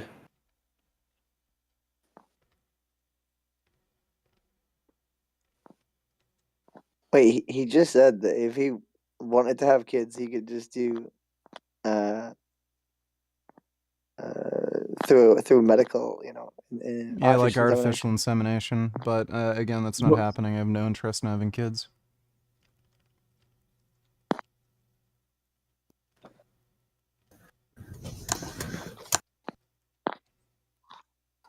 To be honest, you probably could have just used TRT also. It's pretty effective chemical castration. No. Most lifters don't know that. No, it's not. That's That's a lot of dudes. Seriously, look at their LH. That's a complete myth. You'd be lucky to have your sperm count. You can still easily get somebody pregnant. That's a complete myth.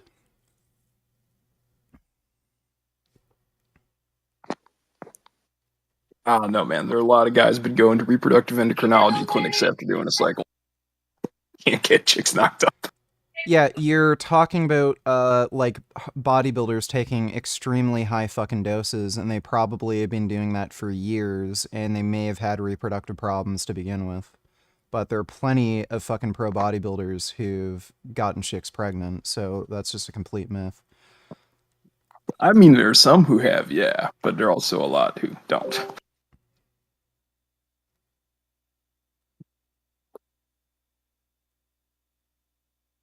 Hey. You guys doing okay? Most of the ones who have probably know about like aromatase inhibitors and selective estrogen receptor modulators, but that's a little fancy.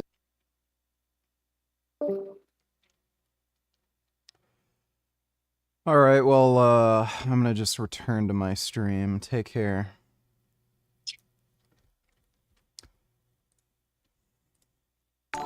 Demon cunt, donate $2. That's the point, you dumb cunt. If morality is subjective and there are no objective moral facts, any moral claim like you ought not harm animals loses its force. It doesn't. Becomes just preference, no different than saying I don't like animal cruelty. Well, the reality is, moral values are just preferences. So I don't know... And the idea of you should do something that's objectively moral is in itself a preference. So at the end of the day, it makes no fucking difference.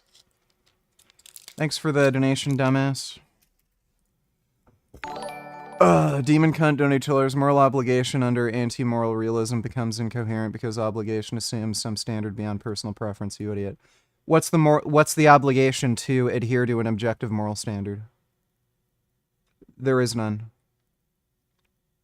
You can choose not to follow the truth. What difference does it make? And again, if you're going to claim there's an objective moral standard, then argue for it, stupid. Thanks for the donation. He has never been an elected politician or even a guy most Canadians would have ever seen on TV. He has spent most of his life as an investment banker and financial bureaucrat. Educated at Harvard and Oxford, Carney spent over a decade working at the famous international global financial firm Goldman Sachs in Toronto, New York, London, and Tokyo. In 2008, Canada's then Conservative Prime Minister, Stephen Harper, appointed him to be head of the Bank of Canada, Canada's central bank. Carney's tenure in the job was most notable for overlapping with the Great Recession, a global economic crisis that Canada weathered relatively well, presumably at least in some part due to sane monetary policy from the central bank. Prime Minister Harper at the time was certainly eager to give Carney some credit for that, although partisanship being what it is, he has since said that Carney's role was overrated. In any case, it was in the context of the Great Recession and Canada's comparatively high-functioning economy that you first began to read stories that Carney was thinking of maybe making a transition into elected politics. There is some dispute as to whether or not he was seriously considering joining the Conservative Party at this point, but it does seem that Prime Minister Harper was openly courting him. But Carney ultimately did not go into politics, and instead he went into England. In 2013, after his term at the Bank of Canada ended, Carney made a dramatic and controversial decision to leave Canada altogether and move to Great Britain and work for the British government as head of the Bank of England. The idea of a senior Canadian government official swapping his national loyalties this casually was pretty shocking, and Carney got some bad press for it at the time because it seemed to signal that he was a man ultimately guided by his own ambition rather than loyalty to his birth country. Like most Canadians, I don't really know much about what Carney got up to in England. I feel like it hasn't really been treated as something that's that relevant to his Canadian political career. I understand that he had a sort of tense relationship with the Tory government over there because of his skepticism toward Brexit, and his outspokenness in demanding climate change be factored into economic policy. Noted 5-minute Prime Minister Liz Truss has certainly been going around telling everybody in Canada that he was really terrible. I know that much. But anyway, after his 7-year tenure at the Bank of England ended, Carney began working part-time at the UN on climate stuff, as well as part-time at a big Canadian investment firm, and part-time doing consulting work for the British and Canadian governments. It's quite unclear to me exactly where he was living during this period, given how much he was bouncing around between Canada, the US, and Britain. He's expressed some self-consciousness about this recently, that he's aware that he's sort of a quintessential example of an elitist globalist, but that's not necessarily a bad thing. I'm connected, I can deliver for the country. My weakness is, people will charge me as being elitist or a globalist, to use that term, which is, well, that's exactly, it happens to be exactly what we need. Despite omnipresent rumors that Carney was planning an entry into Canadian politics any day now, with him being out of Canada so much after 2013, I actually feel like his profile in this country was relatively low over the last dozen years or so, unless, of course, you were somebody who followed Canadian political news like super closely. I mean, at some point, you're judged for what you're actually doing, not what you might do someday, right? And this is relevant because when Trudeau was first starting to look a little bit shaky, the leading candidate to replace him was someone much more high profile. Chrystia Freeland was easily the most famous cabinet minister of the Justin Trudeau era. She was one of the few people who had been in his cabinet since day one and held 4 very important jobs in succession: trade minister, then foreign minister, then finance minister, during which she was also deputy prime minister. Deputy prime minister is kind of a nothing job, but it can carry a lot of symbolic importance in that it shows that the prime minister trusts you enough to take over in a time of crisis. Throughout the course of all of the big things that Trudeau did during his 3 terms in office, Freeland was always there, quite literally, right by his side. Whether it was renegotiating NAFTA with Trump, invoking emergency powers to end the... Is objective a meaningless term in your view? Well, no, it means something. It's just that the term's often misused. Truckers protest, standing in solidarity with Ukraine, or cajoling Parliament to pass another back-breaking budget, there was Chrystia. As some wags had dubbed her, she truly seemed to be Trudeau's minister of everything. And it is for that reason that it came as quite a dramatic shock to the Canadian political world when Freeland resigned from Trudeau's cabinet in rather angry fashion on December 16th, 2024. In a sharply written letter, she said that she had lost faith in Trudeau's capacity to run the economy in a sane and pragmatic way at a time when the freshly re-elected Trump administration was promising to wage brutal economic war on this country in the form of devastating, across-the-board tariffs. But this was also her attempt to get in front of the story and define it on her own terms, because it quickly came out that Trudeau had been planning to fire her anyway and replace her with, dun-dun-dun, Mark Carney. In subsequent interviews, Freeland began to adopt a rather snarky tone when talking about the Prime Minister, implying she felt very personally betrayed after standing loyal to him for so long. How would you tackle that differently than what the experience you had was? Well, probably I wouldn't tell my finance minister I was going to fire her the day after she delivered the fall economic statement. I probably wouldn't say that 3 days before she was supposed to deliver it. In any case, it was precisely because she had been a trusted Trudeau aide for so long that her resignation was framed by the press as basically representing the moment in which Trudeau's hold on the prime ministership had become unsustainable, and he wound up resigning less than a month later. So you can probably get a sense of how the dynamics of the race to replace Trudeau played out. In theory, both Carney and Freeland were outsiders to the Trudeau administration, but in practice, Carney was the continuity candidate because he was clearly in Trudeau's good graces, while Freeland had become a critic, which was ironic because Freeland had, of course, served in Trudeau's government for 9 years, while Carney had served for 0, but that's politics, baby. The fact that Carney has won the prime ministership, in turn, suggests that there is still a lot of residual loyalty to Trudeau in the Liberal Party, despite his unpopularity, and presumably more Liberals bought into the narrative that Freeland had betrayed Trudeau rather than the other way around. Now, in fairness to Carney, it should be noted that he has put some effort into putting some space between himself and the soon-to-be former prime minister as well. In a debate with Freeland the other day, for instance, it was interesting to hear Carney offer some relatively pointed criticisms of the Trudeau economic record, which actually mirrored some of the things that Trudeau's more conservative critics have been saying. Namely, that what little economic growth Canada had experienced over the last few years hardly reflected anything good about the fundamentals of the Canadian economy. I want to be clear about the, quote, strength of our economy. Our economy over the last 5 years has been driven by a big increase in the labor force, which was largely because of a surge in immigration that is now trying to be controlled, and by government spending that grew over 9% year after year after year, twice the rate of growth of our economy. Okay? So our economy was weak before we got to the point of these threats from President Trump. So what is Carney promising to do differently? Well, the idea he seems most proud of is his proposal for the government to start budgeting more like a business, with cleaner delineations between program spending, in which revenues and expenditures must always be balanced, and long-term investments on things like grand infrastructure projects where it's okay to operate on a loss. And again, you can see this as a kind of explicit rejection of Trudeau's legacy of constant and unapologetic deficit spending on the pretense that balanced budgets are a luxury or even slightly cruel. But in any case, Carney probably won't have much time to do any serious prime ministerial type things before having to face voters in a national election, which is expected sometime this spring. So in that sense, let us just size him up as a marketable political product with pros and cons. I feel like most Canadian political pundits would say that Carney's 4 biggest assets are, number 1, he's not Trudeau, but still a Liberal. A lot of Canadians really like voting for the Liberals as their default party, and only really sour on it when the guy in charge is super unpopular. You have to go all the way back to 1984 to find an incumbent Liberal Prime Minister who couldn't win election at least once. Number 2, he seems willing to come up with new ideas and criticize the Trudeau record, rather than just playing defense for the last 9 years. And this, when coupled with his outsider status, can make him plausibly seem like a bit of a change candidate in what the journalists are calling a change election. Number 3, he gives off the vibe of being a very accomplished professional guy who knows how to competently run a big, complicated organization like a national government. Despite having no political experience, you could easily argue that Carney is one of the most qualified prime ministers in Canadian history, just because he has so much experience running large, complex institutions. Our last 2 prime ministers, by contrast, hadn't ever run much of anything. And number 4, he is a relatively good communicator. Throughout his long career as a globalist elitist, he has often gone on podcasts and things and generally displays a pretty good skill at talking through complicated issues in a clear and straightforward way. We saw some of this when he soft-launched his campaign on the Jon Stewart Show, which was honestly the first time a lot of Canadians had ever seen him, and it got mostly positive reviews. The world's more divided, it's more dangerous. What are we going to do? All right, and now for my conservative donators, this little twink faggot thinks it's cute to call himself conservative lol. He is not one of us. He is a degenerate fag. Candace pathetic. Those are your Hello, friends. My name is JJ. So the other day, over in Alberta, there were 2 big back-to-back gatherings between Pierre Poilievre people and the idea spent in each. I'm not watching that. Thanks for the donation, dude.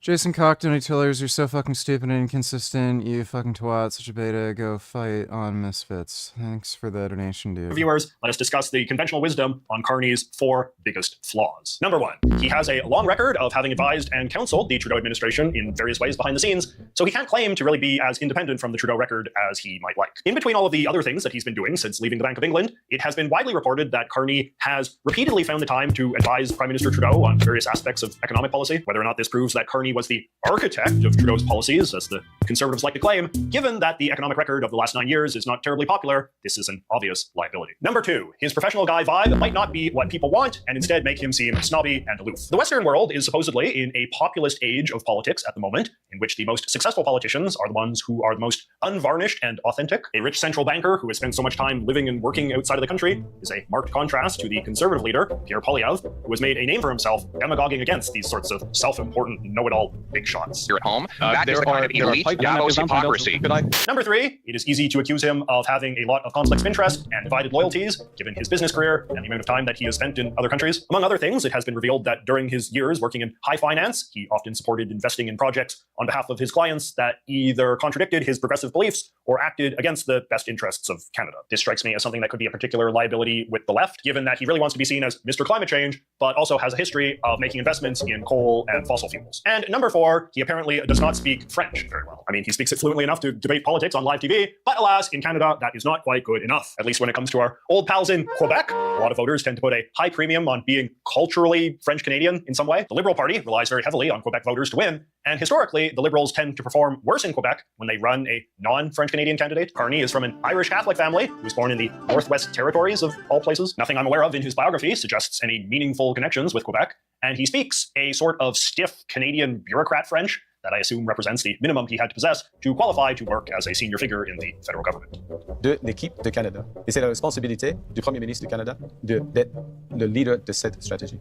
All of this won't necessarily work to the advantage of noted French-Canadian Pierre Poilievre, however, as Quebec voters tend to be pretty reliably anti-conservative as well. The bigger fear would probably just be that Carney would drive a lot of Quebec voters to support the nationalist Bloc Québécois party and deny the Liberals victory that way. All right, so in conclusion, at the moment, the Canadian Liberals seem to be cautiously optimistic about Carney for the next election. Polls have shown a big increase in support for the party since Trudeau announced his departure, which does suggest that Trudeau was much more of a rocker in the neck of the party than was previously realized. Donald Trump's tariffs and threats of annexation similarly play into one of the Liberal Party's great strengths, which is appealing to a progressive sense of anti-American Canadian identity and patriotism. It's actually kind of unclear as to whether or not Trudeau leaving or Trump's belligerence was the more consequential variable, but in any case, the net effect seems to be stronger support for the incumbent party. There is a palatable sense of concern among Canadian Conservatives in response.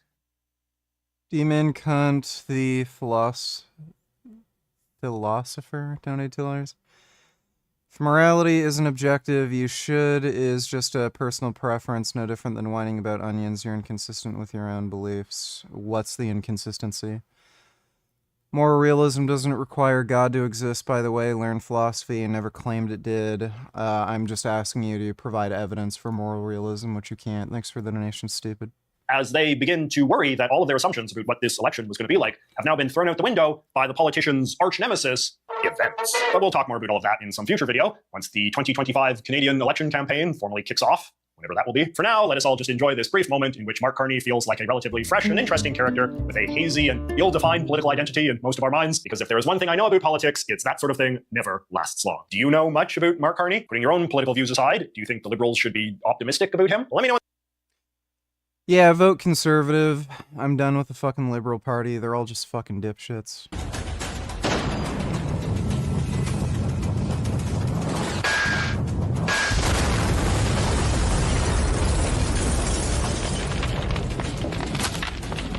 Sponsored by Squarespace.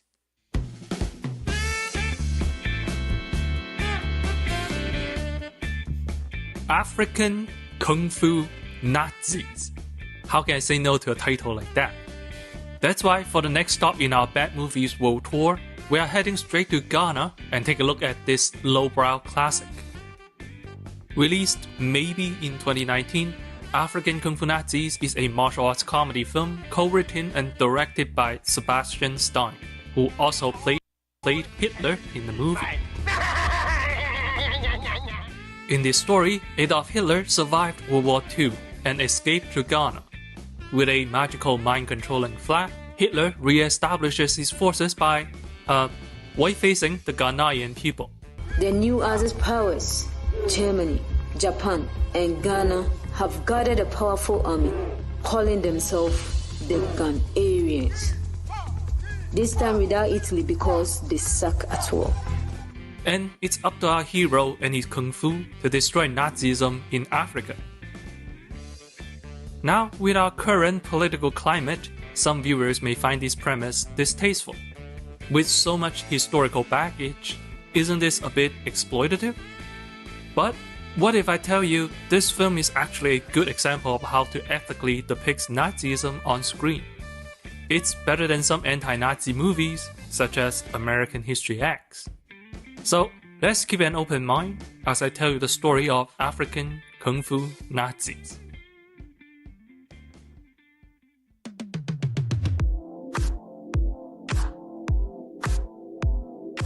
Our hero, Tate, is an irresponsible adult.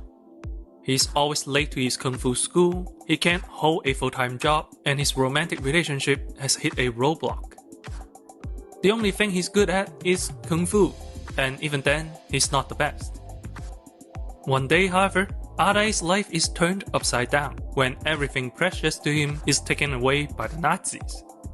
His girlfriend is kidnapped and brainwashed. My lady, you are very... An Asian Nazi in Ghana.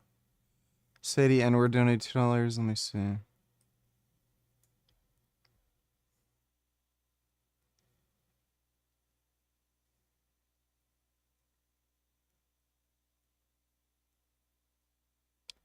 Yes.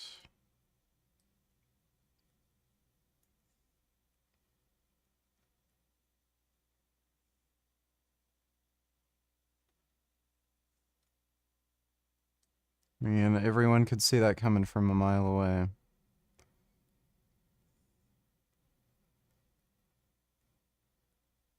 Yeah.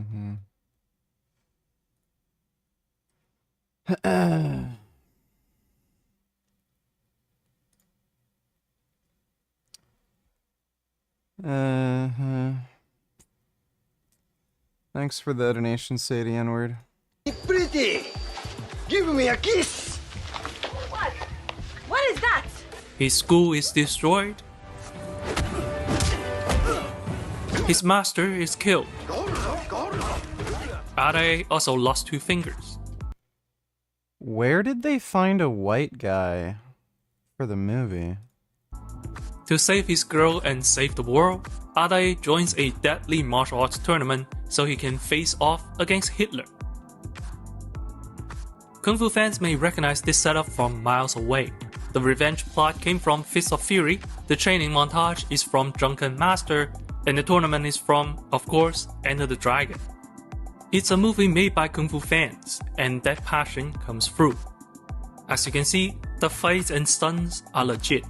Despite the film's cheap appearance, the core appeal is decidedly well made. For this reason, the movie may be bad, but it is unironically enjoyable.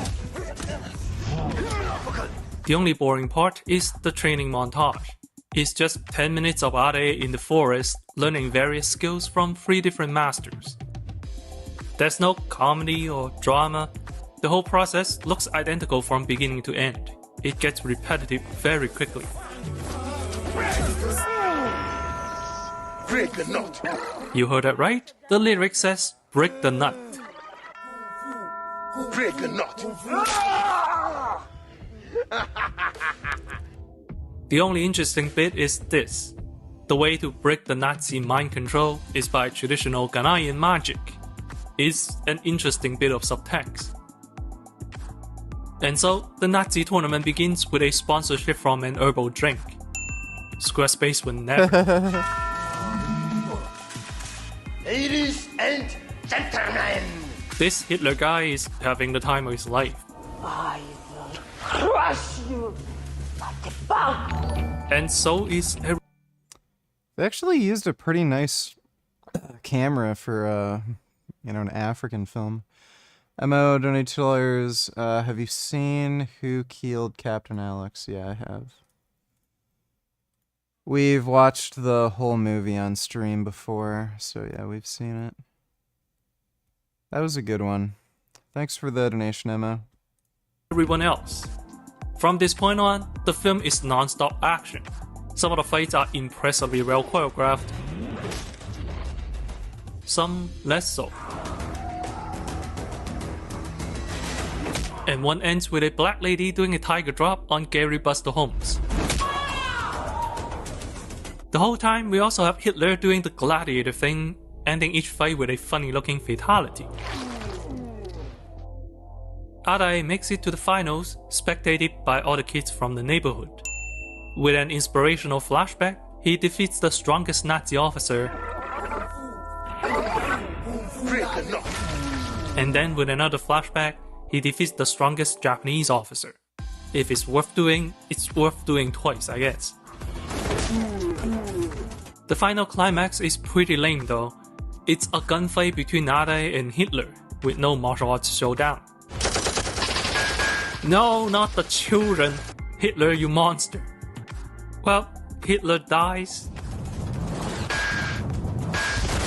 Everyone learns the lessons. Something like the Ghanaians must never happen. The end.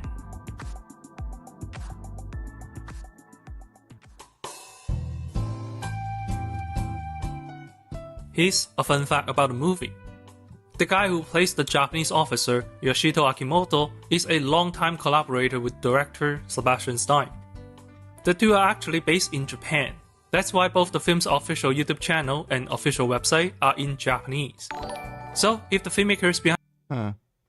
Demon Con donators, you can't claim anti-moral realism is true, then argue veganism is morally obligatory if morality is subjective. There's no duty to care about animals, just preference. That's inconsistent. No, it's not, because if I'm arguing from my own standpoint, it would be obligatory. Fucking, just shut the fuck up, I know you're trolling. Behind this film are listening. If you need an English website, may I suggest Squarespace? It is the best way to create a website. Squarespace.com/accent. Do you know what Hitler didn't do in this movie? An actual Nazi salute. Yep, as stated in the intro, beneath its nutty exterior, the film is a good example of how to depict Nazis ethically. And to see where this film succeeds, we must first see where other films fail. Viewers from North America should be familiar with American History X. Edward Norton plays Derek, a neo-Nazi leader who kills 2 black gang members who came to steal his... MO donators, have you seen Kung Fury? I have seen Kung Fury. Thanks for the donation, Emma. Car. Arrested and imprisoned, Derek discovers the corruption within neo-Nazi groups. Meanwhile, he befriends a black inmate. His friend's compassion gradually changes Derek. Once released, he persuades his brother to abandon their racist beliefs. Sadly, hatred is a two-way street. The next day, his brother is shot dead by a fellow student. The sobering ending reveals how racism permeates our society and requires a collective effort to overcome. It's a straightforward yet grounded depiction of racial conflict in North America. For this reason, the film is shown to high school students for educational purposes. And yet, one may argue its intention is betrayed by its flawed execution, as the film is widely beloved among neo-Nazis. For a neo-Nazi, American History X is about a white man rightfully defending his property but is punished by a corrupt system. He is emasculated in prison, brainwashed into betraying his own race, and his brother ultimately has to pay the price. The guys who steal his truck are black, the student who kills his brother is black. The neo-Nazis see that as justifications for their hatred. What I just said is obviously twisting the film to its limit. But it's only easy to do this because its approach to depicting racism is fundamentally flawed. Political films generally seek to dehumanize or morally condemn. Invasion of the Body Snatchers, for example, tells the story of people in a small American town slowly being replaced by hive mind clones of themselves. These clones may look human, but they possess no emotion or individuality. The film uses this as an allegory to condemn the spread of communism in the US, painting communists as alien and detestable. Another example would be the differences between the popular image of Mussolini and Hitler. In Western pop culture, Mussolini is often a clown. Serious and scary depictions of him are rare. In our media, he is always foolish and detestable. In contrast, Hitler. Demon Cunt only tells that response shows you're smuggling moral realism back in, you idiot. No. It's just your perspective, it's a preference, not an obligation. The moment you say obligatory, you've abandoned anti-moral realism, you're a clown, go debate Muslims or something. That's great, thanks. Is frequently depicted as an enigmatic monster. An entire TV channel is dedicated to him. Worse yet, our condemnation of Nazism is often superseded by a fetishization of its aesthetic. The characters are frequently intelligent and powerful. They are monsters to be feared. Their actors are always super sexy, wearing sleek-looking costumes. This made Nazism uniquely attractive in our media, a trait not shared by fascism or communism. In depicting the Galactic Empire, a tyrannical faction of the series, Star Wars famously invokes the imagery from Triumph of the Will, a Nazi propaganda film. Other films like The Hunger Games and Starship Troopers also make similar visual allusions. It signals to the audience that the Empire is powerful but evil, ruled by the strongest people in the galaxy. Beyond the incompetence of the stormtroopers, no one is dehumanized or made to be a clown. The Empire comes off as dangerous but charismatic. The TV series Men in the High Castle and the game series Wolfenstein are both set in an alternate universe where Nazi Germany won World War II. Both series envision an oppressive world full of megastructures and advanced technology, reflecting the Nazi fascination with Wunderwaffe, ridiculously powerful superweapons. This, in turn, reflects our fascination with the Nazi vision, a technological future that's, to some, cool, to others, well worth sacrificing people for.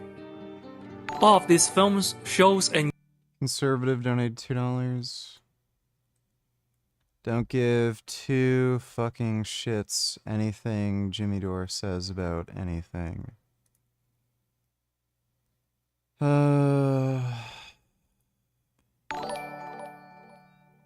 I couldn't care less. Thanks for the donation, dude. Demon Cunt donate $2. Can you go to Palestine, protest outside or something? It's warming up in Canada. There you are, Mr. Krabs. Just like new again. Now all we gotta do is keep SpongeBob away from... Okay, that's great. Thanks for the donation, dude. Games are enamored with aesthetic, but they all fail to reflect the truth. Wonder Wafer, what... It's bad for me to round on the deadlift on the descent. Really fucking depends. I don't know what degree of rounding. I don't know what degree of rounding you're talking about and how weak your lower back is. Impractical hunks of junks. That's the reality. This aesthetic is literally Nazi propaganda.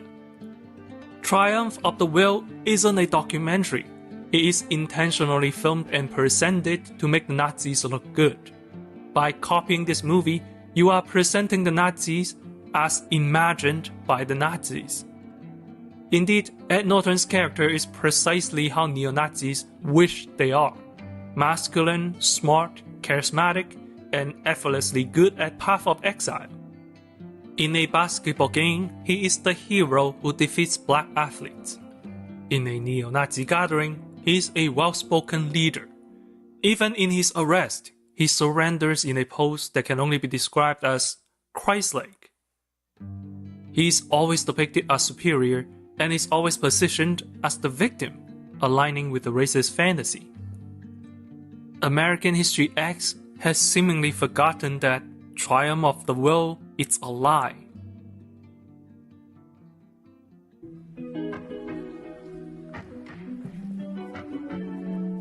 And so we return to African Kung Fu Nazis with the relevant context. All of a sudden, the depiction of Hitler in this film seems way more reasonable. Played by German-born writer-director MO donate $2. Let me see.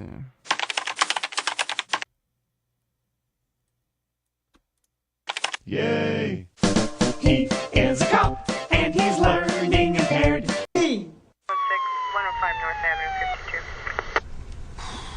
You know why I put you over? No? Why did you pull me over? Because I just want to say hi. Hello. Hi. Hi. Hi. You seem nice. I'm sorry? That's a nice car. I like cars. Is it fast? I only drive the speed limit.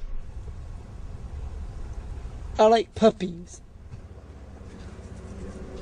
What? I had a puppy named Adolf. He had kittens. You want to see a picture that I drew?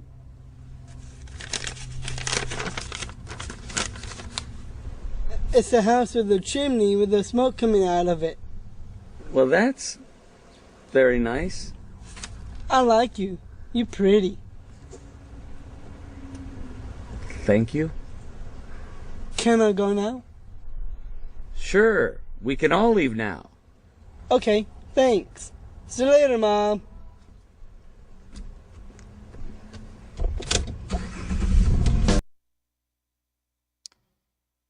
Thanks for the donation, dude. Sadie N-word donate $2.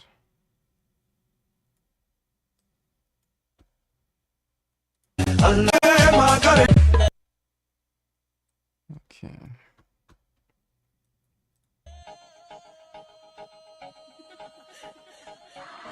Dala tu cuerpo alegría Macarena, que tu cuerpo es para dar la alegría y cosas buenas. Dala tu cuerpo alegría Macarena, Macarena.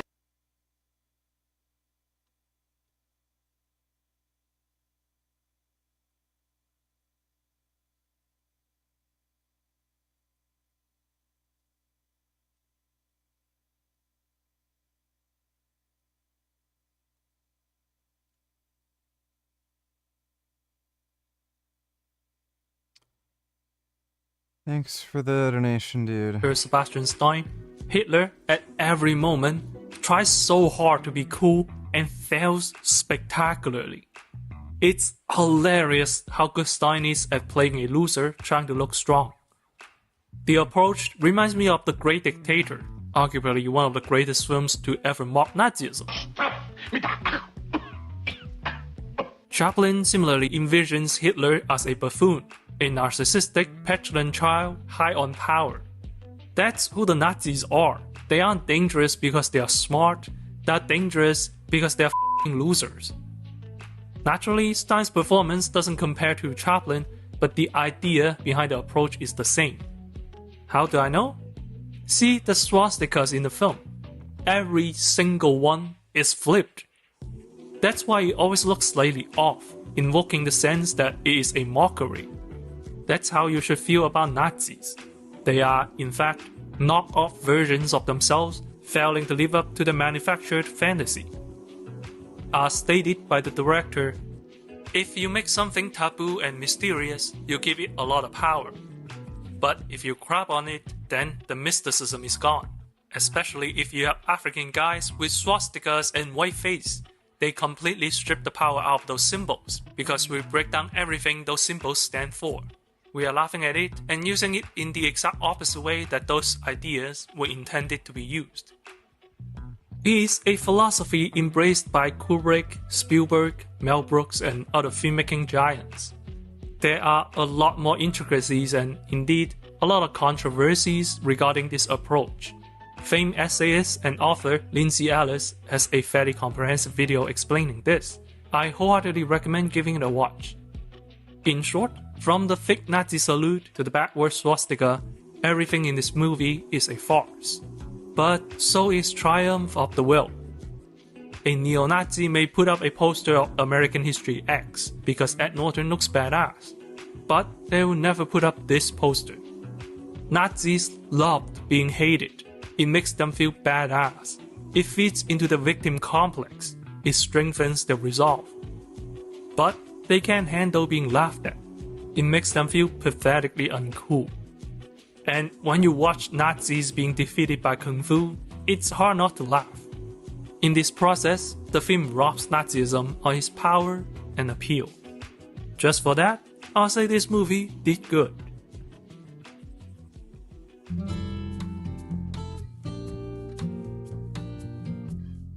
Before we go, I want to shift our attention to the martial artists in this film. For a movie as silly as this, it's impressive how seriously the actors take this. The choreography and the stunts are wonderful. So many of them are done in an outdoor environment with no paddings or fancy wire works. It's the actors and their bodies doing all the work, and the result is what makes this movie so entertaining. Trust me, in terms of kung fu films, I've seen way worse. Not content with the circumstances, the filmmakers gave it the best shot, while trying to make the world a better place. This is more than can be said about many movies. So grab a friend, grab a beer, and have a fantastic... Might watch that on my spare time. Take a lot of, I take a lot of vitamins. I can't even listen to you here. Jack, you're 68 years old, you're doing chin-ups and so on. You have muscles. Now, perhaps it's just because you have the proper tan, but you have an amazing physique for your age. What do you take? Are you 100% natural? I do. I take a lot of vitamins. I can't even... Vitamin Anavar. I know he probably takes vitamin C, aka Cialis, and perhaps he sprinkles in a little bit of vitamin D, as in Deca-Durabolin. But the most important vitamin of all that he's taking, remember, he can't remember the names of the vitamins. I just take some. I don't know what I'm taking. It's vitamin T. And I wish I could say it's vitamin T from his favorite tea plug, Coach Greg, of course, and it's Turk Max, but I do believe that it's testosterone. And so the reason he looks like this is... How well does your lat attachment work? I don't know what you mean. Saw you using a strap with weights attached, and I assume that's what it is. Would you recommend it? You mean the cable attachment that I have? It works just fine. I don't use it for any lat movements, but I use it for things like pushdowns. It's not because of the vitamins. It's not because he doesn't consume pesticides. It doesn't have anything to do with this. It's because he trains harder than last time and he's on test, aka steroids. I don't have a problem with this at all. I think it's great, but... Thanks for the stream, King Richard. Did you watch Manchurian Candidate yet? No, have not watched that yet. I'll be sure to watch it soon. But haven't had time yet. Thanks for the donation, retard. Just to make something very clear, all calorie surplus. You're not eating more calories than you need. I don't care how much vitamin A, B, D, C, whatever the vitamins you can add. I don't care how many of them he's taking. If he's not fat, it's because he's exercising or not eating too many calories. I'm on an anti-aging protocol from my doctor that includes testosterone replacement. Testosterone replacement. And I'm consuming water. I don't consume protein. What I've seen from research. These videos are just terrible. Terrible. Happened. How different? This wasn't Michael J. This guy's a tremendous athlete, amazing kicks, filled with knowledge. But here's what made Seagal's comment even crazier. He personally hired Michael J. White multiple times. Not once, not twice, but at least 3 different times. So you did how many Steven Seagal movies? Three projects with Steven Seagal. One, okay, soup commercial, The Missing, and 2 movies. So why did he go from hiring White to laughing in his face? So here's the big question. Was Steven Seagal intimidated by Michael J. White? Or was this just another case of Steven Seagal being Steven Seagal? Can I laugh in your face? It's 2012. Steven Seagal, once one of Hollywood's top action stars, is being asked about Michael J. White, a respected martial artist and actor in his own right. For real, if he was on the street and there was a situation, you wanted this Hollywood guy by your side because he could defend himself. It's that hard to think of a legit one? Can you think of one? Michael J. White? Can I laugh in your face? Really? Yes. But instead of acknowledging his skills, he laughs. Now let's be real, Steven Seagal isn't exactly known for being humble. He's been dismissing other fighters for years. I mean, I just promised all my mentors that I was going to be a good boy. I think that that's a matter of opinion, that he was champion anywhere.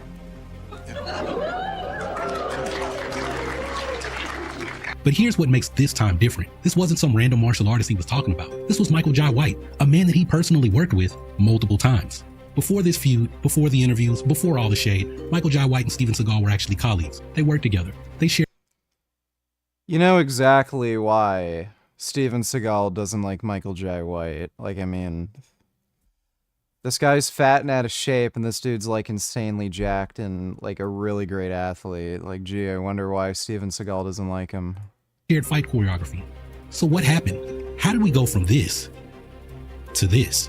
Can I laugh in your face? Most people don't know this, but in the early 90s, Steven Seagal wasn't just... Bend over, donate $2, let me see. Something you like your girlfriend to do to your face. I want to say sit on it. Yes!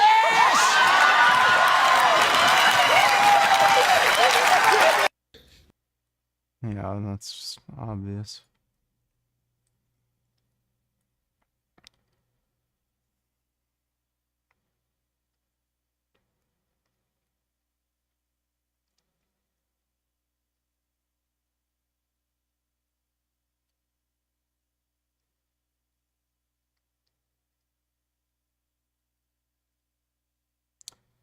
Well, that's cool.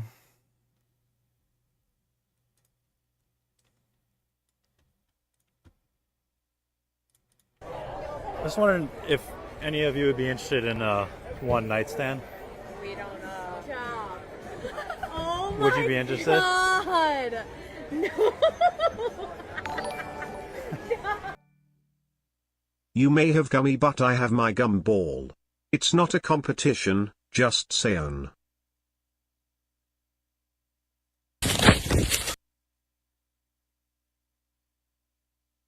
Wow.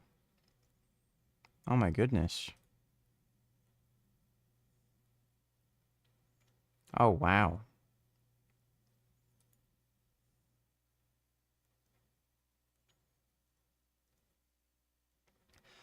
Wonder how much vegan cat food you'd have to feed a tiger. Oh, they like playing. My God, that'd be fun playing with a tiger.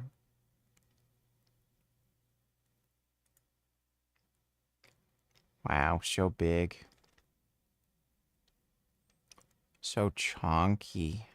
Oh my goodness. Oh, he loves those rubs. Oh my god. Thanks for the donation, Chungus. Descendus.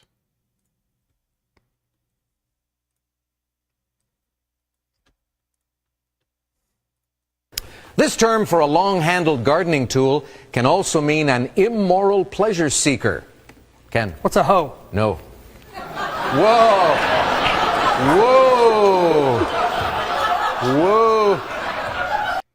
The answer was weird, right? It was like a rake. They teach you that in school in Utah, huh? Al, what's a rake? A rake is right.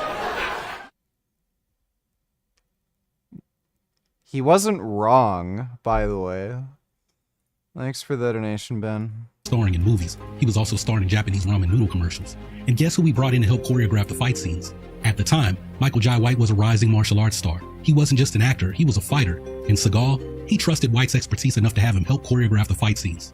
So if he didn't think White was a real martial artist, well, why would he hire him? And as a true motion picture star, this man has starred in the popular films Under Siege and Hard to Kill. His latest film is called On Deadly Ground, and it opens on a week from tonight, Friday. Ladies and gentlemen, please say hello to the one, the only, Steven Seagal. Fast forward to 1994, Seagal had just gained enough clout to direct his first film, On Deadly Ground. And once again, he reached out to Michael Jai White. We had just done the Nissan Soup ad commercial like weeks earlier. And so he hired me to do this stuff. He hired me for On Deadly Ground, which is a movie he directed, right? Hired me personally.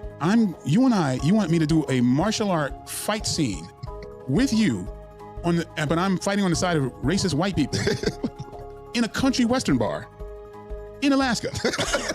Yeah, it wasn't exactly the role of a lifetime. But even though White turned it down, he still worked behind the scenes on the film, helping the stunt team. And this is where things started to shift. Because on that set, White saw something firsthand that changed his opinion of Seagal. He was hurting the stunt guys. He would make it a point to kind of, even off camera, do things like wrench their arms. He actually tore Mills's bicep. By 2001, Seagal's career was in serious trouble. After Under Siege, he had 7 straight box office flops. Warner Brothers needed a hit from Seagal, and they thought Exit Wounds could be his big comeback. And once again, Seagal reached out to Michael Jai White.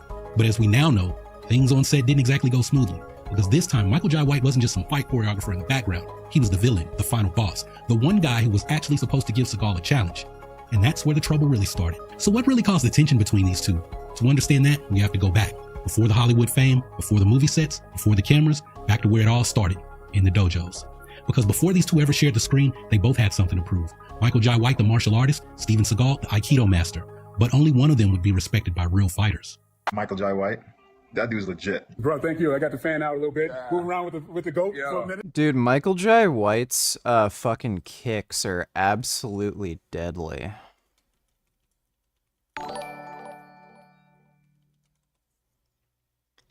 Let me see if he does have his own YouTube channel. He actually can throw fucking hands, dude.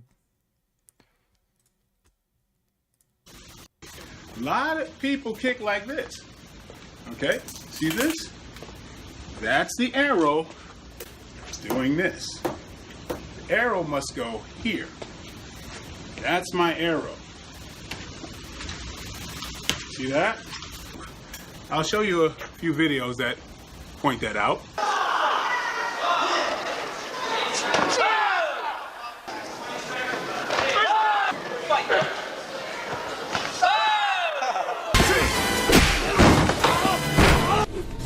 Okay, here we go. You're here, your arrow, and you want to drive into your out. I think there was a video where he actually demonstrated on a heavy bag. Joe Rogan has crazy side kicks and spinning back kicks. Okay, so out of range, in range. Here, same. But he can fucking hit hard.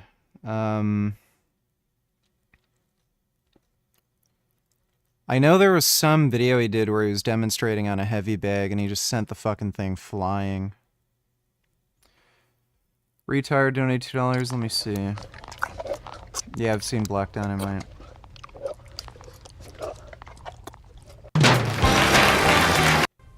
What's up?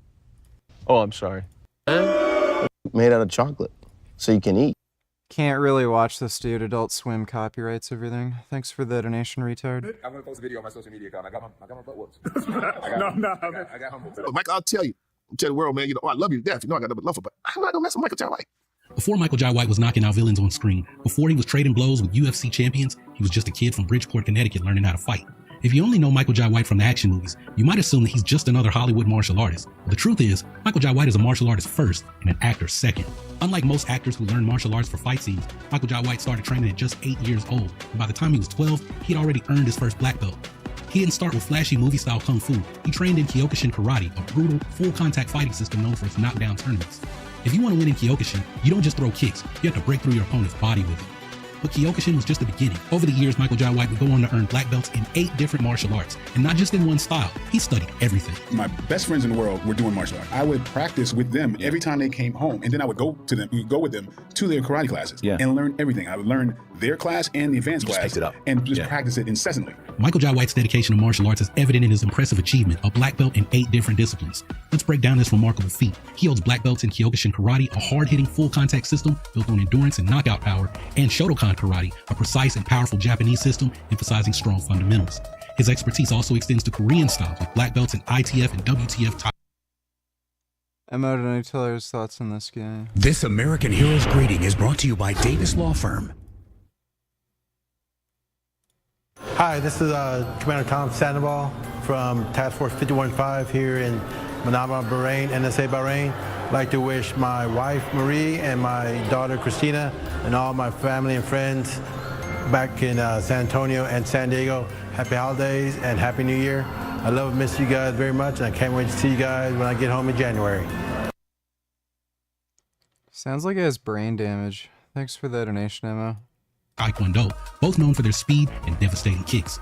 Further demonstrating his versatility, White has earned a black belt in Kobudo, a martial art incorporating traditional Okinawan weapons. His training also includes Goju-Ryu karate, a mix of hard and soft techniques focusing on body conditioning, and Tang Soo Do, a Korean martial art combining elements of karate and Chinese kung fu.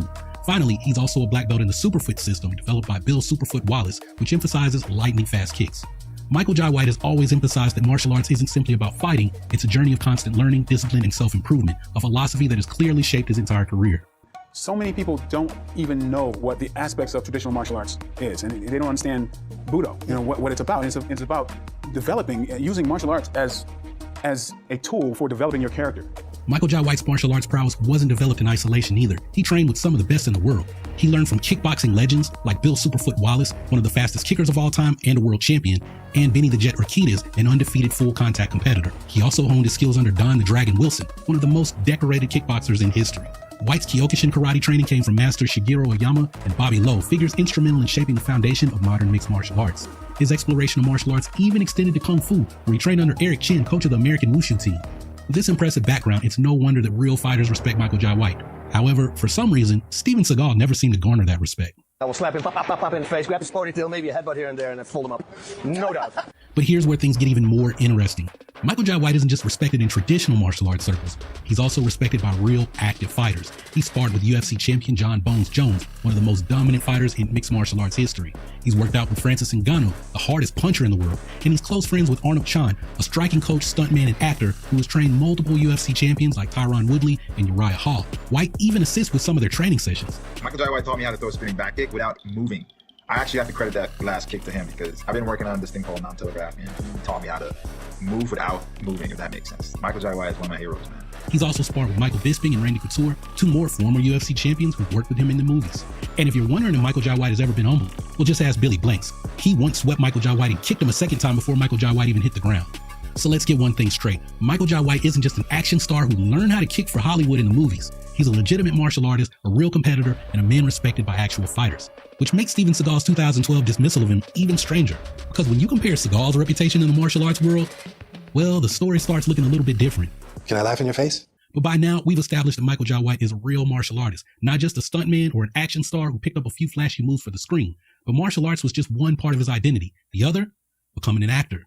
Before Hollywood, before the action films, Michael Jai White was a school teacher. Yeah, you heard that right. Before he was knocking out guys on screen, he was teaching students in Bridgeport, Connecticut. White has said in interviews that he loved teaching. He had a passion for helping young kids find discipline and confidence, but something kept pulling at him, something bigger, acting. And for him, the transition wasn't about fame or fortune. It was about reinventing himself and proving what he was capable of doing. And like any aspiring actor, White started at the bottom, grinding out auditions, taking small roles in TV shows and low-budget action films. Then in 1995, he landed his big break, playing Mike Tyson in the HBO biopic Tyson. And he wasn't just playing the part, he embodied it. Michael Jai White played you in the film. What did you think about his character? I don't know. Well, he did a good job. I think the film was garbage. You know, he did some things that I thought I could assimilate that being me, but yeah, I think the movie was really bad. The film chronicled Tyson's meteoric rise and personal struggles, and White delivered a performance that was raw, powerful, and deeply emotional. Critics took notice, audiences took notice, and Hollywood took notice. Overnight, Michael Jai White went from a guy fighting for background roles to a lead actor who could carry a film. For Michael Jai White, playing Tyson wasn't just about getting a job, it was about proving that he belonged in the industry, and he did. Then just 2 years later, White made Hollywood history. In 1997, he became the first African-American superhero to lead a major studio film with Spawn. The role was a game changer. The film itself, a mixed bag. Some people loved it, some people hated it, but one thing was clear. Michael Jai White... Spawn was really cool. Like, it's, you know, it's a... You know, it's not Spider-Man 2, but for the time, it was pretty fucking cool. That costume was so damn good, dude. White was a star. Even though the film received mixed reviews, White's performance stood out. He brought intensity, physicality, and a sense of gravitas to the role. And suddenly, he wasn't just the guy who played Tyson, he was an action star. And let's not forget, this was years before Black Panther. Michael Jai White was breaking barriers, and Hollywood was starting to recognize his value. With Spawn under his belt, Michael Jai White fully embraced his action star destiny. But he wasn't just another martial artist doing fight scenes. He was blending real martial arts with cinematic storytelling. Over the next decade, White honed his craft, starring in a string of action films that showcased both his acting chops and his martial arts expertise. It wasn't just about the fight scenes. Michael Jai White had the presence, the charisma, the screen fighting ability to stand alongside any action star. And by the time he landed Exit Wounds, he was already more respected in martial arts circles than most Hollywood action heroes. But while Michael Jai White was earning his reputation in real fight circles, Steven Seagal was building a very different kind of legacy, one that would make him a Hollywood legend, but also raise a lot of questions. Before Steven Seagal became a Hollywood action star, before the controversies, before the dismissive comments, he was just another martial arts student training in disciplines that would one day define his career. This is Steve Seagal, the only non-Japanese Aikido master ever in the history of Japan to own and operate an Aikido school on Japanese soil. Before Steven Seagal became the Hollywood Aikido master... By the way, that's not even true. He was running his wife's dad's gym, basically. He lies about that. We know today, his martial arts journey actually started somewhere else, not with Aikido, but with Okinawan karate. As a teenager, Seagal trained under Fumio Demura, a Japanese master of Okinawan karate and a man who would later become known as the real Mr. Miyagi for his work on the Karate Kid films. For anyone who doesn't know, Fumio Demura was the stunt double for Mr. Miyagi, performing all of Pat Morita's fight scenes in the Karate Kid films. But long before that, he was a highly respected karate master, and Steven Seagal was one of his early students. Demura was a true martial artist, a man who would eventually be respected worldwide for his skill and knowledge. If Seagal stuck with him, his career might have taken a different path, but Seagal had other ideas, and that's when he found Aikido. At some point, Seagal shifted his focus to Aikido, a martial art built on using an opponent's momentum against them. Aikido is often described as the art of redirection. It emphasizes joint locks, throws, and using an opponent's momentum against them. Created by Morihei Ueshiba, Aikido blends traditional jiu-jitsu, sword fighting, and philosophy. It emphasizes control over brute force, making it perfect for cinematic fight scenes. Aikido isn't about punching or kicking, it's about control, and Seagal, he embraced it completely. Unlike karate, which is striking heavy, Aikido is all about joint locks, redirections, and throws. Seagal wanted to take his training further, and for that, he would need to go to Japan. But before he left, he spent at least a semester at a community college before ultimately dropping out and making the move. In the mid-70s, Seagal moved to Japan permanently, something that few Western martial artists had ever done at that time. And once he arrived, he didn't just train casually, he fully immersed himself in the martial arts culture. And why did you go there when you were that young? I wanted to learn the martial arts. I wanted to learn healing, herbology. Like most teenagers. Zen.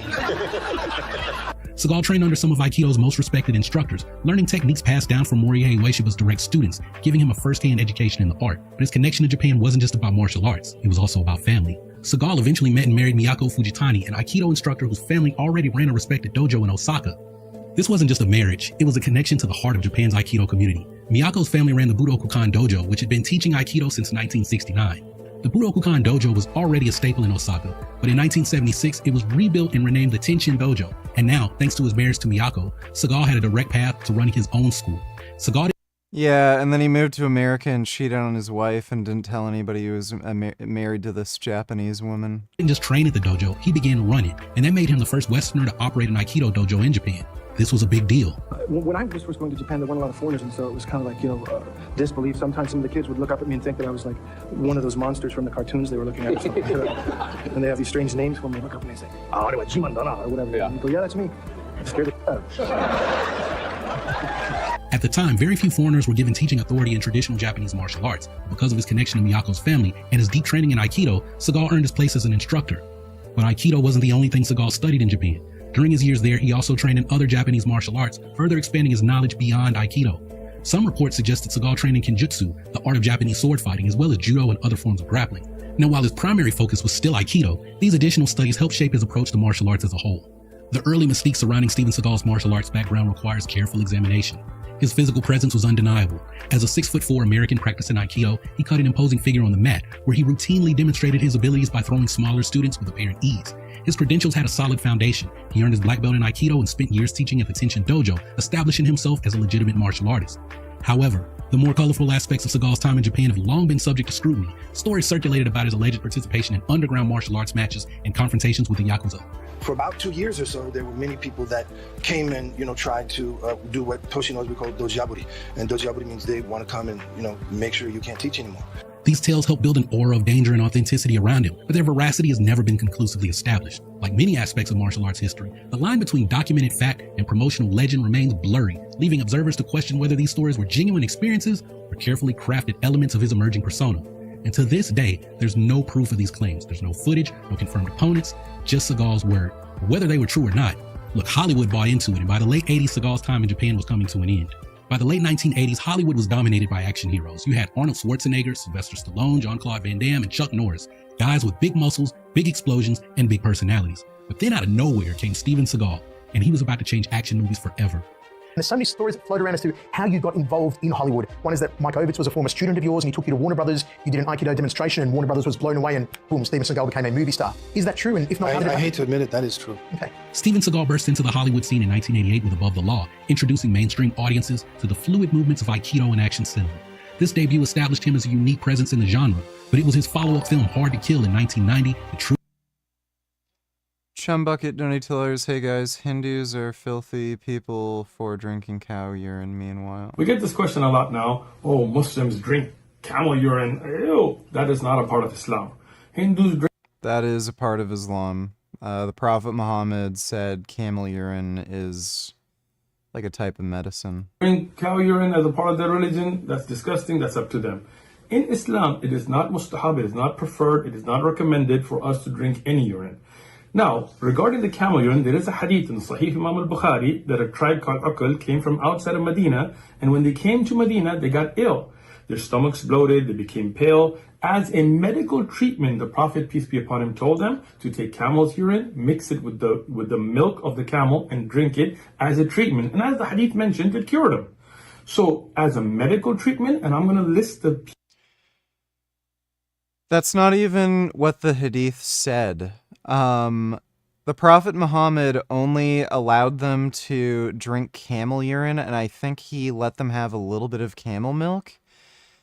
And he wouldn't give them any fucking food. What these people ended up doing was they killed 2 of his followers, stole the camels. The Prophet Muhammad got pissed off at them, chased them down, caught them, and then he tortured them to death. I think he cut off their arms and legs and let them bleed out or something. Peer-reviewed journal entries below, non-Muslim scientists and Muslim scientists have proven that there are some medicinal benefits to camel urine, as in... Yeah, there aren't. In today's medicine, horse urine and other things are also used. So if you use it for medicine, fine, but it is not a part of the Islamic... Camel urine is camel urine. It is not medicine. What a fucktard. Yeah, that's, that is just remarkably stupid. And this is why nobody takes this horseshit seriously. As stupid as Christianity is, at least they're not telling people to drink fucking camel piss. Also, LMAO. So you seem rather fired up. How are you? I'm fine. What's your name? I'm Opal. Okay. I don't think you die. Nowhere, nothing exists. Why do you believe that?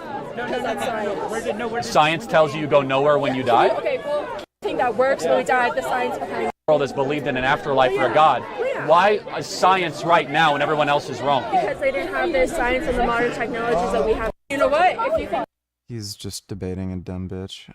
God, Charlie has a punchable face. Yeah, he does. What she should have said is there's no reason to think there's any afterlife. There's no evidence for it. No one's like been able to prove they've been there, come back, so why would I think anything happens after death? Thanks for the donation though, Chumbucket. Truly defined his screen persona. In the sophomore effort, Seagal perfected his signature approach to action heroism, the quiet, brooding fighter who spoke more through intense stares and devastating martial arts techniques than with words. After that, Seagal pushed his filmography in a more exotic direction, marked for death, taking on Jamaican voodoo gangsters in what would become one of his most outlandish and memorable outings. He maintained this momentum into 1991 with Out for Justice, which gave fans the iconic Anybody Seen Richie scene that would become a defining moment in his career. Anybody seen Richie?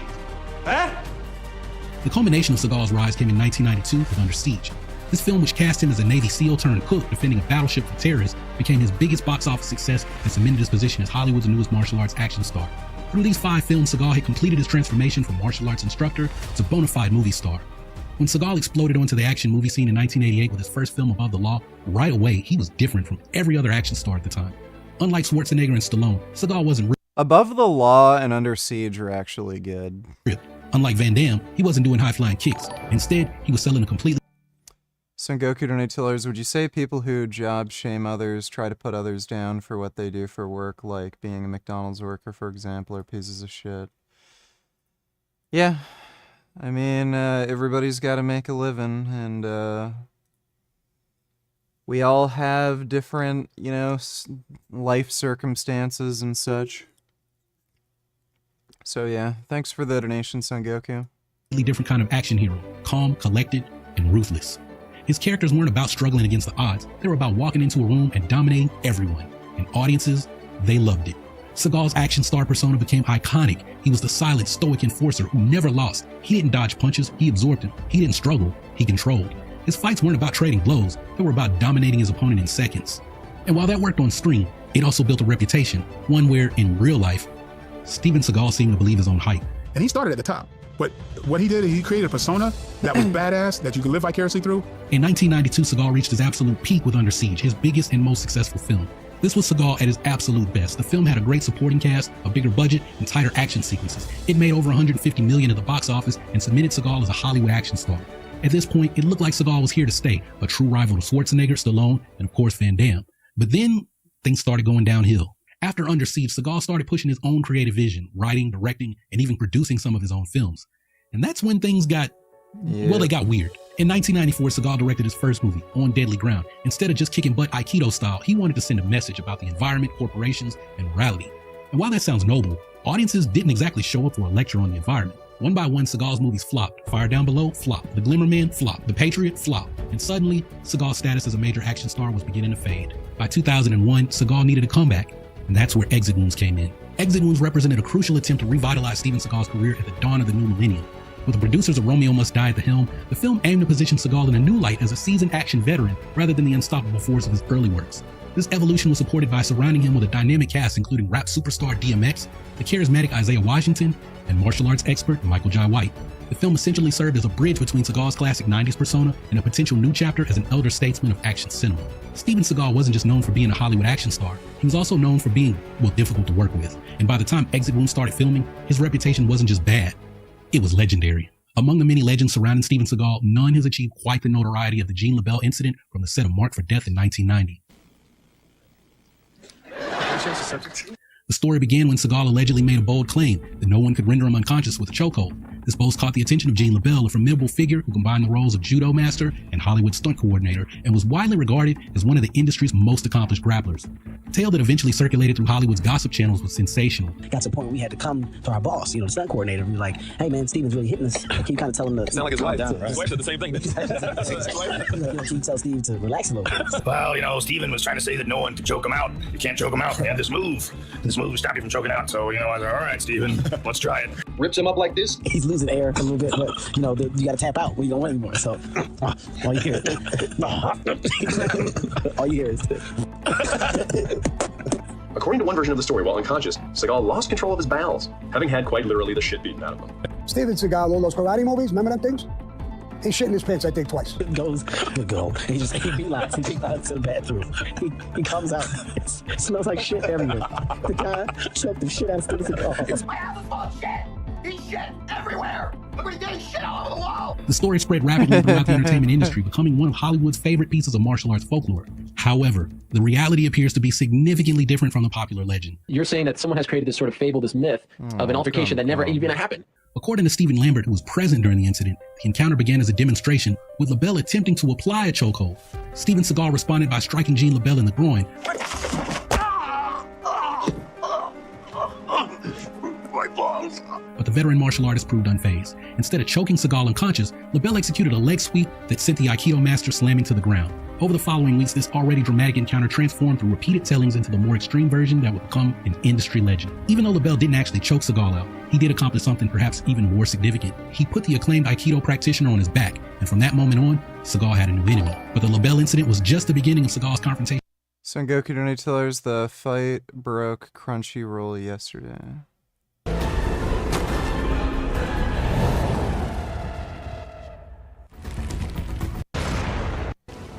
Yeah, this looks like dog shit.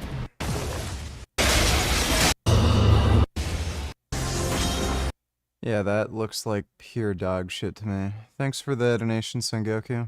Relationship with the martial arts community, because his next controversy would come from his own words. You have guys like Jean LaBelle and Bob Wall, these people who every time their mouth opened, they were lying. The martial arts world of the early 1990s was rocked by what became known as the Dirty Dozen Challenge, a remarkable confrontation that began with a series of provocative statements. Steven Seagal had developed a habit of dismissing his fellow martial artists in Black Belt magazine interviews, even going so far as to mock Chuck Norris in the Los Angeles Times. His boldest claim was that no one in Hollywood could match his abilities, a statement that would prove to be a significant miscalculation. These public provocations caught the attention of Bob Wall, a former karate champion and longtime training partner with Chuck Norris. Wall's response was unprecedented in its scope. A whole gang of just old school killers, and all these guys called Steven out on the cover of Black Belt magazine and said, "We think you're bullshit. We all want to fight you." And it was all because of this Under Siege incident. And he said, "Well, I only fight to the death." He assembled a group of 12 elite martial artists, including legendary fighters like Benny the Jet Urquidez and Bill Superfoot Wallace.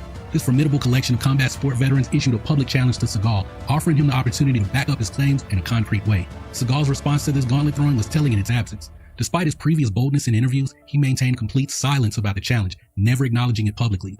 The contrast was stark. After calling out fighters in multiple public forums, Seagal went quiet when those same fighters offered him a chance to prove his assertions. The incident became a turning point in how the martial arts community viewed Seagal's claims about his abilities. These tensions would soon manifest in dangerous ways on movie sets, particularly in his interactions with stunt performers. The filming of On Deadly Ground in 1994 became notorious for an incident that highlighted Steven Seagal's controversial approach to filming fight scenes. During production, Sven Ole Thorsen, an imposing 6'4" Danish strongman and respected stunt performer, experienced firsthand what many stunt professionals had come to fear about working with Seagal. What should have been a carefully choreographed sequence took a dangerous turn when Seagal deviated from the planned movements. Instead of executing the controlled pulled strikes that are standard practice in film fighting, Seagal delivered a full-force blow to Thorsen's throat. What made the incident particularly notable was Thorsen's response. Despite an unprofessional and potentially dangerous nature of Seagal's actions, the veteran stunt performer maintained his composure. Rather than retaliating, Thorsen chose to handle the situation with professional restraint, prioritizing the production's success over his personal ego. This incident became yet another example in a pattern of concerning behavior that had stunt performers increasingly wary of working on Seagal's films. But perhaps most troubling was how personal grievances could escalate, as Stephen Lambert, the same stuntman who witnessed the original LaBelle incident, would observe during another incident on the same film. A particularly troubling incident from the set of On Deadly Grounds reveals a darker side of Steven Seagal's behind-the-scenes behavior, one that went beyond mere carelessness with fight choreography and into the realm of calculated revenge. According to Stephen Lambert's account, the situation began during casting when Seagal hired a stuntman who just happened to be a student of Judo Jean LaBelle. The stuntman, unaware of the contentious history between Seagal and his former instructor, had no reason to expect what was about to unfold. During the casting process, Seagal's demeanor was misleadingly pleasant, offering a smirk that gave the stuntman a false sense of security about the upcoming scene. However, once filming began, Seagal's true intentions became clear. He abandoned any pretense of professional restraint, repeatedly slamming the stuntman with an intensity that far exceeded what the scene required. The excessive force seemed less about capturing the right shot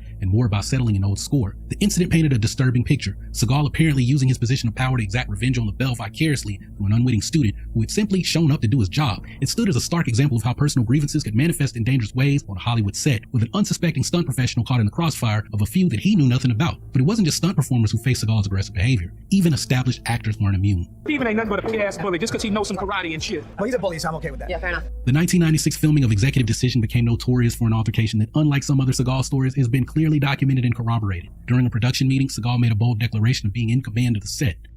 We were in rehearsals for Executive Decision, okay? I'm playing his master sergeant, and we come in for rehearsals, and he comes in, I'm in command. A statement that struck actor John Leguizamo as absurd enough to warrant a laugh. Seagal's response to this perceived disrespect was immediate and physical. And the first day we get together for rehearsal with the actors and the director, he comes in, I'm in command. What I say is law. You disagree? And I started cracking. I was like, I thought he was kidding. We were just hanging out. He slammed Leguizamo against the wall with enough force that the actor later recalled. And he Aikido'd me against the brick wall. Pow! He's 6'5" and caught me off guard, knocked all the air. And I'm like, why?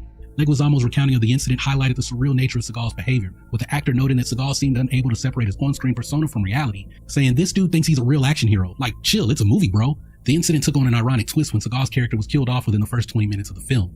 And while this may have been the original plan, some speculated that the early exit may have been influenced by his behavior on set. The incident became yet another chapter in the growing collection of stories about Seagal's difficult on-set behavior. Well, let's jump back to 2001. As soon as filming began, the exit wound set became a pressure cooker. It wasn't just one thing, it was everything. The crew was frustrated, the cast was struggling to deal with Seagal's erratic behavior, and at the center of it all was an actor who refused to follow directions. Let's start with Tom Arnold. Now, Arnold is a comedian, not a martial artist. He's not someone who would be caught up in the same physical tension that Seagal had with fighters like Michael Jai White, or with stunt performers, but even he had problems working with Seagal. Years later, in interviews, Arnold hinted that Seagal was an absolute challenge to work with. We were shooting on a houseboat lake up at Toronto. The director said, well, let's practice. Let's rehearse this scene one time. It's kind of complicated. And Steve goes like, I don't rehearse, man. He goes, no, seriously, just for camera, will you let us No, let's just shoot it. Let's shoot this. Anyways, he starts, and Steve goes like, well, I will tell you one thing. He starts to get up, he goes, I'm gonna kick all your asses. And he starts walking. I'm gonna say, oh my gosh, you're going to the wrong door. But then I know what's happening, so I'm like, holy shit, this is awesome. And he takes a step and he drops into the ocean. But you know, that was fun, that was great. That's a great moment. But I remember going, I should tell him. And I look at the director and he's like, and then he walks and then. But if you read between the lines, the message was clear. Seagal made filming harder than it needed to be. And one of the weirdest complaints from actors who worked with Seagal, he refused to run. Seagal by this point had developed an aversion to looking vulnerable on camera. He refused to run in action sequences, something that became a meme in later years. What I really want to say is how big and fat he is and how he runs like, ah! What about Steven Seagal? Can you tell Steven Seagal? Steven Seagal. Okay, okay.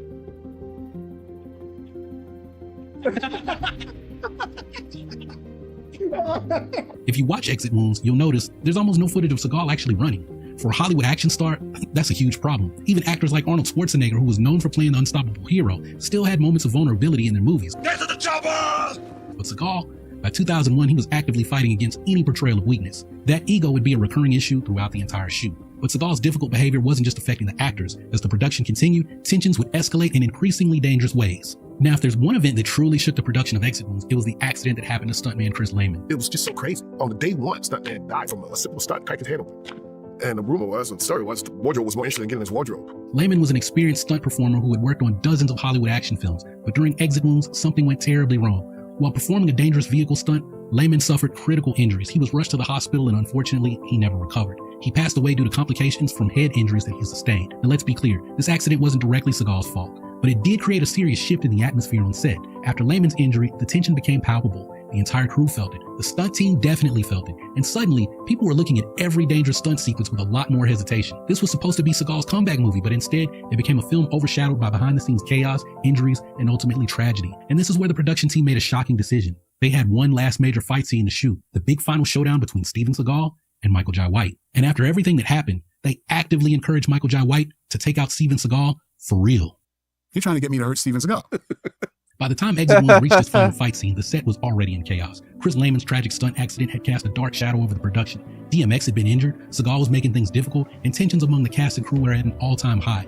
And now it was time to shoot the big final fight, the moment that was supposed to bring everything together. But here's the problem. This fight wasn't just between two characters, it was between two men, one who built his reputation on invincibility, and the other who had nothing to prove to anyone. And the entire production team knew it. Years after Exit Wounds wrapped, actor Isaiah Washington sat down with DJ Vlad for an interview that gave fans an entirely new perspective on what really went down on set. According to Washington, there was real tension between Michael Jai White and Steven Seagal, and at one point, Michael Jai White wanted to seriously hurt him. Michael Jai wanted him. Bang! You want to put hands on him. For real, for real. Washington described himself as being the UN on set, playing the role of peacekeeper between these two men. I was the UN between Michael Jai White from hurting Steven Seagal. So, Steven Seagal, you're welcome. You're welcome. So what started this tension? Well, Washington says it all began when Seagal allegedly smashed a stuntman's face through a window for absolutely no reason. Seagal put a stuntman's face literally through the glass for real. At the time, it seemed like just another example of Seagal being reckless. But then, in a separate interview, DMX told the exact same story. You had trouble with Steven Seagal on a film you did together, correct? Yeah, something like that. Yeah, you know. He seems like such a doll. It's surprising. In an appearance on Jimmy Kimmel Live, DMX was asked about his experience working with Seagal, and without hesitation, he confirmed what Isaiah Washington said to DJ Vlad. I mean, he hurt, a few people on set purposely. And it's like, if you're acting and we're working together, I'm trusting you not to, take advantage of the situation and vice versa, and Then he described exactly what happened. he put one guy's, stunt guy put his head through the window. He was just supposed to act like he hit him. He actually grabbed the guy and pushed his head through the window. Sound familiar? That's the same stuntman incident that Isaiah Washington said set off Michael Jai White. He was So he would actually hit the stuntman. Broke the guy's face, split his face open from cheekbone to jawbone. Wow. So now we have two completely separate actors, years apart, telling the same exact story. And if that wasn't enough, well, DMX also revealed that Seagal injured him too. DMX spent 6 weeks training in boxing, kickboxing, and wrestling for his Exit Wounds fight scenes. He took the role seriously, putting in real work to make his action sequences look convincing. But all that training, well, it didn't matter when Steven Seagal got reckless. DMX described how during one of their fight scenes, Seagal was supposed to lock his arms behind his back, and they were both supposed to drop to the ground at the same time. But what did Seagal do? He stayed standing, leaving DMX to fall awkwardly, dislocating his shoulder. But here's where things got ironic. DMX ended the story with a smirk saying, What goes around comes around, and he ended up hurting himself on the set and was out for 2 weeks. So good.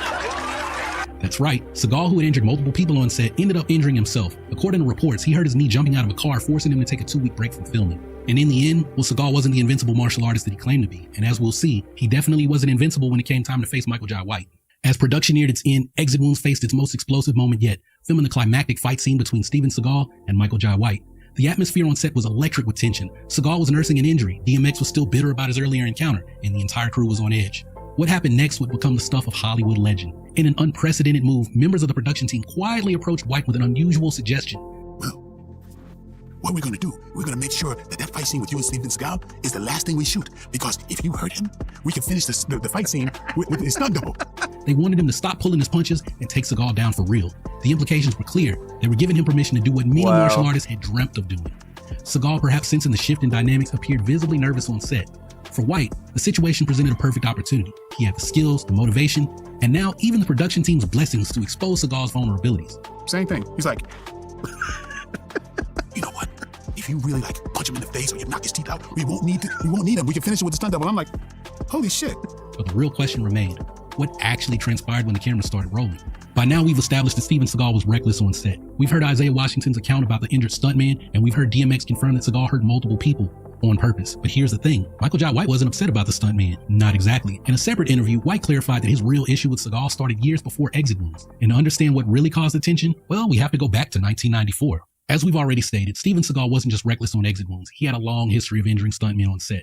And one of the earliest examples happened yet again on the set of On Deadly Ground. Michael Jai White wasn't in the film, but he was there. He'd already been offered a role in the movie, which he turned down because, well, the character didn't make sense. But even though he wasn't acting in the film, he still helped out behind the scenes with fight choreography and stunts. And that's when he witnessed something firsthand that changed his opinion of Steven Seagal forever. One of the most respected martial artists in Hollywood is James Liu. And if you don't recognize the name, trust me, you've seen his work. He's a legend in the stunt world, choreographed countless fight scenes, and even won an Emmy for Best Stunt Coordinator. And in On Deadly Ground, he was working directly with Seagal. Now, fight choreography in movies is carefully planned, but you're supposed to make it look real while still keeping it safe. But Seagal, he ignored the choreography and full force struck James Liu in the throat. And Michael Jai White saw it happen. In that moment, that's when his respect for Seagal disappeared. And one time he chopped James Liu in the throat for no freaking reason. And I just snapped. Well, years later, when White was asked about Seagal, he was careful with his words. But when the interviewer brought up Seagal's reputation for hurting people on set, I mean, Steven Seagal hits the shit out of people. That's a unique situation. Michael Jai White didn't hold back. His response? Okay, so you did a fight scene with him. Did he punch you for No. So he knew who to punch. Well, I mean, Michael Jai White had been in real fights. By this point, he trained with real killers, tournament legends, fighters who could actually throw down for real. And the idea that Seagal, who had never been tested in actual combat, would try to legitimately fight him, that was laughable.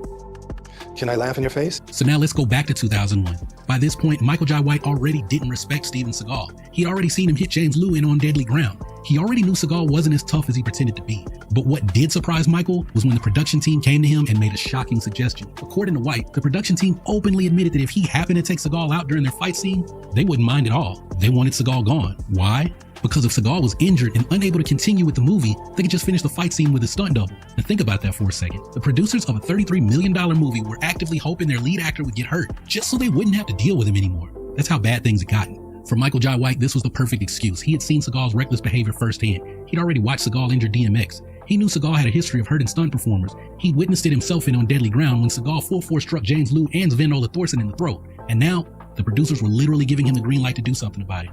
This was his chance. He could have hit Seagal for real. He could have ended the fight scene before it even started. And he would have been completely justified in doing it. But what did Michael Jai White do? He chose to be professional.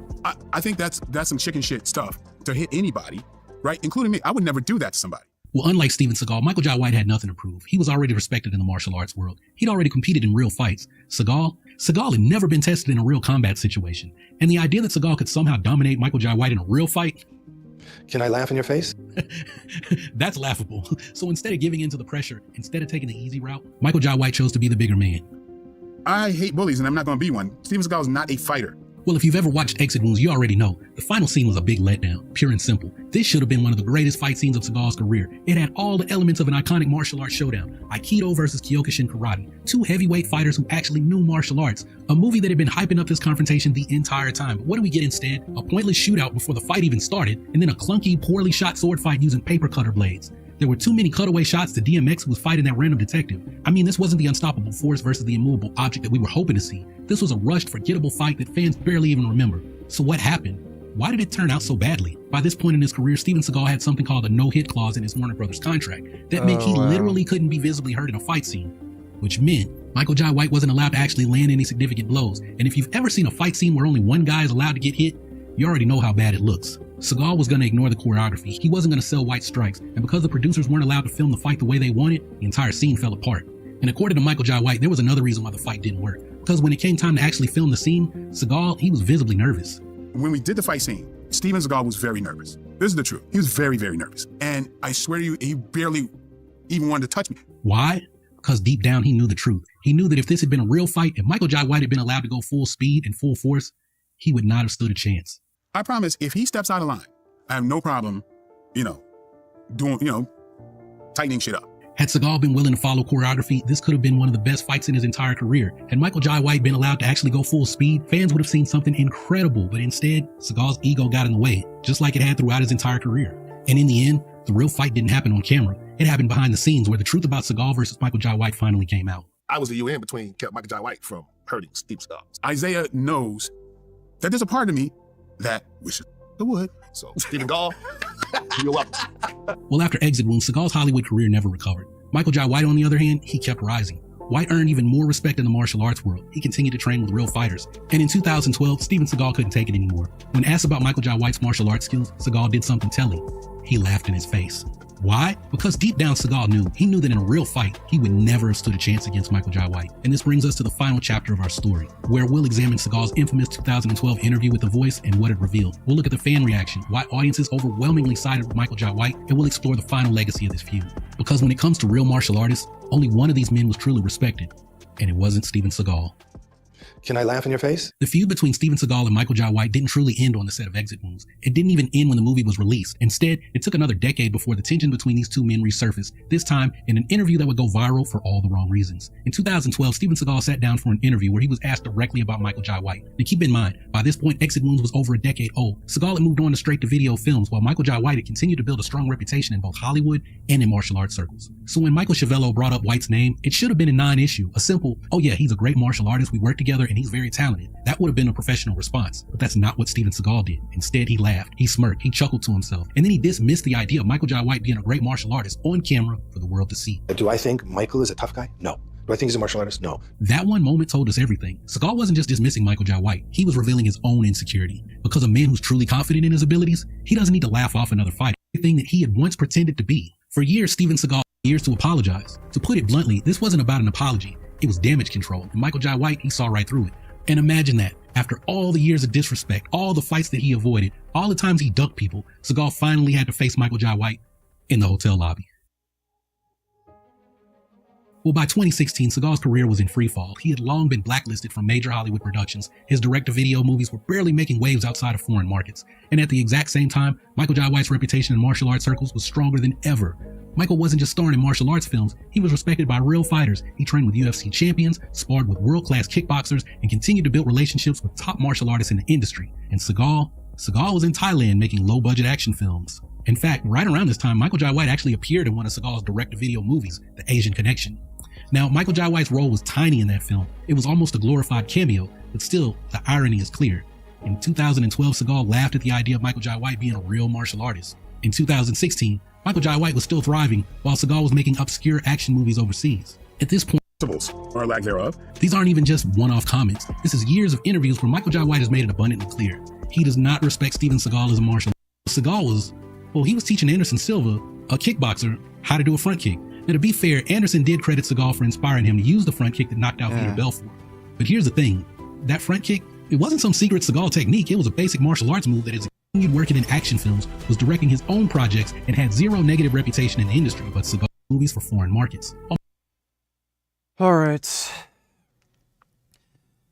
It is late. So I'm gonna head to bed. But hope you all had fun. Big thanks to everybody who donated on Streamlabs. Really appreciate it. Should be on tomorrow night around the same time, so I will see you all then. And sweet dreams, everybody. See you tomorrow.